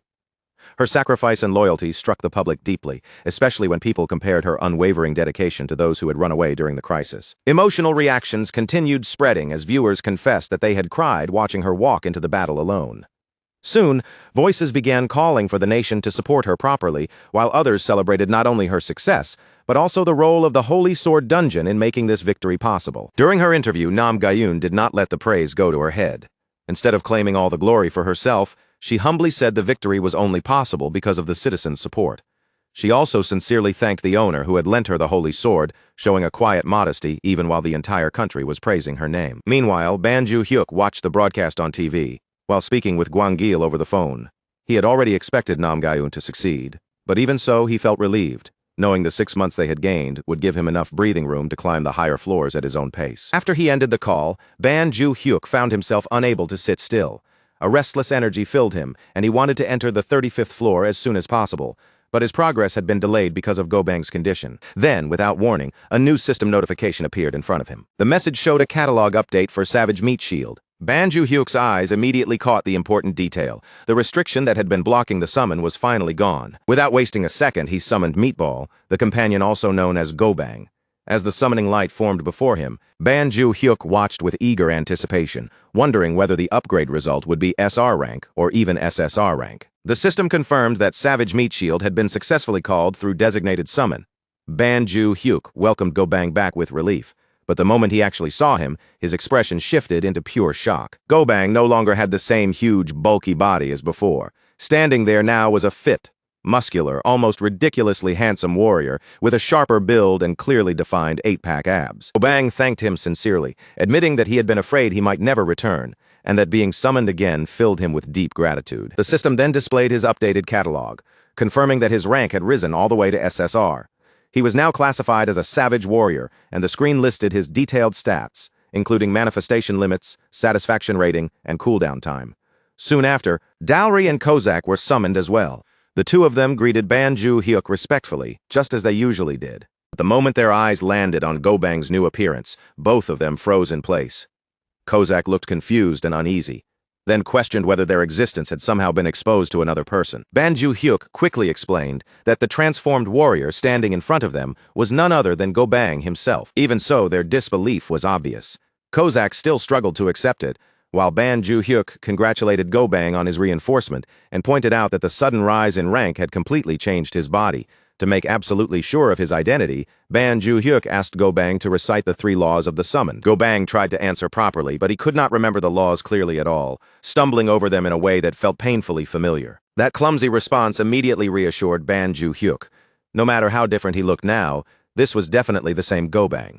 And with Gobang finally back, Ban Ju-hyuk suggested that they enter the tower again for a farming mission. The team agreed without much hesitation and prepared to move out. Soon they arrived on the 34th floor of the Korea Black Tower, where massive demons stood waiting in front of them. Gobang stepped forward first and said he would take the lead. Ban Ju-hyuk hesitated, unable to hide his concern. After all, Gobang's new form looked much smaller compared to the huge, towering body he used to have, and Ban Ju-hyuk was not sure how that would affect him in battle. Ban Ju-hyuk suggested that Gobang should at least receive Dowry's buffs and work together with Kozak for safety. But Gobang refused. He said he wanted to test his evolved strength on his own and see what his upgraded body could really do. Seeing the resolve in Gobang's face, Ban Ju-hyuk reluctantly agreed to let him try. Even then, he still told Kozak to stay prepared, just in case they needed to step in and help at any moment. Gobang then moved forward alone. He threw back his head and released a thunderous shout, loud enough to shake the battlefield. That roar instantly pulled every demon's attention toward him at the same time. Ban Ju-hyuk tensed in alarm, thinking it would have been much smarter to lure them out and fight them one by one. But before that worry could settle, Gobang's body began transforming again right before their eyes, swelling larger and larger. His size rose until he rivaled a minotaur, reaching a massive scale that left everyone watching in stunned silence. What came next was not just a fight. It was a one-sided display of overwhelming power. Gobang charged into the entire group of demons alone and fought them all head-on. His toughness was incredible, and every attack he unleashed carried destructive force that shook the enemies apart. The reckless fighting style he once had was still there in spirit, but now it had become controlled, focused, and terrifyingly powerful. Ban Ju-hyuk watched the scene unfold in complete awe. Seeing Gobang dominate the battlefield so effortlessly, he even joked to himself that he should have brought popcorn so he could properly enjoy the show. Kozak, on the other hand, could not hide the irritation rising across his face, and he grumbled that Gobang's power had clearly been boosted by an absurd amount. To him, it felt completely unfair, especially when compared to the much smaller improvement he had received from his own rune upgrade. Dowry immediately scolded him in a sharp voice, reminding him that Gobang becoming stronger meant Ban Ju-hyuk would be safer in future battles. Only then did Kozak realize how selfish his complaints sounded, and his shoulders dropped as he apologized in clear embarrassment. Ban Ju-hyuk then stepped in gently, asking Dowry to treat Kozak with a little more respect. He understood her point, but he also felt that constantly throwing harsh words at him was unnecessary and only made the atmosphere uncomfortable. Dowry paused for a moment, then accepted Ban Ju-hyuk's correction without arguing back. She turned toward Kozak and sincerely apologized for speaking too harshly. Then, as a small sign of goodwill, Dowry even reached out and took Kozak's hand. Seeing the tension between them soften, Ban Ju-hyuk felt quietly relieved because more than anything, he wanted his group to stay united. While that small reconciliation happened behind him, Gobang continued tearing through the battlefield with fierce momentum. At one point, a demon managed to strike him from behind, and Ban Ju-hyuk's heart jumped in panic for a brief second. But Gobang answered that blow with even greater force, turning around and completely overwhelming the demons that rushed him. His performance was so powerful that it barely looked like a struggle. Compared to what he could do back when he was only R rank, this level of strength was almost impossible to recognize. Every movement proved just how much he had grown, and the difference was so huge that no one watching could deny it. Before long, a system message appeared and confirmed that the 34th floor mission had been cleared successfully. Gobang returned to his refined human form and calmly said that the 34th floor had been far too easy for him. There was no loud bragging in his voice, only a quiet confidence backed by the overwhelming strength he had just displayed. Even after the fight ended, the force lingering around him made it obvious that Gobang had not gone all out. The system's presence itself seemed strangely subdued, as though even it had recognized his dominance. Gobang, however, was already looking ahead, saying that he wanted to challenge stronger floors and keep fighting without stopping. Ban Ju-hyuk watched him with excitement rising in his chest and declared that S++ clears would no longer be a problem. With his confidence renewed, he decided they could climb toward the higher floors much faster, as long as they kept moving forward together. The next scene showed Dowry, Ban Ju-hyuk, and Meatball sitting together at a meal, the battle already behind them as the group settled into a more ordinary moment. Ban Ju-hyuk looked at Meatball and smiled, thinking that his increased firepower and more compact SSR form were satisfying in many ways. On the surface, the upgrade seemed like a perfect improvement. But despite the dramatic change in appearance, Meatball's eating habits had not changed at all. He still attacked his food like a wild animal, scattering bits everywhere as if table manners meant nothing to him. Seeing that, Ban Ju-hyuk's smile slowly faded and disappointment took its place. He realized that even if Meatball's body had improved, his behavior had not improved in the slightest, and frustration finally burst out as he snapped at him to stop making such a mess. Meanwhile, Kozak sat off to the side in unusual silence. His thoughts seemed far away, and his eyes were fixed coldly out the window as if something was quietly weighing on him. Ban Ju-hyuk noticed that Kozak had barely touched his food and asked why he was not eating. Kozak forced a small smile, trying to brush it off as casually as possible, and said he just had a few things on his mind. Dowry immediately pointed out that his jealousy was far too obvious, especially when he was sitting right in front of the young master. Kozak looked visibly shaken, almost as if he might cry, and strongly denied it. He insisted that thanks to Meatball's upgrade, Summoner Ban was much safer now, and that he was genuinely happy about that from the bottom of his heart. Ban Ju-hyuk quietly reminded himself not to lower his guard just because Meatball's body had become smaller, especially since his appetite seemed even worse than before. Still, he offered Kozak some of the food he had saved. Kozak immediately became emotional, eating while tears welled up in his eyes and saying how deeply moved he was. Watching him react like that, Ban Ju-hyuk asked if there was anything else he needed. Kozak hesitated for a moment, then admitted that his manifestation time was about to run out, and he quietly asked Ban Ju-hyuk to summon him again around midnight. He explained that because of the designated summon cooldown once his time expired, 3 hours would have to pass before he could return. Ban Ju-hyuk asked why he wanted to come back at that specific time, and Kozak shyly revealed the reason. There was an overseas football match scheduled that night, and he wanted to watch it live. Ban Ju-hyuk looked surprised, wondering if Kozak had always been that interested in football. Kozak eagerly confirmed it, his face lighting up with rare excitement.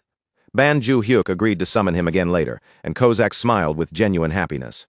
After that, Ban Ju-hyuk mentioned that he planned to visit the Awakening Management Department because he had gathered a large amount of mana stones. Kozak immediately grew uneasy and asked whether he was going alone, then requested to accompany him. Meatball quickly insisted that the outside world was dangerous, saying that a warrior should stay beside the summoner and protect him. Dowry also stepped in, calmly suggesting that it would be safer if they all went with him. The way they all fussed over him made it feel like they were treating him as a child who could not go anywhere alone.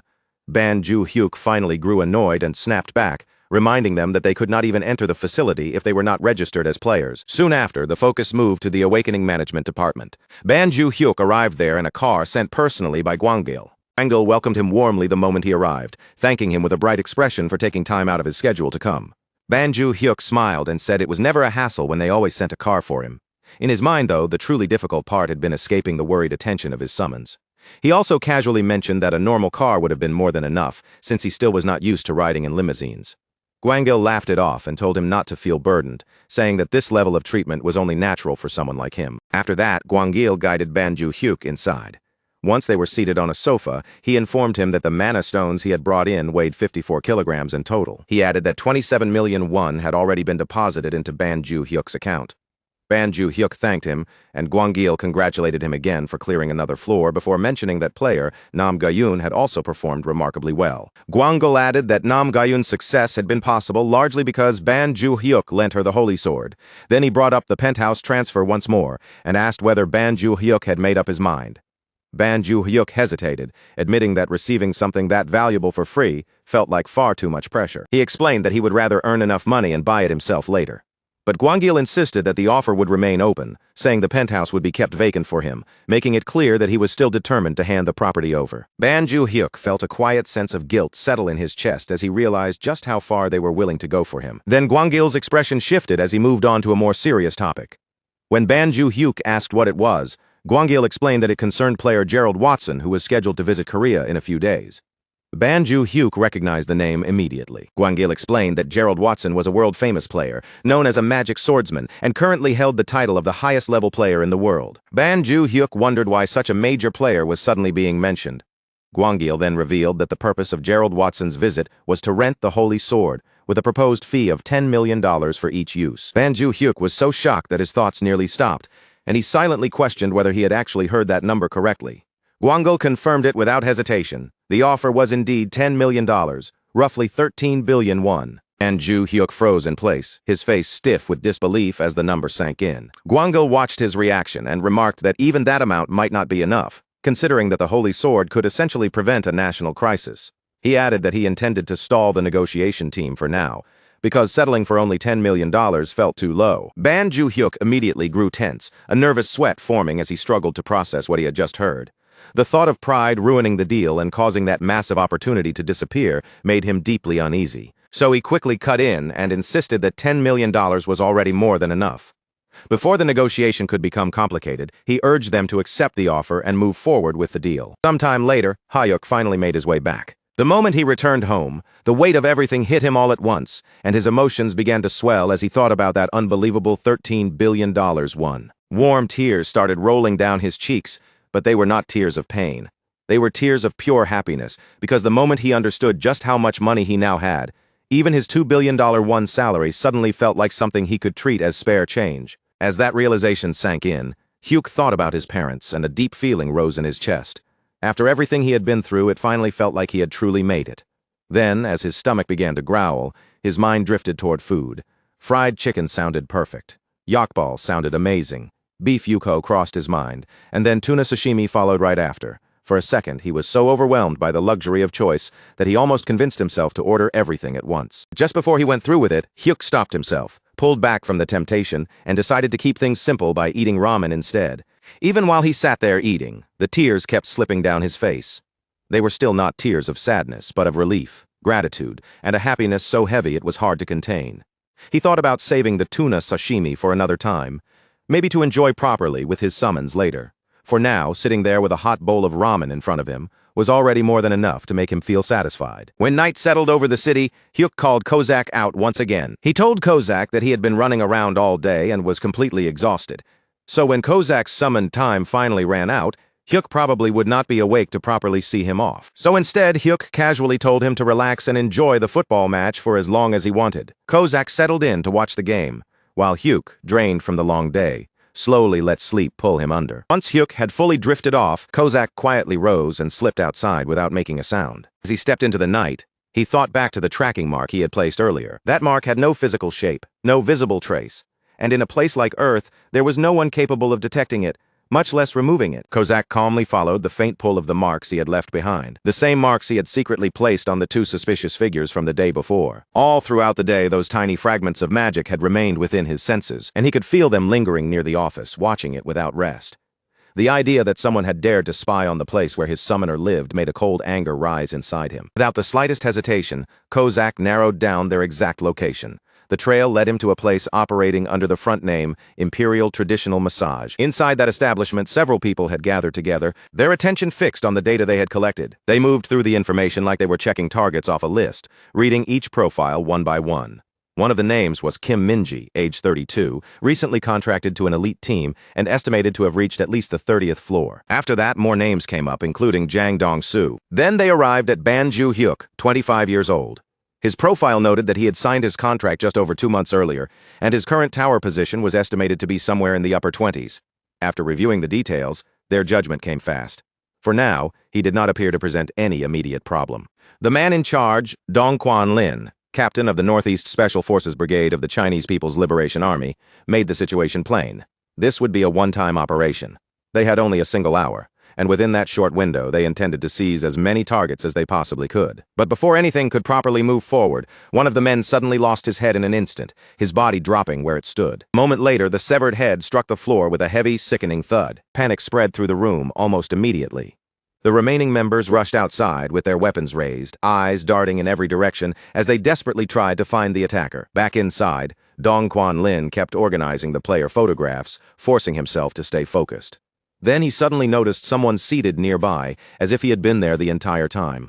The intruder was calmly studying one of the photos, looking at it with quiet interest, while commenting on his summoner's appearance, as though the chaos around him had nothing to do with him at all. Shock slammed into Dong Quanlin at once. That presence should not have been there, and nothing about it made sense. He reacted instantly, whipping out a dagger and sending it flying straight toward the intruder. But before the blade could reach its mark, it shattered in midair. The intruder had crushed it effortlessly, with nothing but his bare hands. In the very next instant, pain exploded through Dong Quanlin's body, as his hand was pierced clean through. The intruder did not even lose his composure. With chilling indifference, he made it clear that he had merely been observing his summoner's image, and he had no intention of allowing anyone to interrupt him. Dong Quanlin's scream dragged the others rushing back inside, and the moment they saw what was happening, gunfire erupted throughout the room. Bullets tore through the air and filled the space, but none of it made the slightest difference.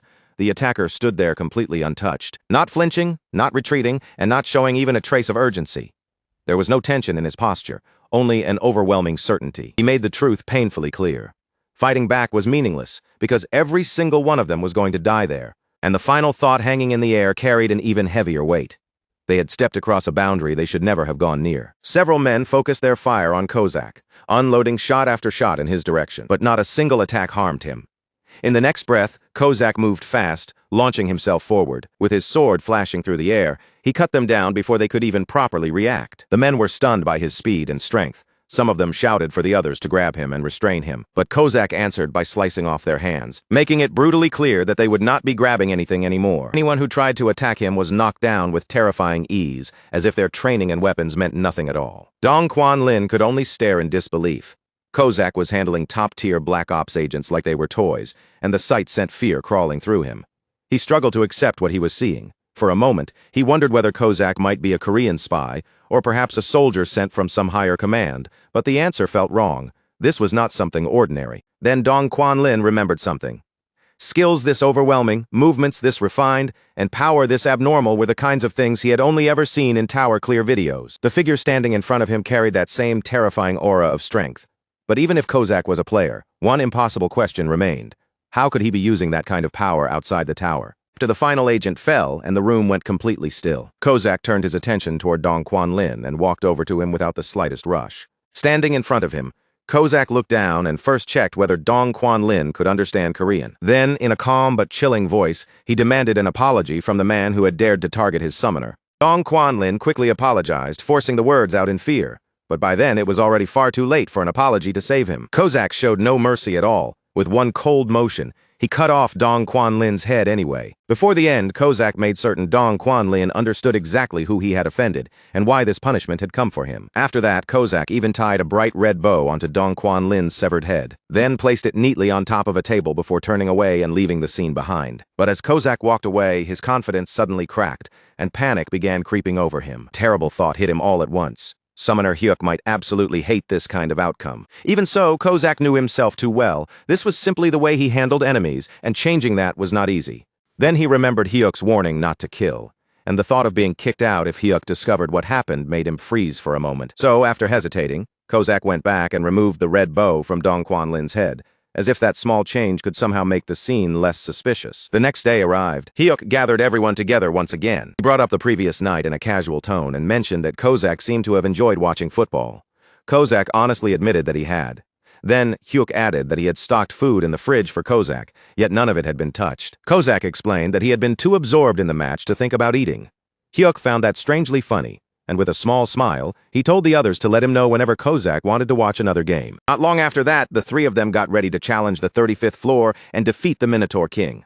The moment they entered, a system window appeared before them, announcing that they had arrived on Korea's 35th floor of the Black Tower. Their mission was simple but intense. They had to defeat 80 Minotaurs of any type, along with one Minotaur King, all within 13 hours. Their current count showed 0 Minotaurs defeated and 0 Minotaur Kings defeated. The instant the Minotaurs spotted the group, they let out deafening roars, and the battle began. Hyuk looked ahead and saw a huge number of them swarming across the area. Princess Dao was the first to step forward, activating her buff as she prepared herself to launch into the fight. Meatball's body grew larger, his form swelling with power as he braced himself to charge straight into the enemy. Kozak moved next, shooting forward with incredible speed that instantly cut through the battlefield. As he rushed ahead, he thought back to the 34th floor and how Meatball had stolen all the attention there. This time, Kozak was determined to prove himself properly and show everyone what a true SSR rank summon was capable of. With speed that was almost impossible to follow, Kozak began slicing through the minotaurs one after another, cutting them down with sharp, precise strikes. Hyuk watched the sudden burst of aggression with confusion, unable to understand why Kozak had become so fired up out of nowhere. Meanwhile, Meatball was still crushing minotaurs with overwhelming force and confidently told Kozak to stay safely behind him while he handled the front line. Kozak immediately shot back, refusing the support and insisting that he could take care of everything himself. Watching Kozak and Meatball tear through the enemies at the same time, Hyuk quickly realized that their clearing speed was rising at an incredible rate. Still, Hyuk did not want to stand around doing nothing. He decided he should at least take down a few enemies himself and prove that he had something to contribute. With that determination burning in him, he remembered the Shadow Step technique he had created in midair. Holding on to that resolve, Hyuk activated Shadow Step while airborne and moved toward the Minotaurs, preparing to launch his own attack. But because of the LYPM trait, his attacks naturally ended up aimed only at the weaker Minotaurs. Right then, the Minotaur King suddenly appeared on the battlefield. Hyuk's eyes widened in shock and fear shot through him. He realized at once that the boss had shown up much earlier than he had expected. The moment the fight truly began, the Minotaur King charged straight toward Hyuk, lowering its massive body as it rushed in to attack. But before the monster could reach him, Meatball stepped in and unleashed a single overwhelming blow. The impact landed with absurd force. The Minotaur King was struck so hard that its huge body was sent flying far into the distance, disappearing completely from sight. Just like that, the Minotaur King was defeated. Hyuk checked the time and smiled when he saw 7:59 remaining.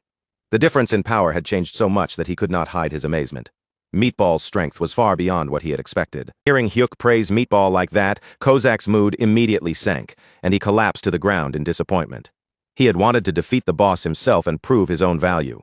Soon after, a system message appeared announcing that they had cleared Korea's 35th floor of the Black Tower with an S++ rank, earning a platinum badge as their reward. The scene then shifted back to the place where Kozak had killed Dong Kwan Lin and his men.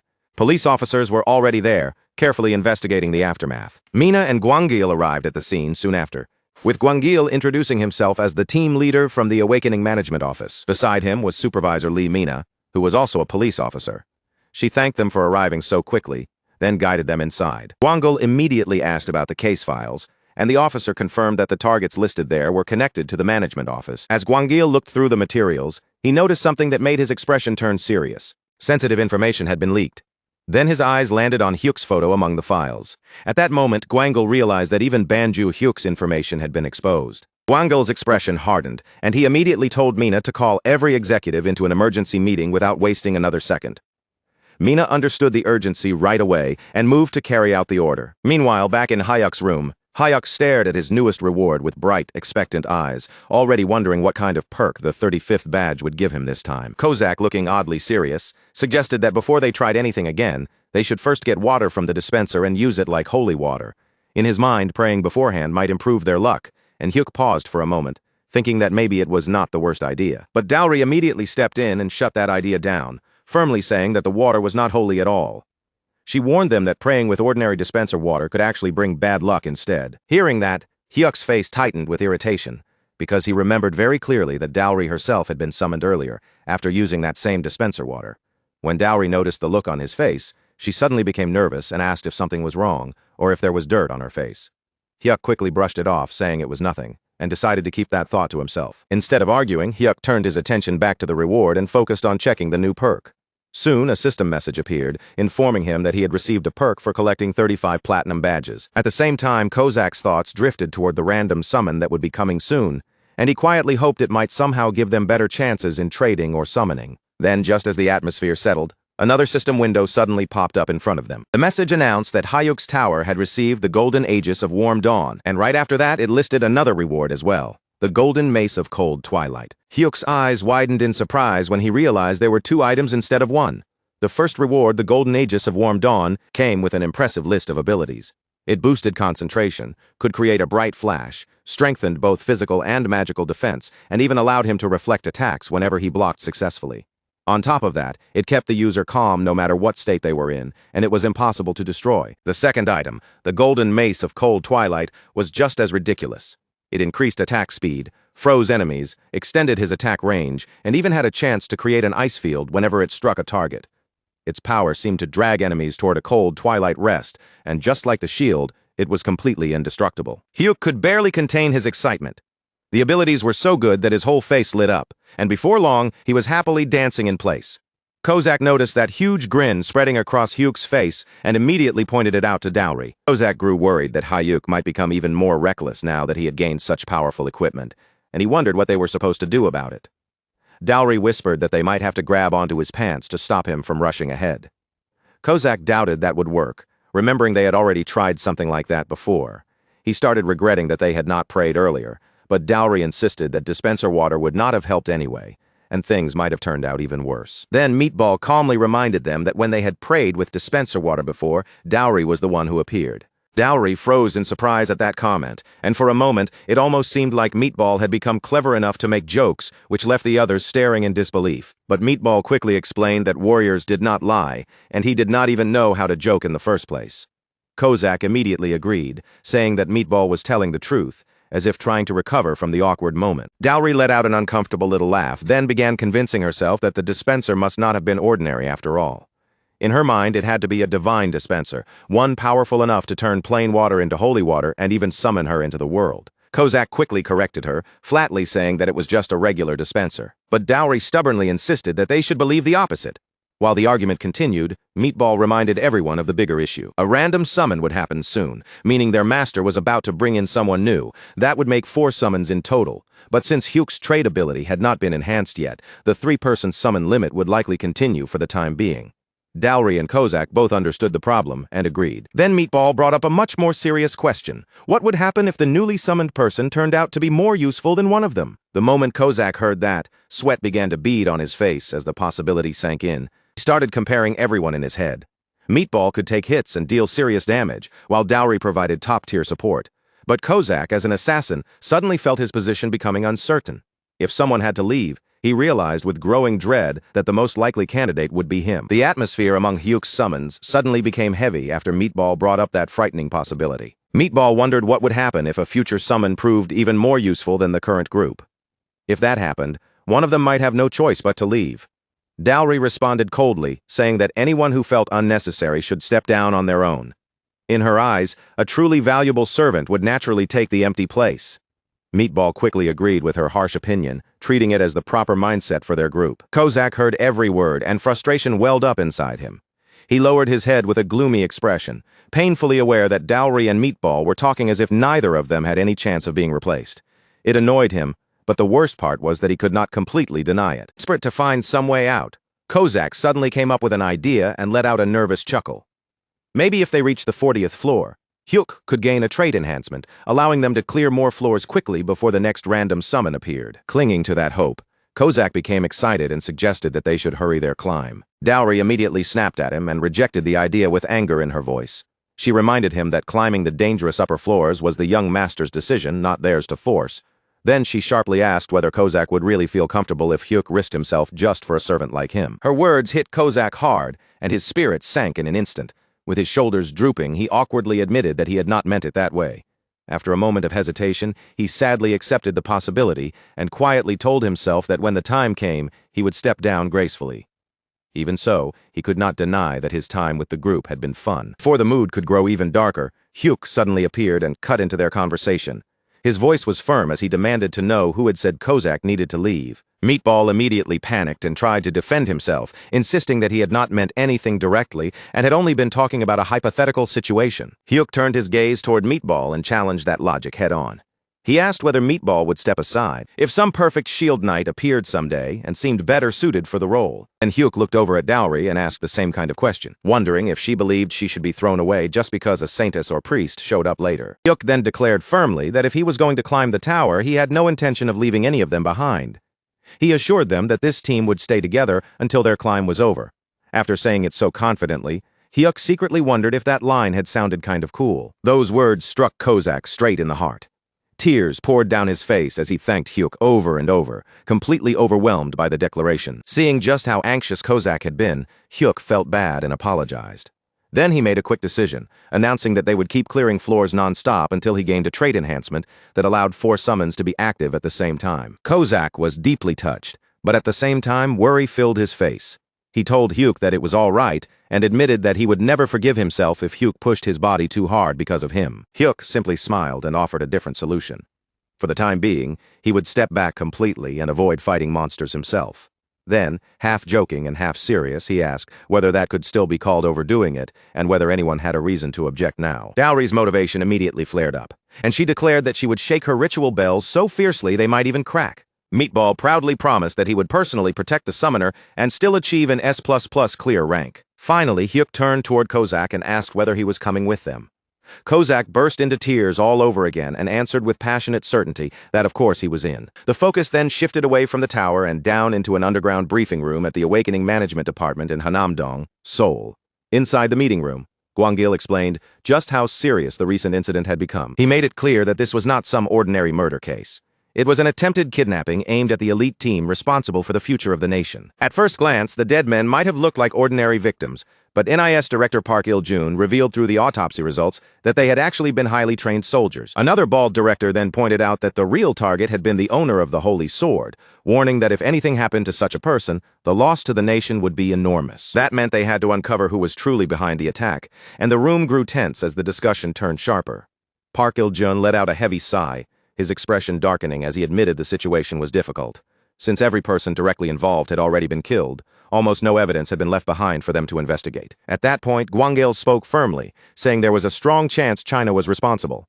He explained that China had already become widely known for abducting talented players from around the world, and by now, those stories had gone far beyond the level of simple rumors. Gwangil added that if even the smallest trace remained in Korea, they needed to dig through the entire abduction network until every hidden connection was exposed. He hated having to admit it, but the failed kidnapping attempt had only ended this way by chance. Deep down, he almost felt grateful toward the mysterious killer who had stopped them before things could go any further. The next day, Hyuk and his summons arrived on the 36th floor of Korea's Black Tower.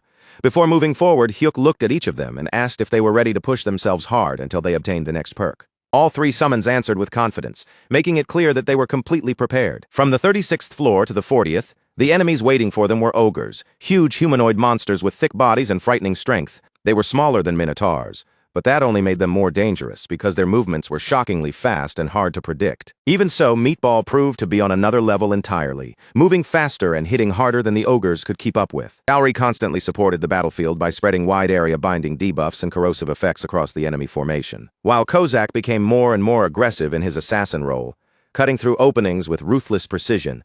With all three of them working together, the ogres were overwhelmed with almost ridiculous ease. As a result, Hyuk achieved an S-clear rank on the 36th floor of the Black Tower.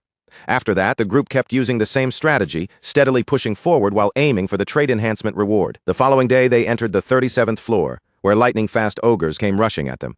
But even against enemies that specialized in speed, Hyuk's team still dominated the battlefield. On the 38th floor, a new type of ogre appeared, using incredible jumping power to attack from the air. But even against enemies dropping in from above, Meatball remained faster, stronger, and more overwhelming than every single one of them.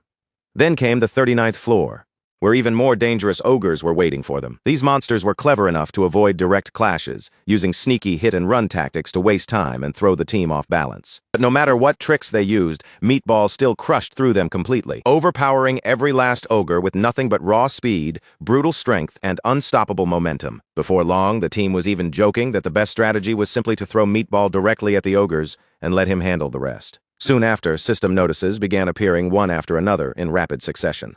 The system announced that Banju Hyuk had achieved S++ clear ranks on the 35th, 36th, 37th, 38th, and finally the 39th floor of the Black Tower. The achievement sent shockwaves through everyone watching the rankings.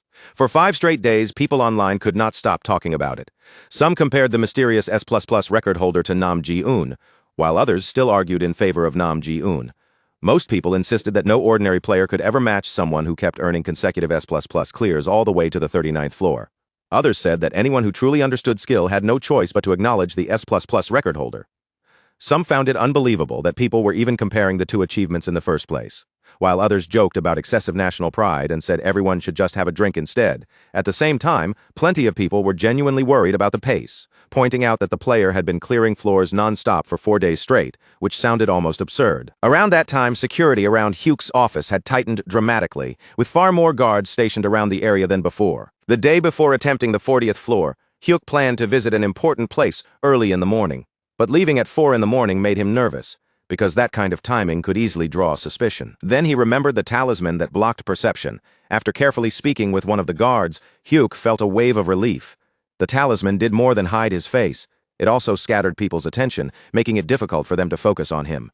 Thanks to that effect, he was able to slip through the heavily guarded area without raising suspicion, even under strict security. Once he made it outside, Hyuk flagged down a taxi and climbed in. He politely asked the driver to take him to Gongju Traditional Market in Cheongnam, then added that he would appreciate it if they could get there a little faster. The driver looked surprised when he heard how far the destination was, but the moment Hyuk offered 500 won, his attitude changed instantly. Suddenly full of energy, the driver told Hyuk to fasten his seatbelt tightly. Eventually, they arrived at Gongju Traditional Market. After getting there, Hyuk summoned Kozak and immediately apologized for dragging him out while he had been in the bathroom. Kozak brushed it off without complaint, insisting that everything was fine and speaking proudly about his loyalty. The two of them then walked through the market side by side, talking about what they needed to buy. Hyuk suggested they start grocery shopping with a cheerful attitude, and Kozak happily agreed. Together they bought all kinds of food, fruits, and supplies from the market stalls, moving from place to place until they had gathered everything they needed before heading out again, this time making their way toward Mount Yongsan. When they finally arrived there, Hyuk called Dowry and Meatball over as well. Dowry greeted him politely, saying she had been waiting for him. Meatball, meanwhile, proudly announced that he would carry all the luggage by himself and told everyone to hand it over to him. With their supplies gathered, the group began moving deeper into the area. As they walked farther in, Dowry smiled gently and said that even though this world was different from the one she knew, the mountains looked surprisingly similar. Because of that resemblance, she believed the place she had mentioned before might actually still exist. Hyuk told everyone to follow him, and Meatball immediately lifted Hyuk onto his shoulders while carrying their belongings as they continued forward together. After walking for a while, they eventually discovered a hidden hiking spot, tucked away from the usual path. Hyuk was amazed that such a beautiful place existed so far off the normal trail. Then Dowry pointed toward a large rock and instructed Meatball to move it aside. Meatball obeyed right away, stepping forward and pushing the heavy rock out of the way without hesitation. Beneath the rock, Hyuk discovered a hidden altar. Dowry then told everyone to clean it carefully using the water they had collected earlier. While the others worked on cleaning the altar, Dowry calmly began sharpening her sword against the stone. Seeing her dressed in white mourning clothes while slowly sharpening a blade made Hyuk feel deeply uneasy. In his mind, he could not help wondering if she was still holding a grudge against him for constantly nagging her. Once the altar had been cleaned, Dowry began her ritual. Her body rose into the air as she prayed to the heavens, asking them to bless young master Banju Hyuk with great fortune. At the same time, Hyuk prayed again and again with desperate intensity, hoping with all his heart that a trait enhancement would appear once the ritual was complete. As soon as the ritual ended, they wasted no time and immediately entered the 40th floor. A system message appeared before them, announcing a 13-hour time limit and laying out the clear conditions. They had to eliminate 80 ogres of any type, along with 11 twin-head ogres. At this point, ordinary ogres were no longer a real threat to Hyuk's team. Even the twin-head ogres, which should have been the main danger of the floor, were wiped out almost the moment they appeared. Not long after the battle began, another notification appeared announcing that Hyuk had achieved an S-clear rank on the 40th floor of the Black Tower. Then the system rewarded him with a platinum badge for obtaining an S++ clear, followed by another message explaining that a new perk would be granted after collecting 40 platinum badges. Hyuk's heart immediately started racing as he wondered whether his long-awaited trade enhancement had finally arrived. The moment that perk appeared, Kozak returned home so overwhelmed with joy that he shouted out loud. Hyuk and Dowry quickly told him to keep his voice down. Kozak, suddenly embarrassed by his own outburst, shrank back and apologized in a flustered voice. Hyuk then opened his inventory to inspect the new reward. Inside, he found a unique ticket labeled as a roulette token. The system explained that if he tore the one-time use ticket, a random selection process would begin. But there was one condition. If he failed to use it within 1 hour, the chance would disappear forever. Hyuk stared at the roulette system in disbelief. The wheel was packed with countless sections, filled with different kinds of tickets, skills, potions, stones, items, and herbs. After scanning it carefully, he finally spotted the trade enhancement reward on the wheel. But the section was so painfully tiny that it looked almost like the eye of a needle, barely visible among all the other rewards. When Kozak saw how terrible the odds were, panic flashed across his face, and he asked if they were basically doomed. Hyuk could only admit that, no matter how bad the chances looked, spinning the roulette was still their only option. Kozak, still confused, nervously asked whether that meant they were really going to rely on an actual spinning wheel.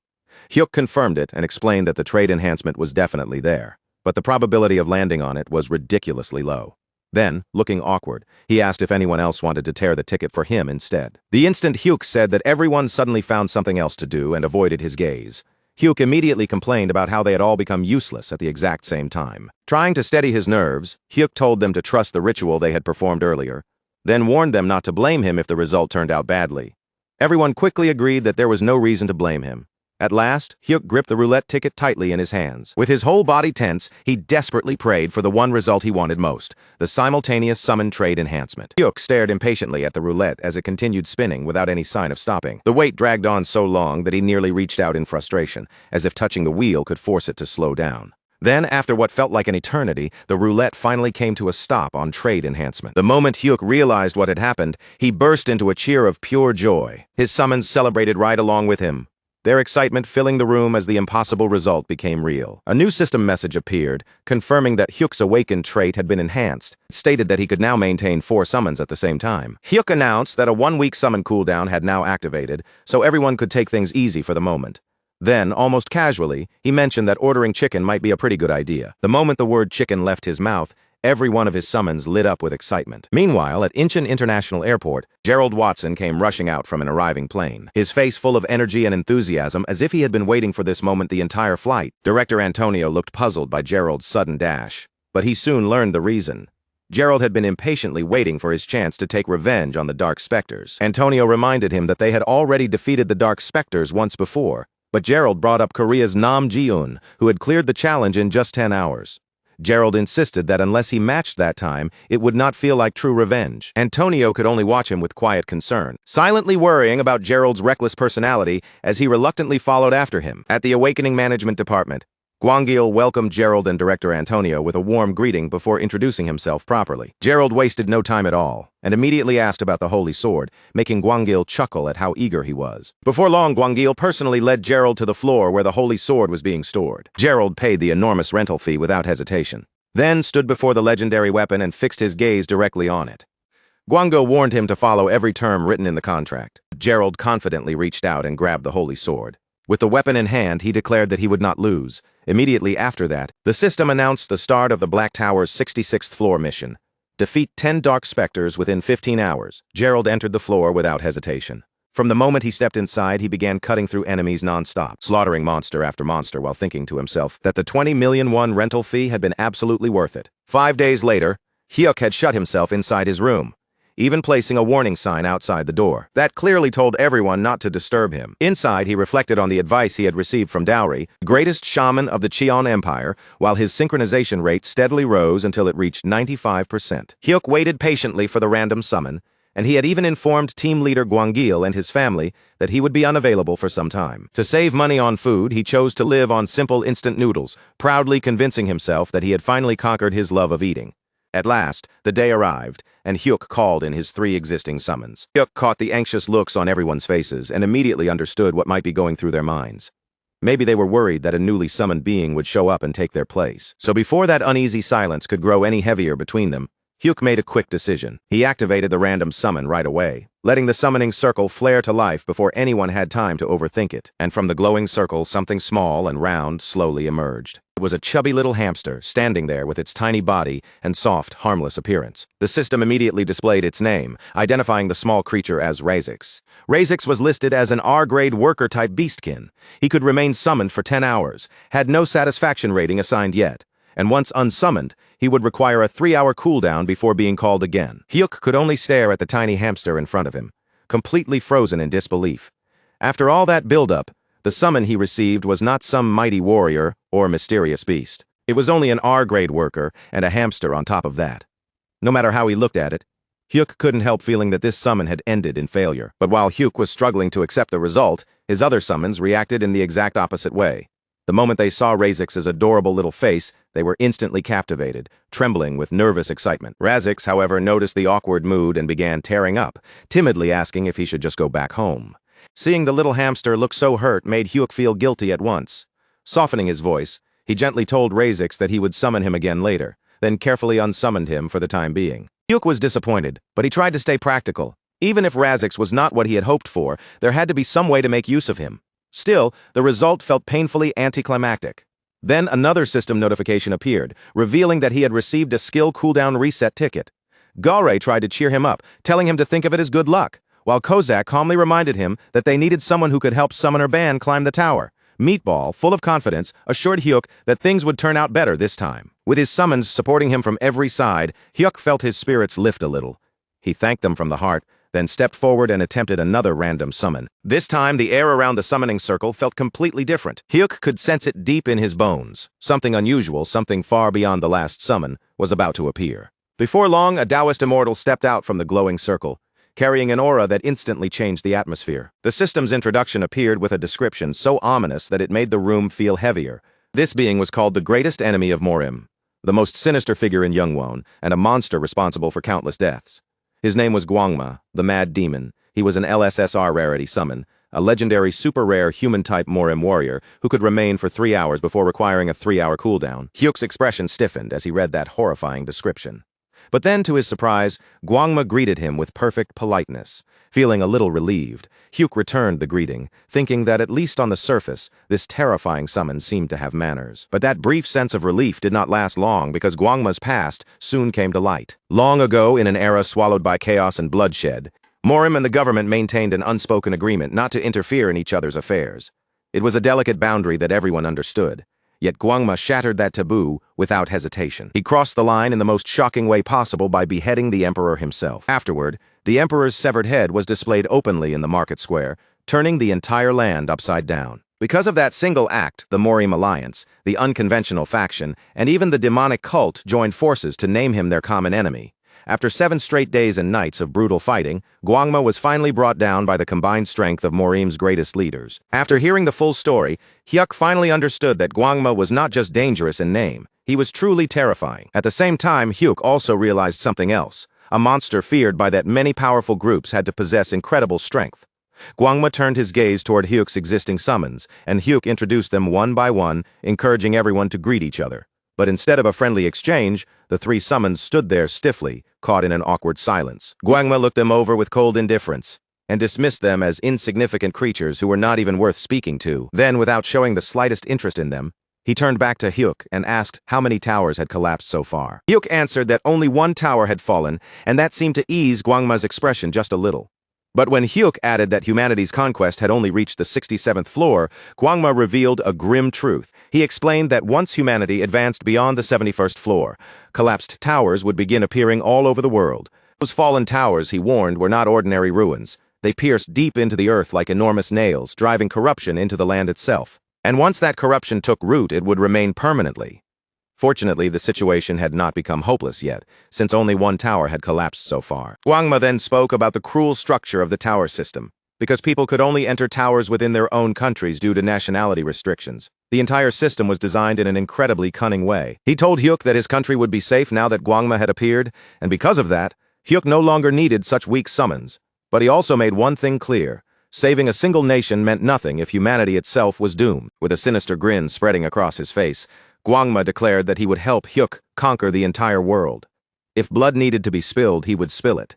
And one day, Hyuk would stand above every human as the one and only emperor. Hyuk was horrified for a moment. He could only wonder if Gwangma had completely lost his mind.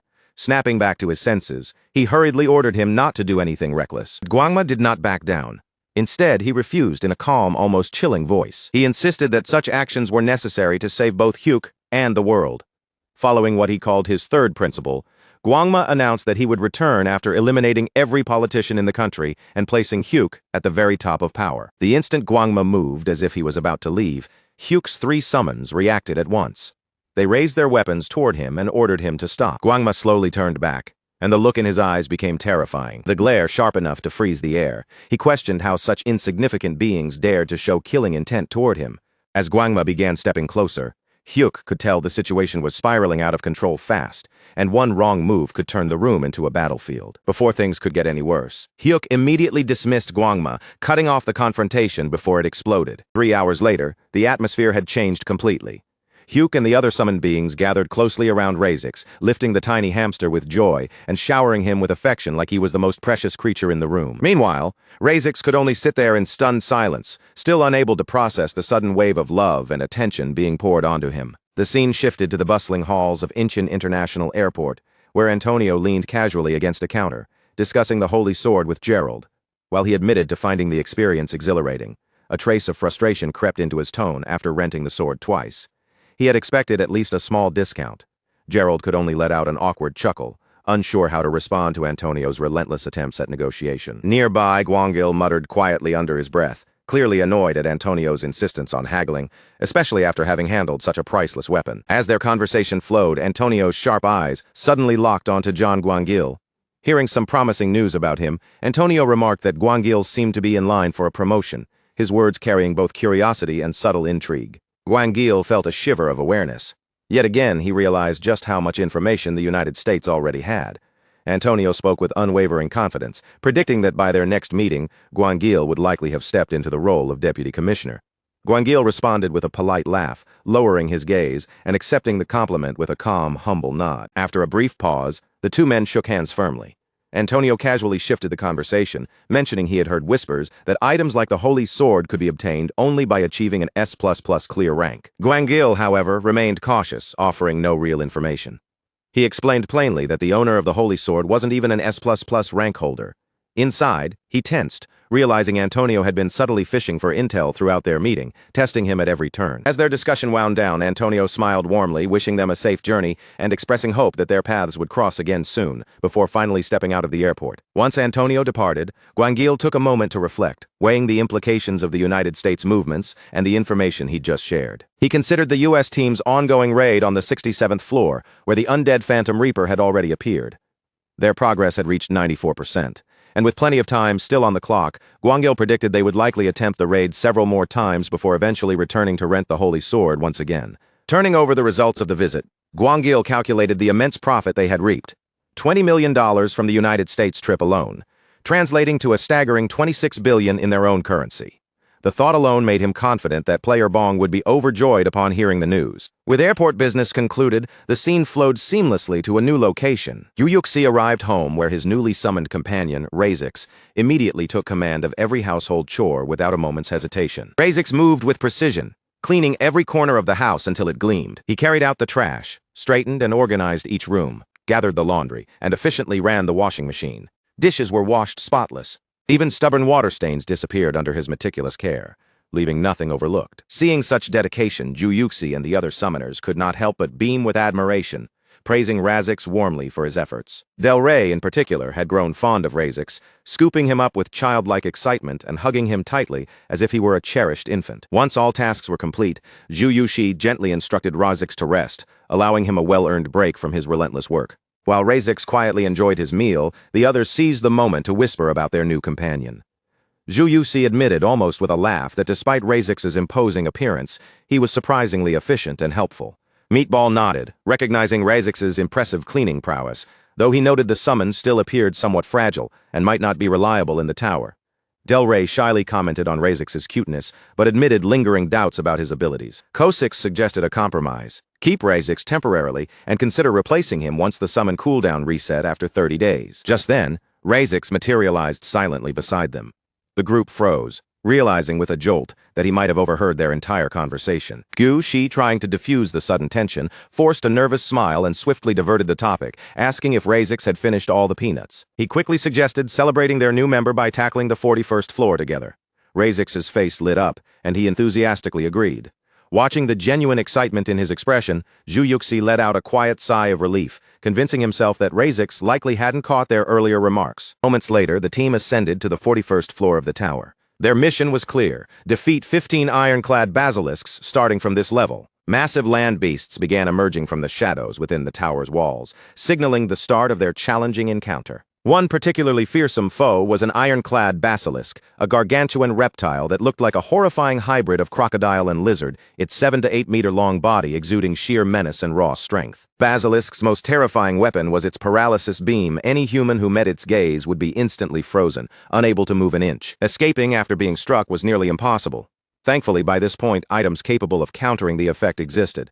Yet Bong Ju-yuk remained unfazed, knowing he didn't need to dodge or prepare any countermeasures. His 3 SSR warriors were more than capable of handling the basilisk's deadly stare on his behalf. During the battle, Juyuk's 3 elite warriors dispatched the iron-clad basilisks with effortless precision, one after another. Watching the swift and lethal efficiency of his team, he suggested moving quickly through the raid so they could all enjoy dinner together afterward. Fueled by this thought, he resolved to hunt down 3 basilisks himself. However, Kasich quickly intervened, reminding him of his primary responsibility, ensuring Rasex's safety above all else. Compared to the towering monsters on this floor, Rasex seemed tiny, vulnerable. One bite from a basilisk would end him instantly. Hearing this, Juyuk felt a silent acknowledgement, recognizing the genuine care Kasich held for Rasex's well-being. The memory of Rasex's very first summoning remained vivid, lingering sharply in his mind. In his previous life, Rasex had been a top-tier labyrinth adventurer's worker, capable of cooking, laundry, construction, herb gathering, mining, tanning, and even weapon repairs. Truly a versatile powerhouse, able to handle nearly any task flawlessly. Having such a dependable beastkin alongside an adventurer practically halved the difficulty of exploring the labyrinth. Despite his unmatched utility, Rasex had been treated merely as a laborer, his true potential overlooked. During perilous gathering missions carried out away from the adventurer's notice, he had eventually fallen victim to Apophis, a colossal serpent boss in the underground labyrinth, a fragile servant abandoned to a cruel fate. Yet Juyuk began to wonder if it might be safer for summons to protect Rasex, rather than him overseeing the creature personally. Seeing that his 3 summoned warriors were entirely occupied with battling the monsters, he prepared to personally watch over Rasex. But as he turned, Rasex had vanished without a trace. Startled, Juyuk launched into a rapid search, scanning the battlefield frantically. To his astonishment, Rasex was sprinting across the field at an incredible speed, his small legs carrying him with surprising agility. Even Juyuk, watching in disbelief, was momentarily stunned by the speed and determination of the tiny creature. Soon after, the mission on the 41st floor concluded successfully, the team emerging victorious and unscathed. With the task completed, the group returned home together, their spirits high and the bonds between them strengthened by the battle they had just endured. The moment they arrived, Rasex suddenly burst into tears, his face crumpling like he had just suffered some terrible defeat. Seeing him cry out of nowhere, Juyuk and the other 3 summoned beings immediately gathered around him in concern, asking what had happened and why he looked so devastated. Still sniffling through his tears, Rasex explained the reason in a trembling voice. The mission had ended far too quickly, and because everything wrapped up so fast, he had barely been given any time to gather materials properly. Even so, Rasex had not come back empty-handed. In the short time he had managed to pick up a handful of useful things, including some herbs, pieces of basilisk leather, and even a few mana stones. The second Juyuk heard that, his expression froze. He stared at Rasex in complete disbelief, utterly stunned by the casual way Rasex had just listed off those items. Because if Rasex was telling the truth, then every single one of those materials had actually been gathered from inside the tower itself. To Juyuk, that made no sense at all. If collecting resources from inside had always been possible, then this situation should never have been considered impossible in the first place. After all, there would never have been such a serious shortage of resources if people could simply bring tower materials back with them. In the early days of the Black Tower, plenty of people had already tried doing exactly that, hoping to smuggle anything useful out. Some had packed ordinary cave pebbles into their inventories. Others had tried taking branches from the wasteland, and some even carried herbs from the plains with their own hands, thinking at least one method might work. But no matter what they tried, every single attempt ended in failure, without even one proper success. Normally, the only things anyone could bring out of the tower were monster drops obtained after hunting, and yet Rasex had simply tucked those gathered materials into his backpack like it was the most normal thing in the world. Dalre, clearly charmed by the whole situation, reached over and playfully pulled at Rasex's cheeks. As she looked over the haul he had brought back, she could not help but admire him, finding his tearful little reaction strangely adorable. Rasex, still acting modest despite what he had accomplished, lowered himself humbly and apologized. He said he had only managed to gather this much because it was his very first time collecting items, specifically for Juyuk. Wang was amazed by how quickly their hunt had ended, and Dalre carried the thought even further, wondering aloud whether Rasex could bring back even more if the hunt moved at a slower pace. Rasex answered without hesitation, confidently saying that under those conditions he could gather 10 times as much. The moment those words reached Juyuk's ears, his eyes practically lit up. Just imagining 10 times the amount of rare and valuable materials being handed over to him made his excitement surge instantly. In his mind, Juyuk could already see his account balance climbing higher and higher without stopping. Unable to hold back, he immediately asked Rasex if he wanted to enter the tower again. Rasex calmly reminded him that tower entry was usually limited to once per day, but Juyuk puffed himself up proudly and declared that he could go in twice. Rasex's face brightened into a cheerful smile at that. To him, his summoner seemed unbelievably impressive, almost too amazing to be real, and with that excited mood surrounding them, the group prepared to move locations once again. Ju Hyuk, meanwhile, joyfully thought back to the incredible reward he had received after successfully summoning the Mad Demon and clearing his very first LSSR challenge. That prize had been so satisfying that just remembering it filled him with pure delight all over again. Not long after that, the five of them entered the 41st tower once more. As they pushed forward, Ju Hyuk could not stop thinking about how dangerously close he had come to overlooking someone so valuable. All because Rasik's combat strength looked weak at first glance. And right then, the truth hit him clearly. Rasik's gathering ability was powerful enough to surpass even an LSSR. Ju Hyuk felt like he must have been out of his mind forever underestimating Rasik in the first place. His thoughts were now overflowing with excitement, profit, and all the possibilities waiting ahead, and with that eager energy burning inside him, he pressed forward without slowing down. Once again, the meatball palanquin began to move, carrying what Ju Hyuk jokingly thought of as actual money riding right in front of him. But almost immediately he corrected that thought, mentally treating Rasik not as money, but as an honored escort lord who deserved to be carried with the utmost respect. As the group finally set foot on the 41st floor of Korea's Black Tower, Hyuk glanced over everyone and reminded them that this was not their first time coming here. Since the whole point of this trip was to let Razix work properly, he told the party to slow their pace as much as possible and make sure nothing rushed him. John Kozak nodded right away, agreeing with Hyuk, without the slightest hesitation. In fact, the moment he heard the plan, he was already thinking about dragging the hunt out for as long as possible so they could squeeze every bit of value from the expedition. Meatball then declared with confidence that he would handle the basilisks carefully and take them down at a slower pace. Dowry also stepped in, promising that throughout the entire trip, she would stay close to Razix and make sure he was protected while he worked. As everyone exchanged their plans, Kozak's excitement started to get the better of him, and he almost blurted out that Razix was basically a money-printing machine.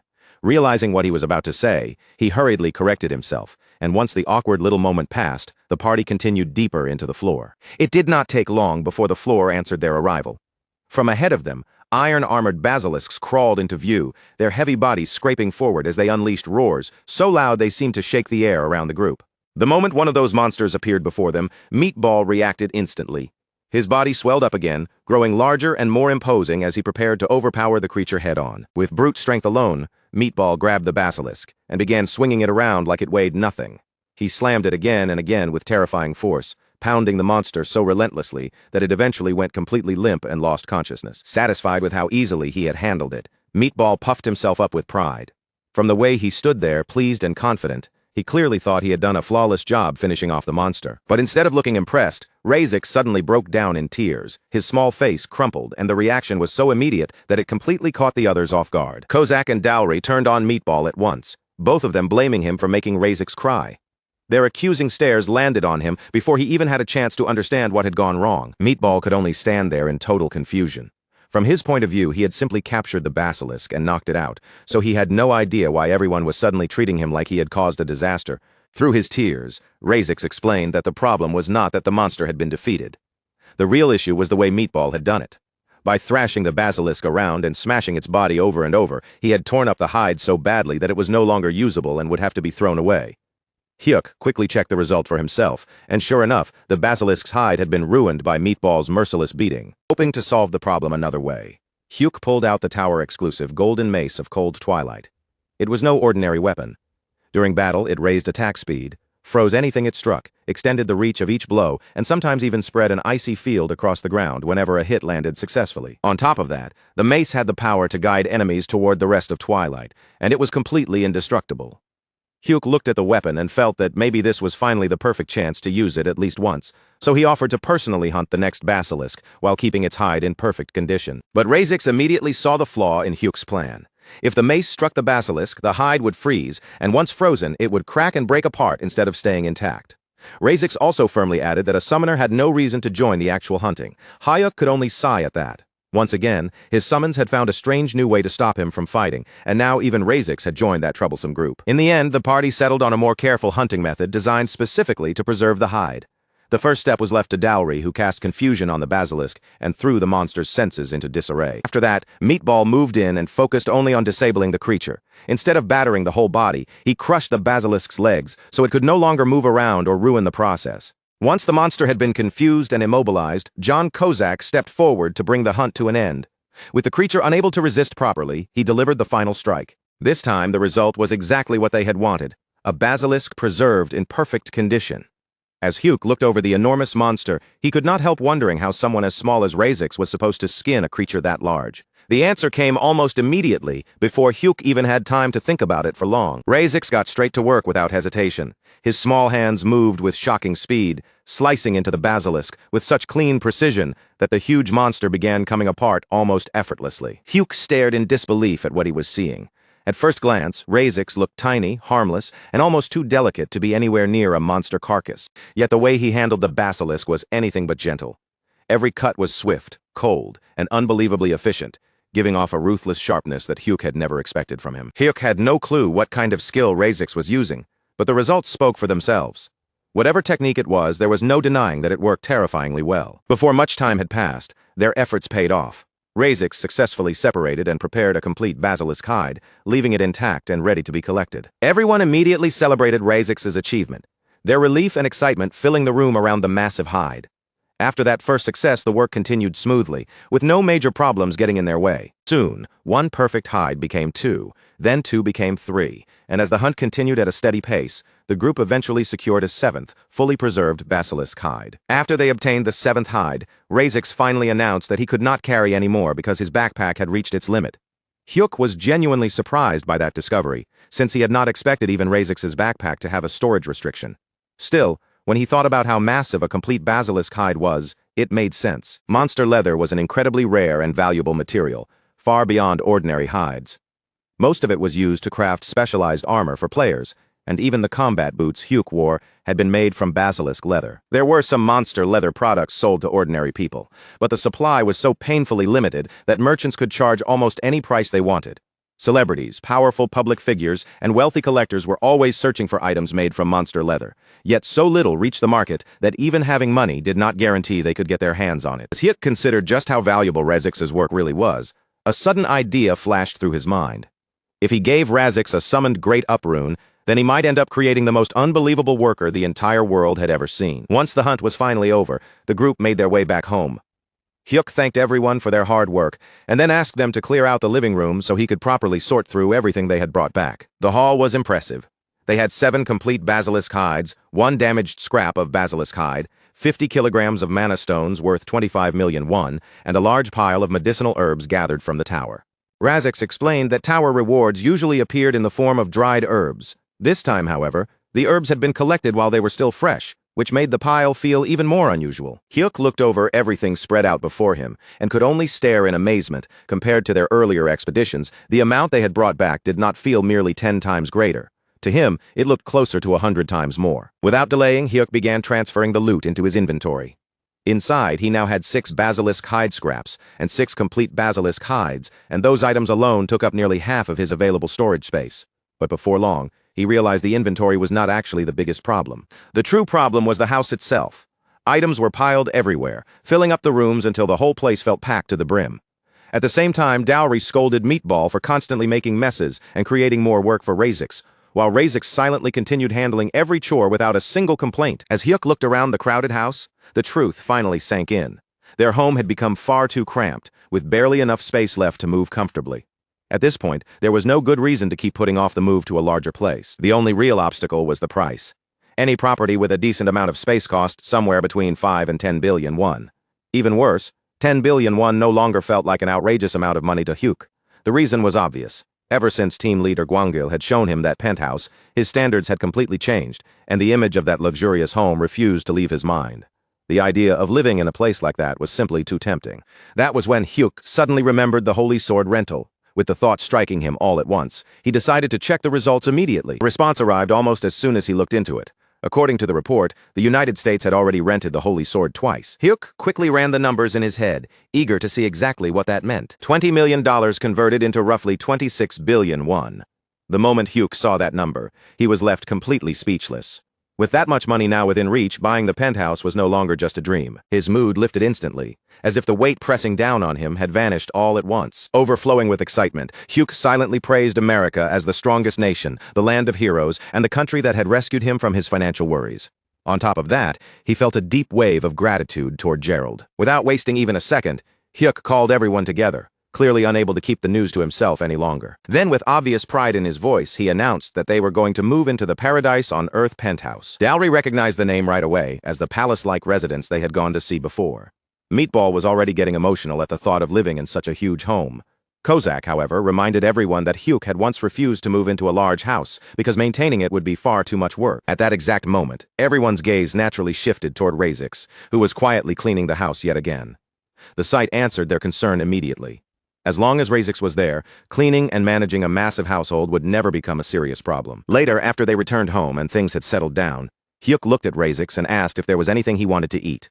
Razix did not ask for anything fancy or expensive. All he wanted was a single carrot. While Razix munched away on the carrot with obvious delight, Hyuk quietly watched him and let his mind drift back over the strange chain of events that had unfolded throughout the day. That entire day had been nothing but one surprise after another. Something Hyuk had first written off as a total catastrophe had somehow transformed into an unbelievable gain, while the reward that had looked incredible at first had ended up leaving him strangely disappointed. And when he thought about the whole conquest situation from start to finish, it felt so absurd that he almost wanted to laugh. At that point, Hyuk no longer felt any real obsession with getting an LSSR. As far as he was concerned, the thing that mattered most was already right there in front of him, calmly enjoying a carrot like it was the greatest prize in the world. The following day, Hyuk made his way over to his parents' home, taking some time to check in on them after everything that had happened.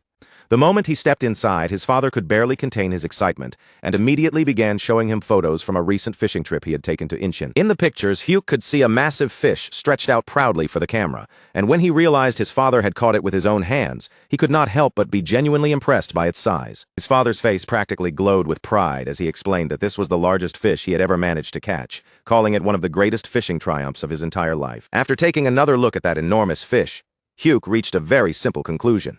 If his father had been able to handle a catch that big, then his hip joints had to have recovered almost completely. His father burst into a confident laugh and declared that these days he was probably the most energetic and active person out of every single one of his friends. As Hyuk listened to him speak so proudly, the luck talismans and health talismans he had given his parents suddenly came back to mind. The thought struck him almost immediately. Maybe those talismans were the reason for all these changes. Just then, Hyuk's eyes landed on an air purifier standing inside the house, and the sight made him pause in surprise. He mentioned that he had actually been planning to buy one for them himself, then added that the model they had looked like a pretty expensive one. Nearby, his mother was leaning back comfortably in a massage chair, looking perfectly at ease. She explained that she had not bought the air purifier at all. Apparently, a newly opened mart in the neighborhood had held a raffle, and she had somehow won it there. Then, as if that alone were not surprising enough, she revealed that the massage chair had come from another raffle entirely. Even she seemed baffled as she talked about it, saying she still could hardly believe she had won two separate raffles, one after another. Hearing that, Hyuk became almost certain the talismans were involved. In fact, their effect seemed far stronger than he had expected, and deep down, he could not help but silently admire Princess Dowry for making something so ridiculously powerful. A little while later, Hyuk's younger brother came into the room and spotted him there. Hyuk said he had only just arrived, then casually asked if anything unusually fortunate had happened to him lately. His younger brother blinked at the sudden question, clearly unsure where it had come from. After thinking it over for a moment, his younger brother said that in the FPS game he had been playing recently, every shot he fired had somehow landed exactly where he wanted it to. Thanks to that bizarre accuracy, he had been crushing other players with almost no effort, and his rank had shot up in no time. Hyuk quickly clarified that he was talking about unexpected real-life luck, not gaming performance. His younger brother frowned and thought a little harder, then finally remembered something else. One day, while trying to buy coffee from a vending machine at the library, he had reached into his pocket and realized he did not have enough coins. Just when he was about to give up and walk away, he noticed a 501 coin lying near a trash can, as if it had been waiting there for him. He had thought the timing was unbelievably lucky, and as he recalled it, he laughed with genuine excitement. Hyuk looked at him with a faintly annoyed expression, because compared to everything he had just heard from the rest of the family, that story felt almost laughably small. Even so, he had to admit that finding money at the exact moment it was needed would still feel pretty good. After hearing everyone's stories, Hyuk finally felt reassured. His whole family seemed to be doing well. Not long after that, Hyuk started getting ready to leave. His mother looked at him in surprise and asked why he was going so soon, urging him to stay and eat since the meal was almost ready and only a few final preparations remained. Hyuk politely turned her down, explaining that he had another appointment to get to. Still, he promised he would come by again soon. By chance, his younger brother was also about to head out to the convenience store, so he suggested that they leave together. The two brothers stepped out of the house side by side. Once they were outside, his younger brother glanced around and asked whether Hyuk had called a taxi. Hyuk answered casually, as if it were nothing special, that it was not a taxi. A few moments later, a limousine pulled up in front of them. Gwangil personally stepped out of the vehicle to pick Hyuk up, and the sight left his younger brother standing there completely speechless. After giving a brief farewell, Hyuk calmly climbed into the limousine. His younger brother remained outside, watching the vehicle roll away and slowly disappear down the road.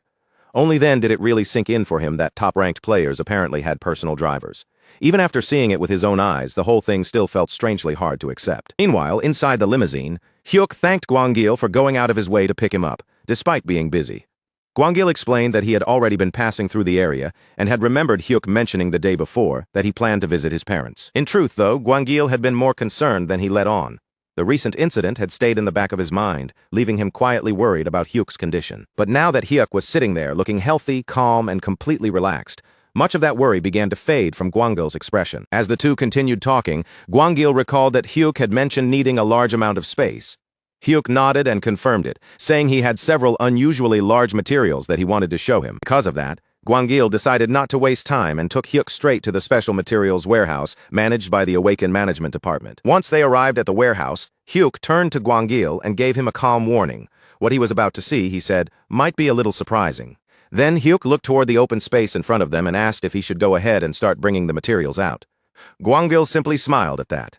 After all the years he had spent in the field, he had seen more rare and valuable materials than he could count.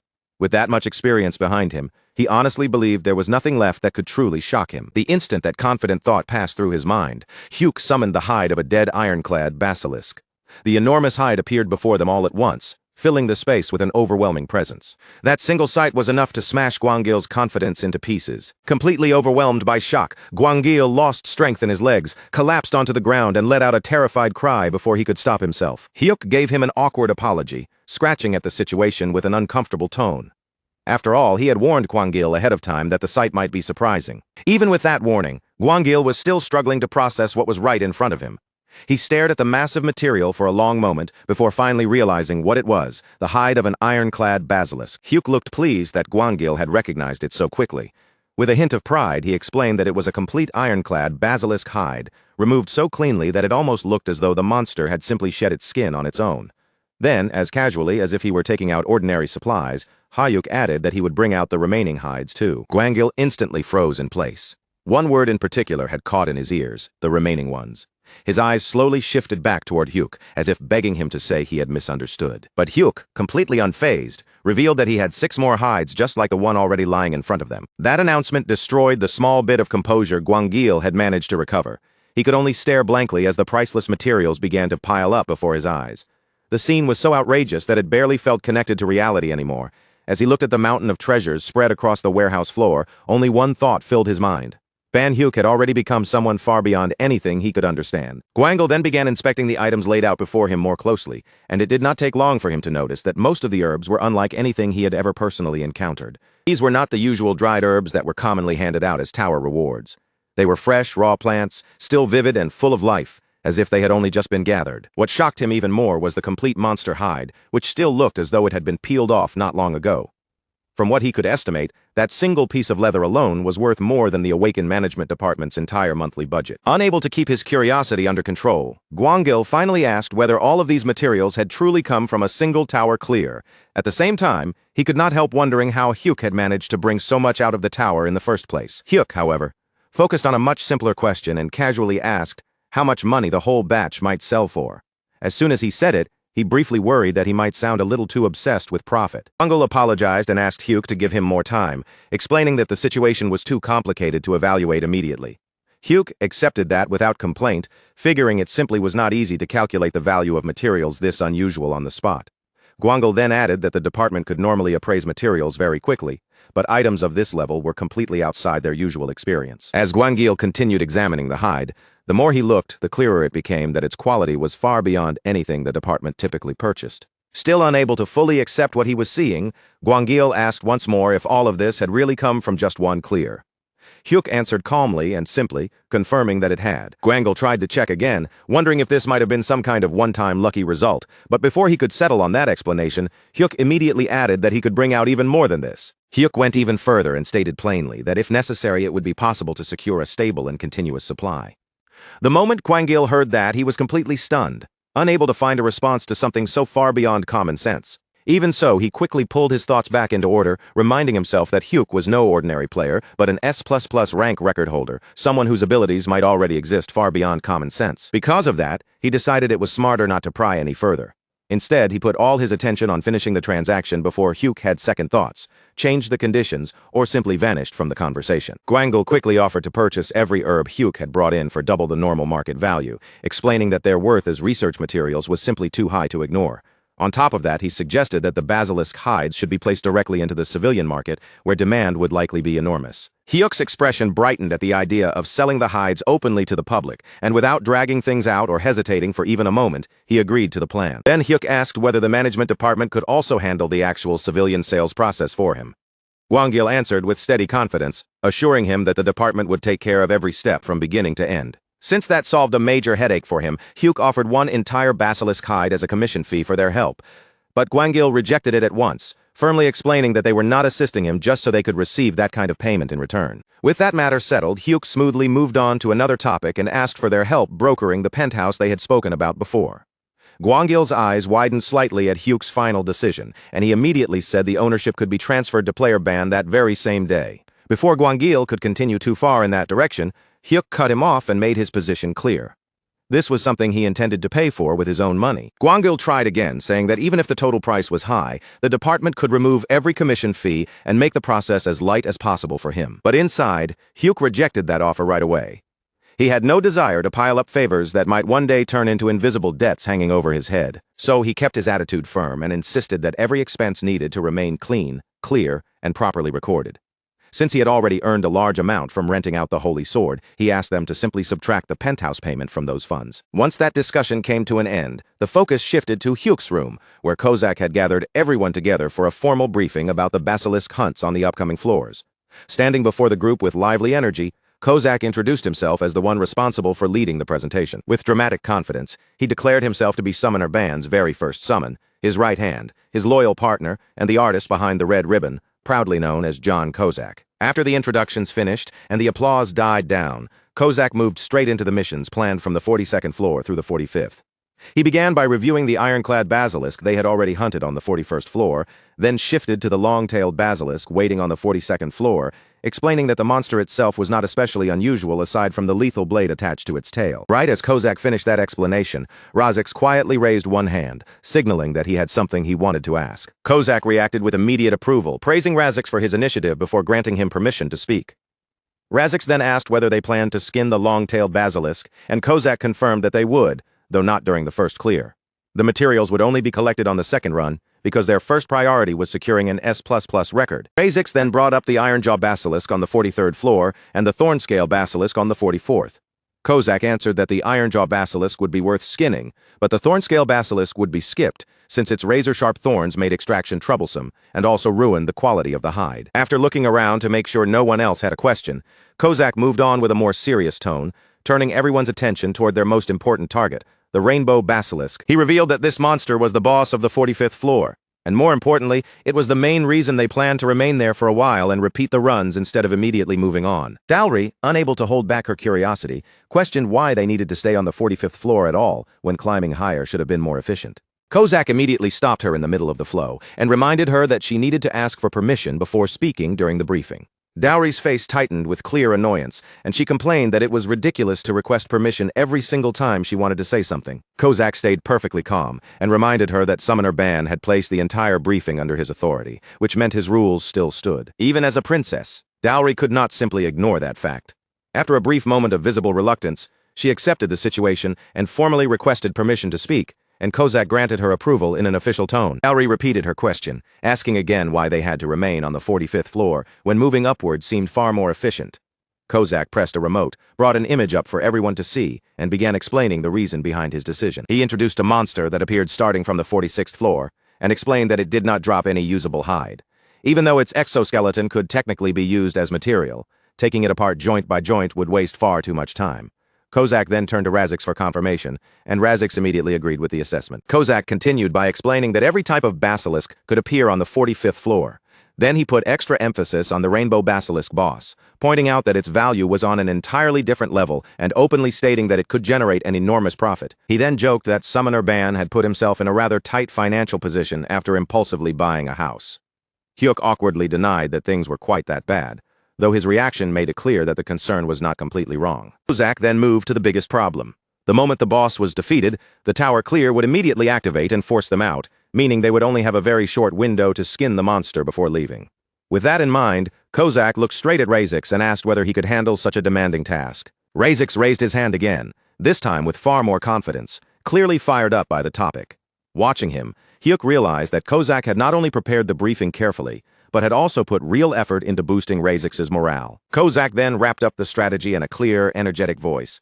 They would charge straight toward the 45th floor, settle there temporarily, and repeatedly gather basilisk hides. With excitement rising in his voice, he declared that it was finally time for them to start making real money. The next day, the focus moved to HG Fashion's CEO Goyana, who sat alone in her office with a heavy expression, her frustration written plainly across her face. Her thoughts drifted back to how she had thrown herself into a bold gamble with huge ambition, only for the result to leave her completely disappointed. HG Fashion was already sitting at the bottom of the Ho Group's rankings, and this failure only made the company appear even more useless and unworthy of attention. As Goyana remained trapped in that bitter mood, an employee entered the office and reported that an official document had arrived from the awakened management department.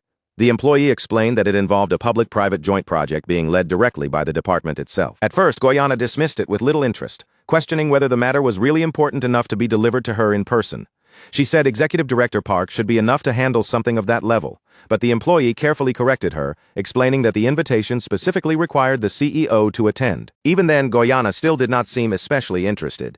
She simply told the employee to send the vice president instead, thinking that would be more than enough to show proper respect. The employee accepted the instruction without argument and began preparing to leave the office. But just before the employee could step out, Goyana suddenly called out and stopped them in place. Goyana apologized, admitting that she had been overly sensitive because of the wildflower incident.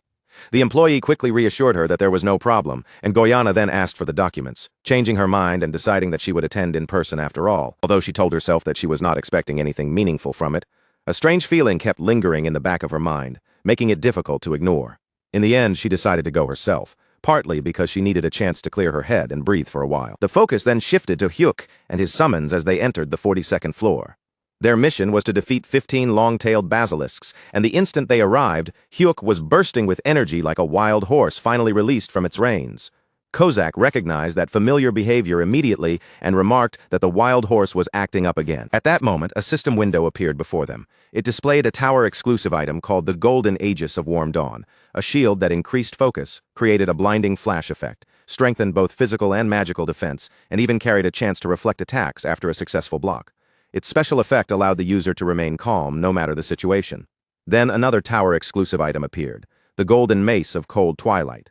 This weapon increased attack speed during battle, added freezing effects, extended attack range, and had a chance to create an ice field after a successful hit, while its special trait drew enemies into the influence of Twilight. Seeing Hyuk's excitement rising more and more, the summons quickly urged him to slow down and hold himself back. Hyuk understood exactly why they were worried, but the aggressive urge burning inside him refused to quiet down that day.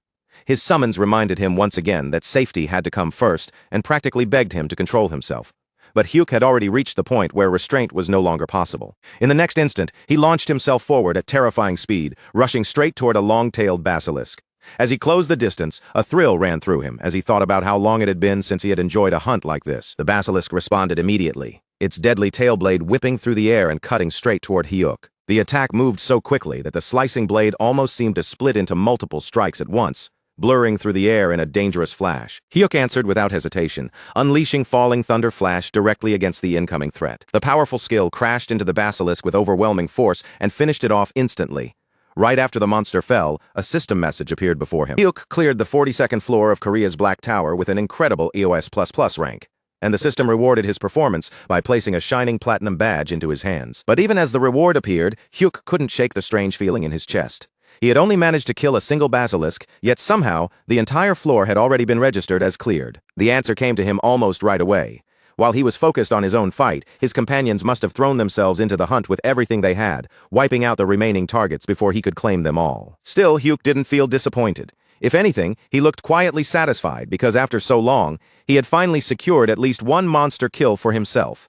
With that small victory in mind, he released a soft breath of relief. After the group returned home, they loosened up for a little while, grabbing snacks, resting their bodies, and letting the tension from the tower runs fade. Once everyone had recovered enough stamina, they wasted no time heading right back to the 42nd floor. On those repeated runs, the goal was no longer simply clearing the mission. Their attention shifted fully to harvesting hides, and they kept farming until Razix's bag was stuffed to its absolute limit with whole basilisk hides. By the end, they had gathered 7 hides in total. Then another system message appeared in front of them.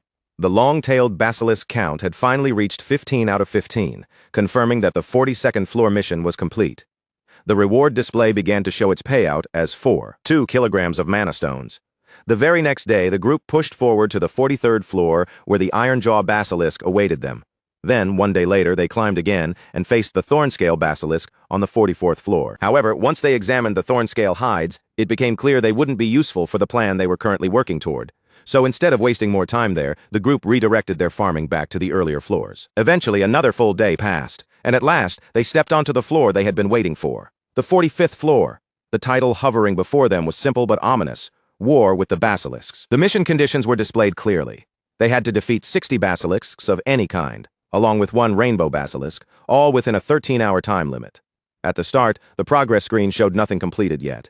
0 out of 60 basilisks defeated, and 0 out of 1 rainbow basilisk defeated. That rainbow basilisk was the true boss of the 45th floor, and its hide was on a completely different level from the others. It was rare, difficult to obtain, and valuable enough to make the entire hunt worth the effort. Because of that, the group had already decided on their strategy. They would try to farm the rainbow basilisk's hide on both their first clear and their second clear. If everything went the way they hoped, they could walk away with 2 rainbow hides in a single day. As soon as the fighting began, everyone moved into their roles with clean precision. Gion Dowry's buffs spread across the team, strengthening their bodies and sharpening their attacks. Kozak hammered the monsters with heavy damage, while Meatball kept the enemy's attention locked firmly on himself. Not a single member lost focus as the battle unfolded. Thanks to that tight coordination, the kill count began rising quickly. Before long, the mission progress had already climbed to 8 out of 60 basilisks defeated, and the group kept pressing forward without slowing down. After wave of hunting, the counter finally reached 60 out of 60. With every required basilisk defeated, only 1 target remained. Then, as if responding to the completed count, the rainbow basilisk finally revealed itself before the team. Meatball moved first and clamped onto the monster's tail, trying to pin it down immediately, but the rainbow basilisk's surface was far too slick, making it nearly impossible to hold. Seeing that, Kozak quickly adjusted the plan and shouted for them to control the monster's jaw instead. Hyuk knew the real issue wasn't simply killing the boss. With their current strength, bringing it down was possible. The true challenge was defeating it without ruining the hide, because preserving that rare skin in flawless condition demanded a completely different level of control. Meanwhile, Razix remained positioned in the rear, his body tense and ready to rush in the instant he was needed.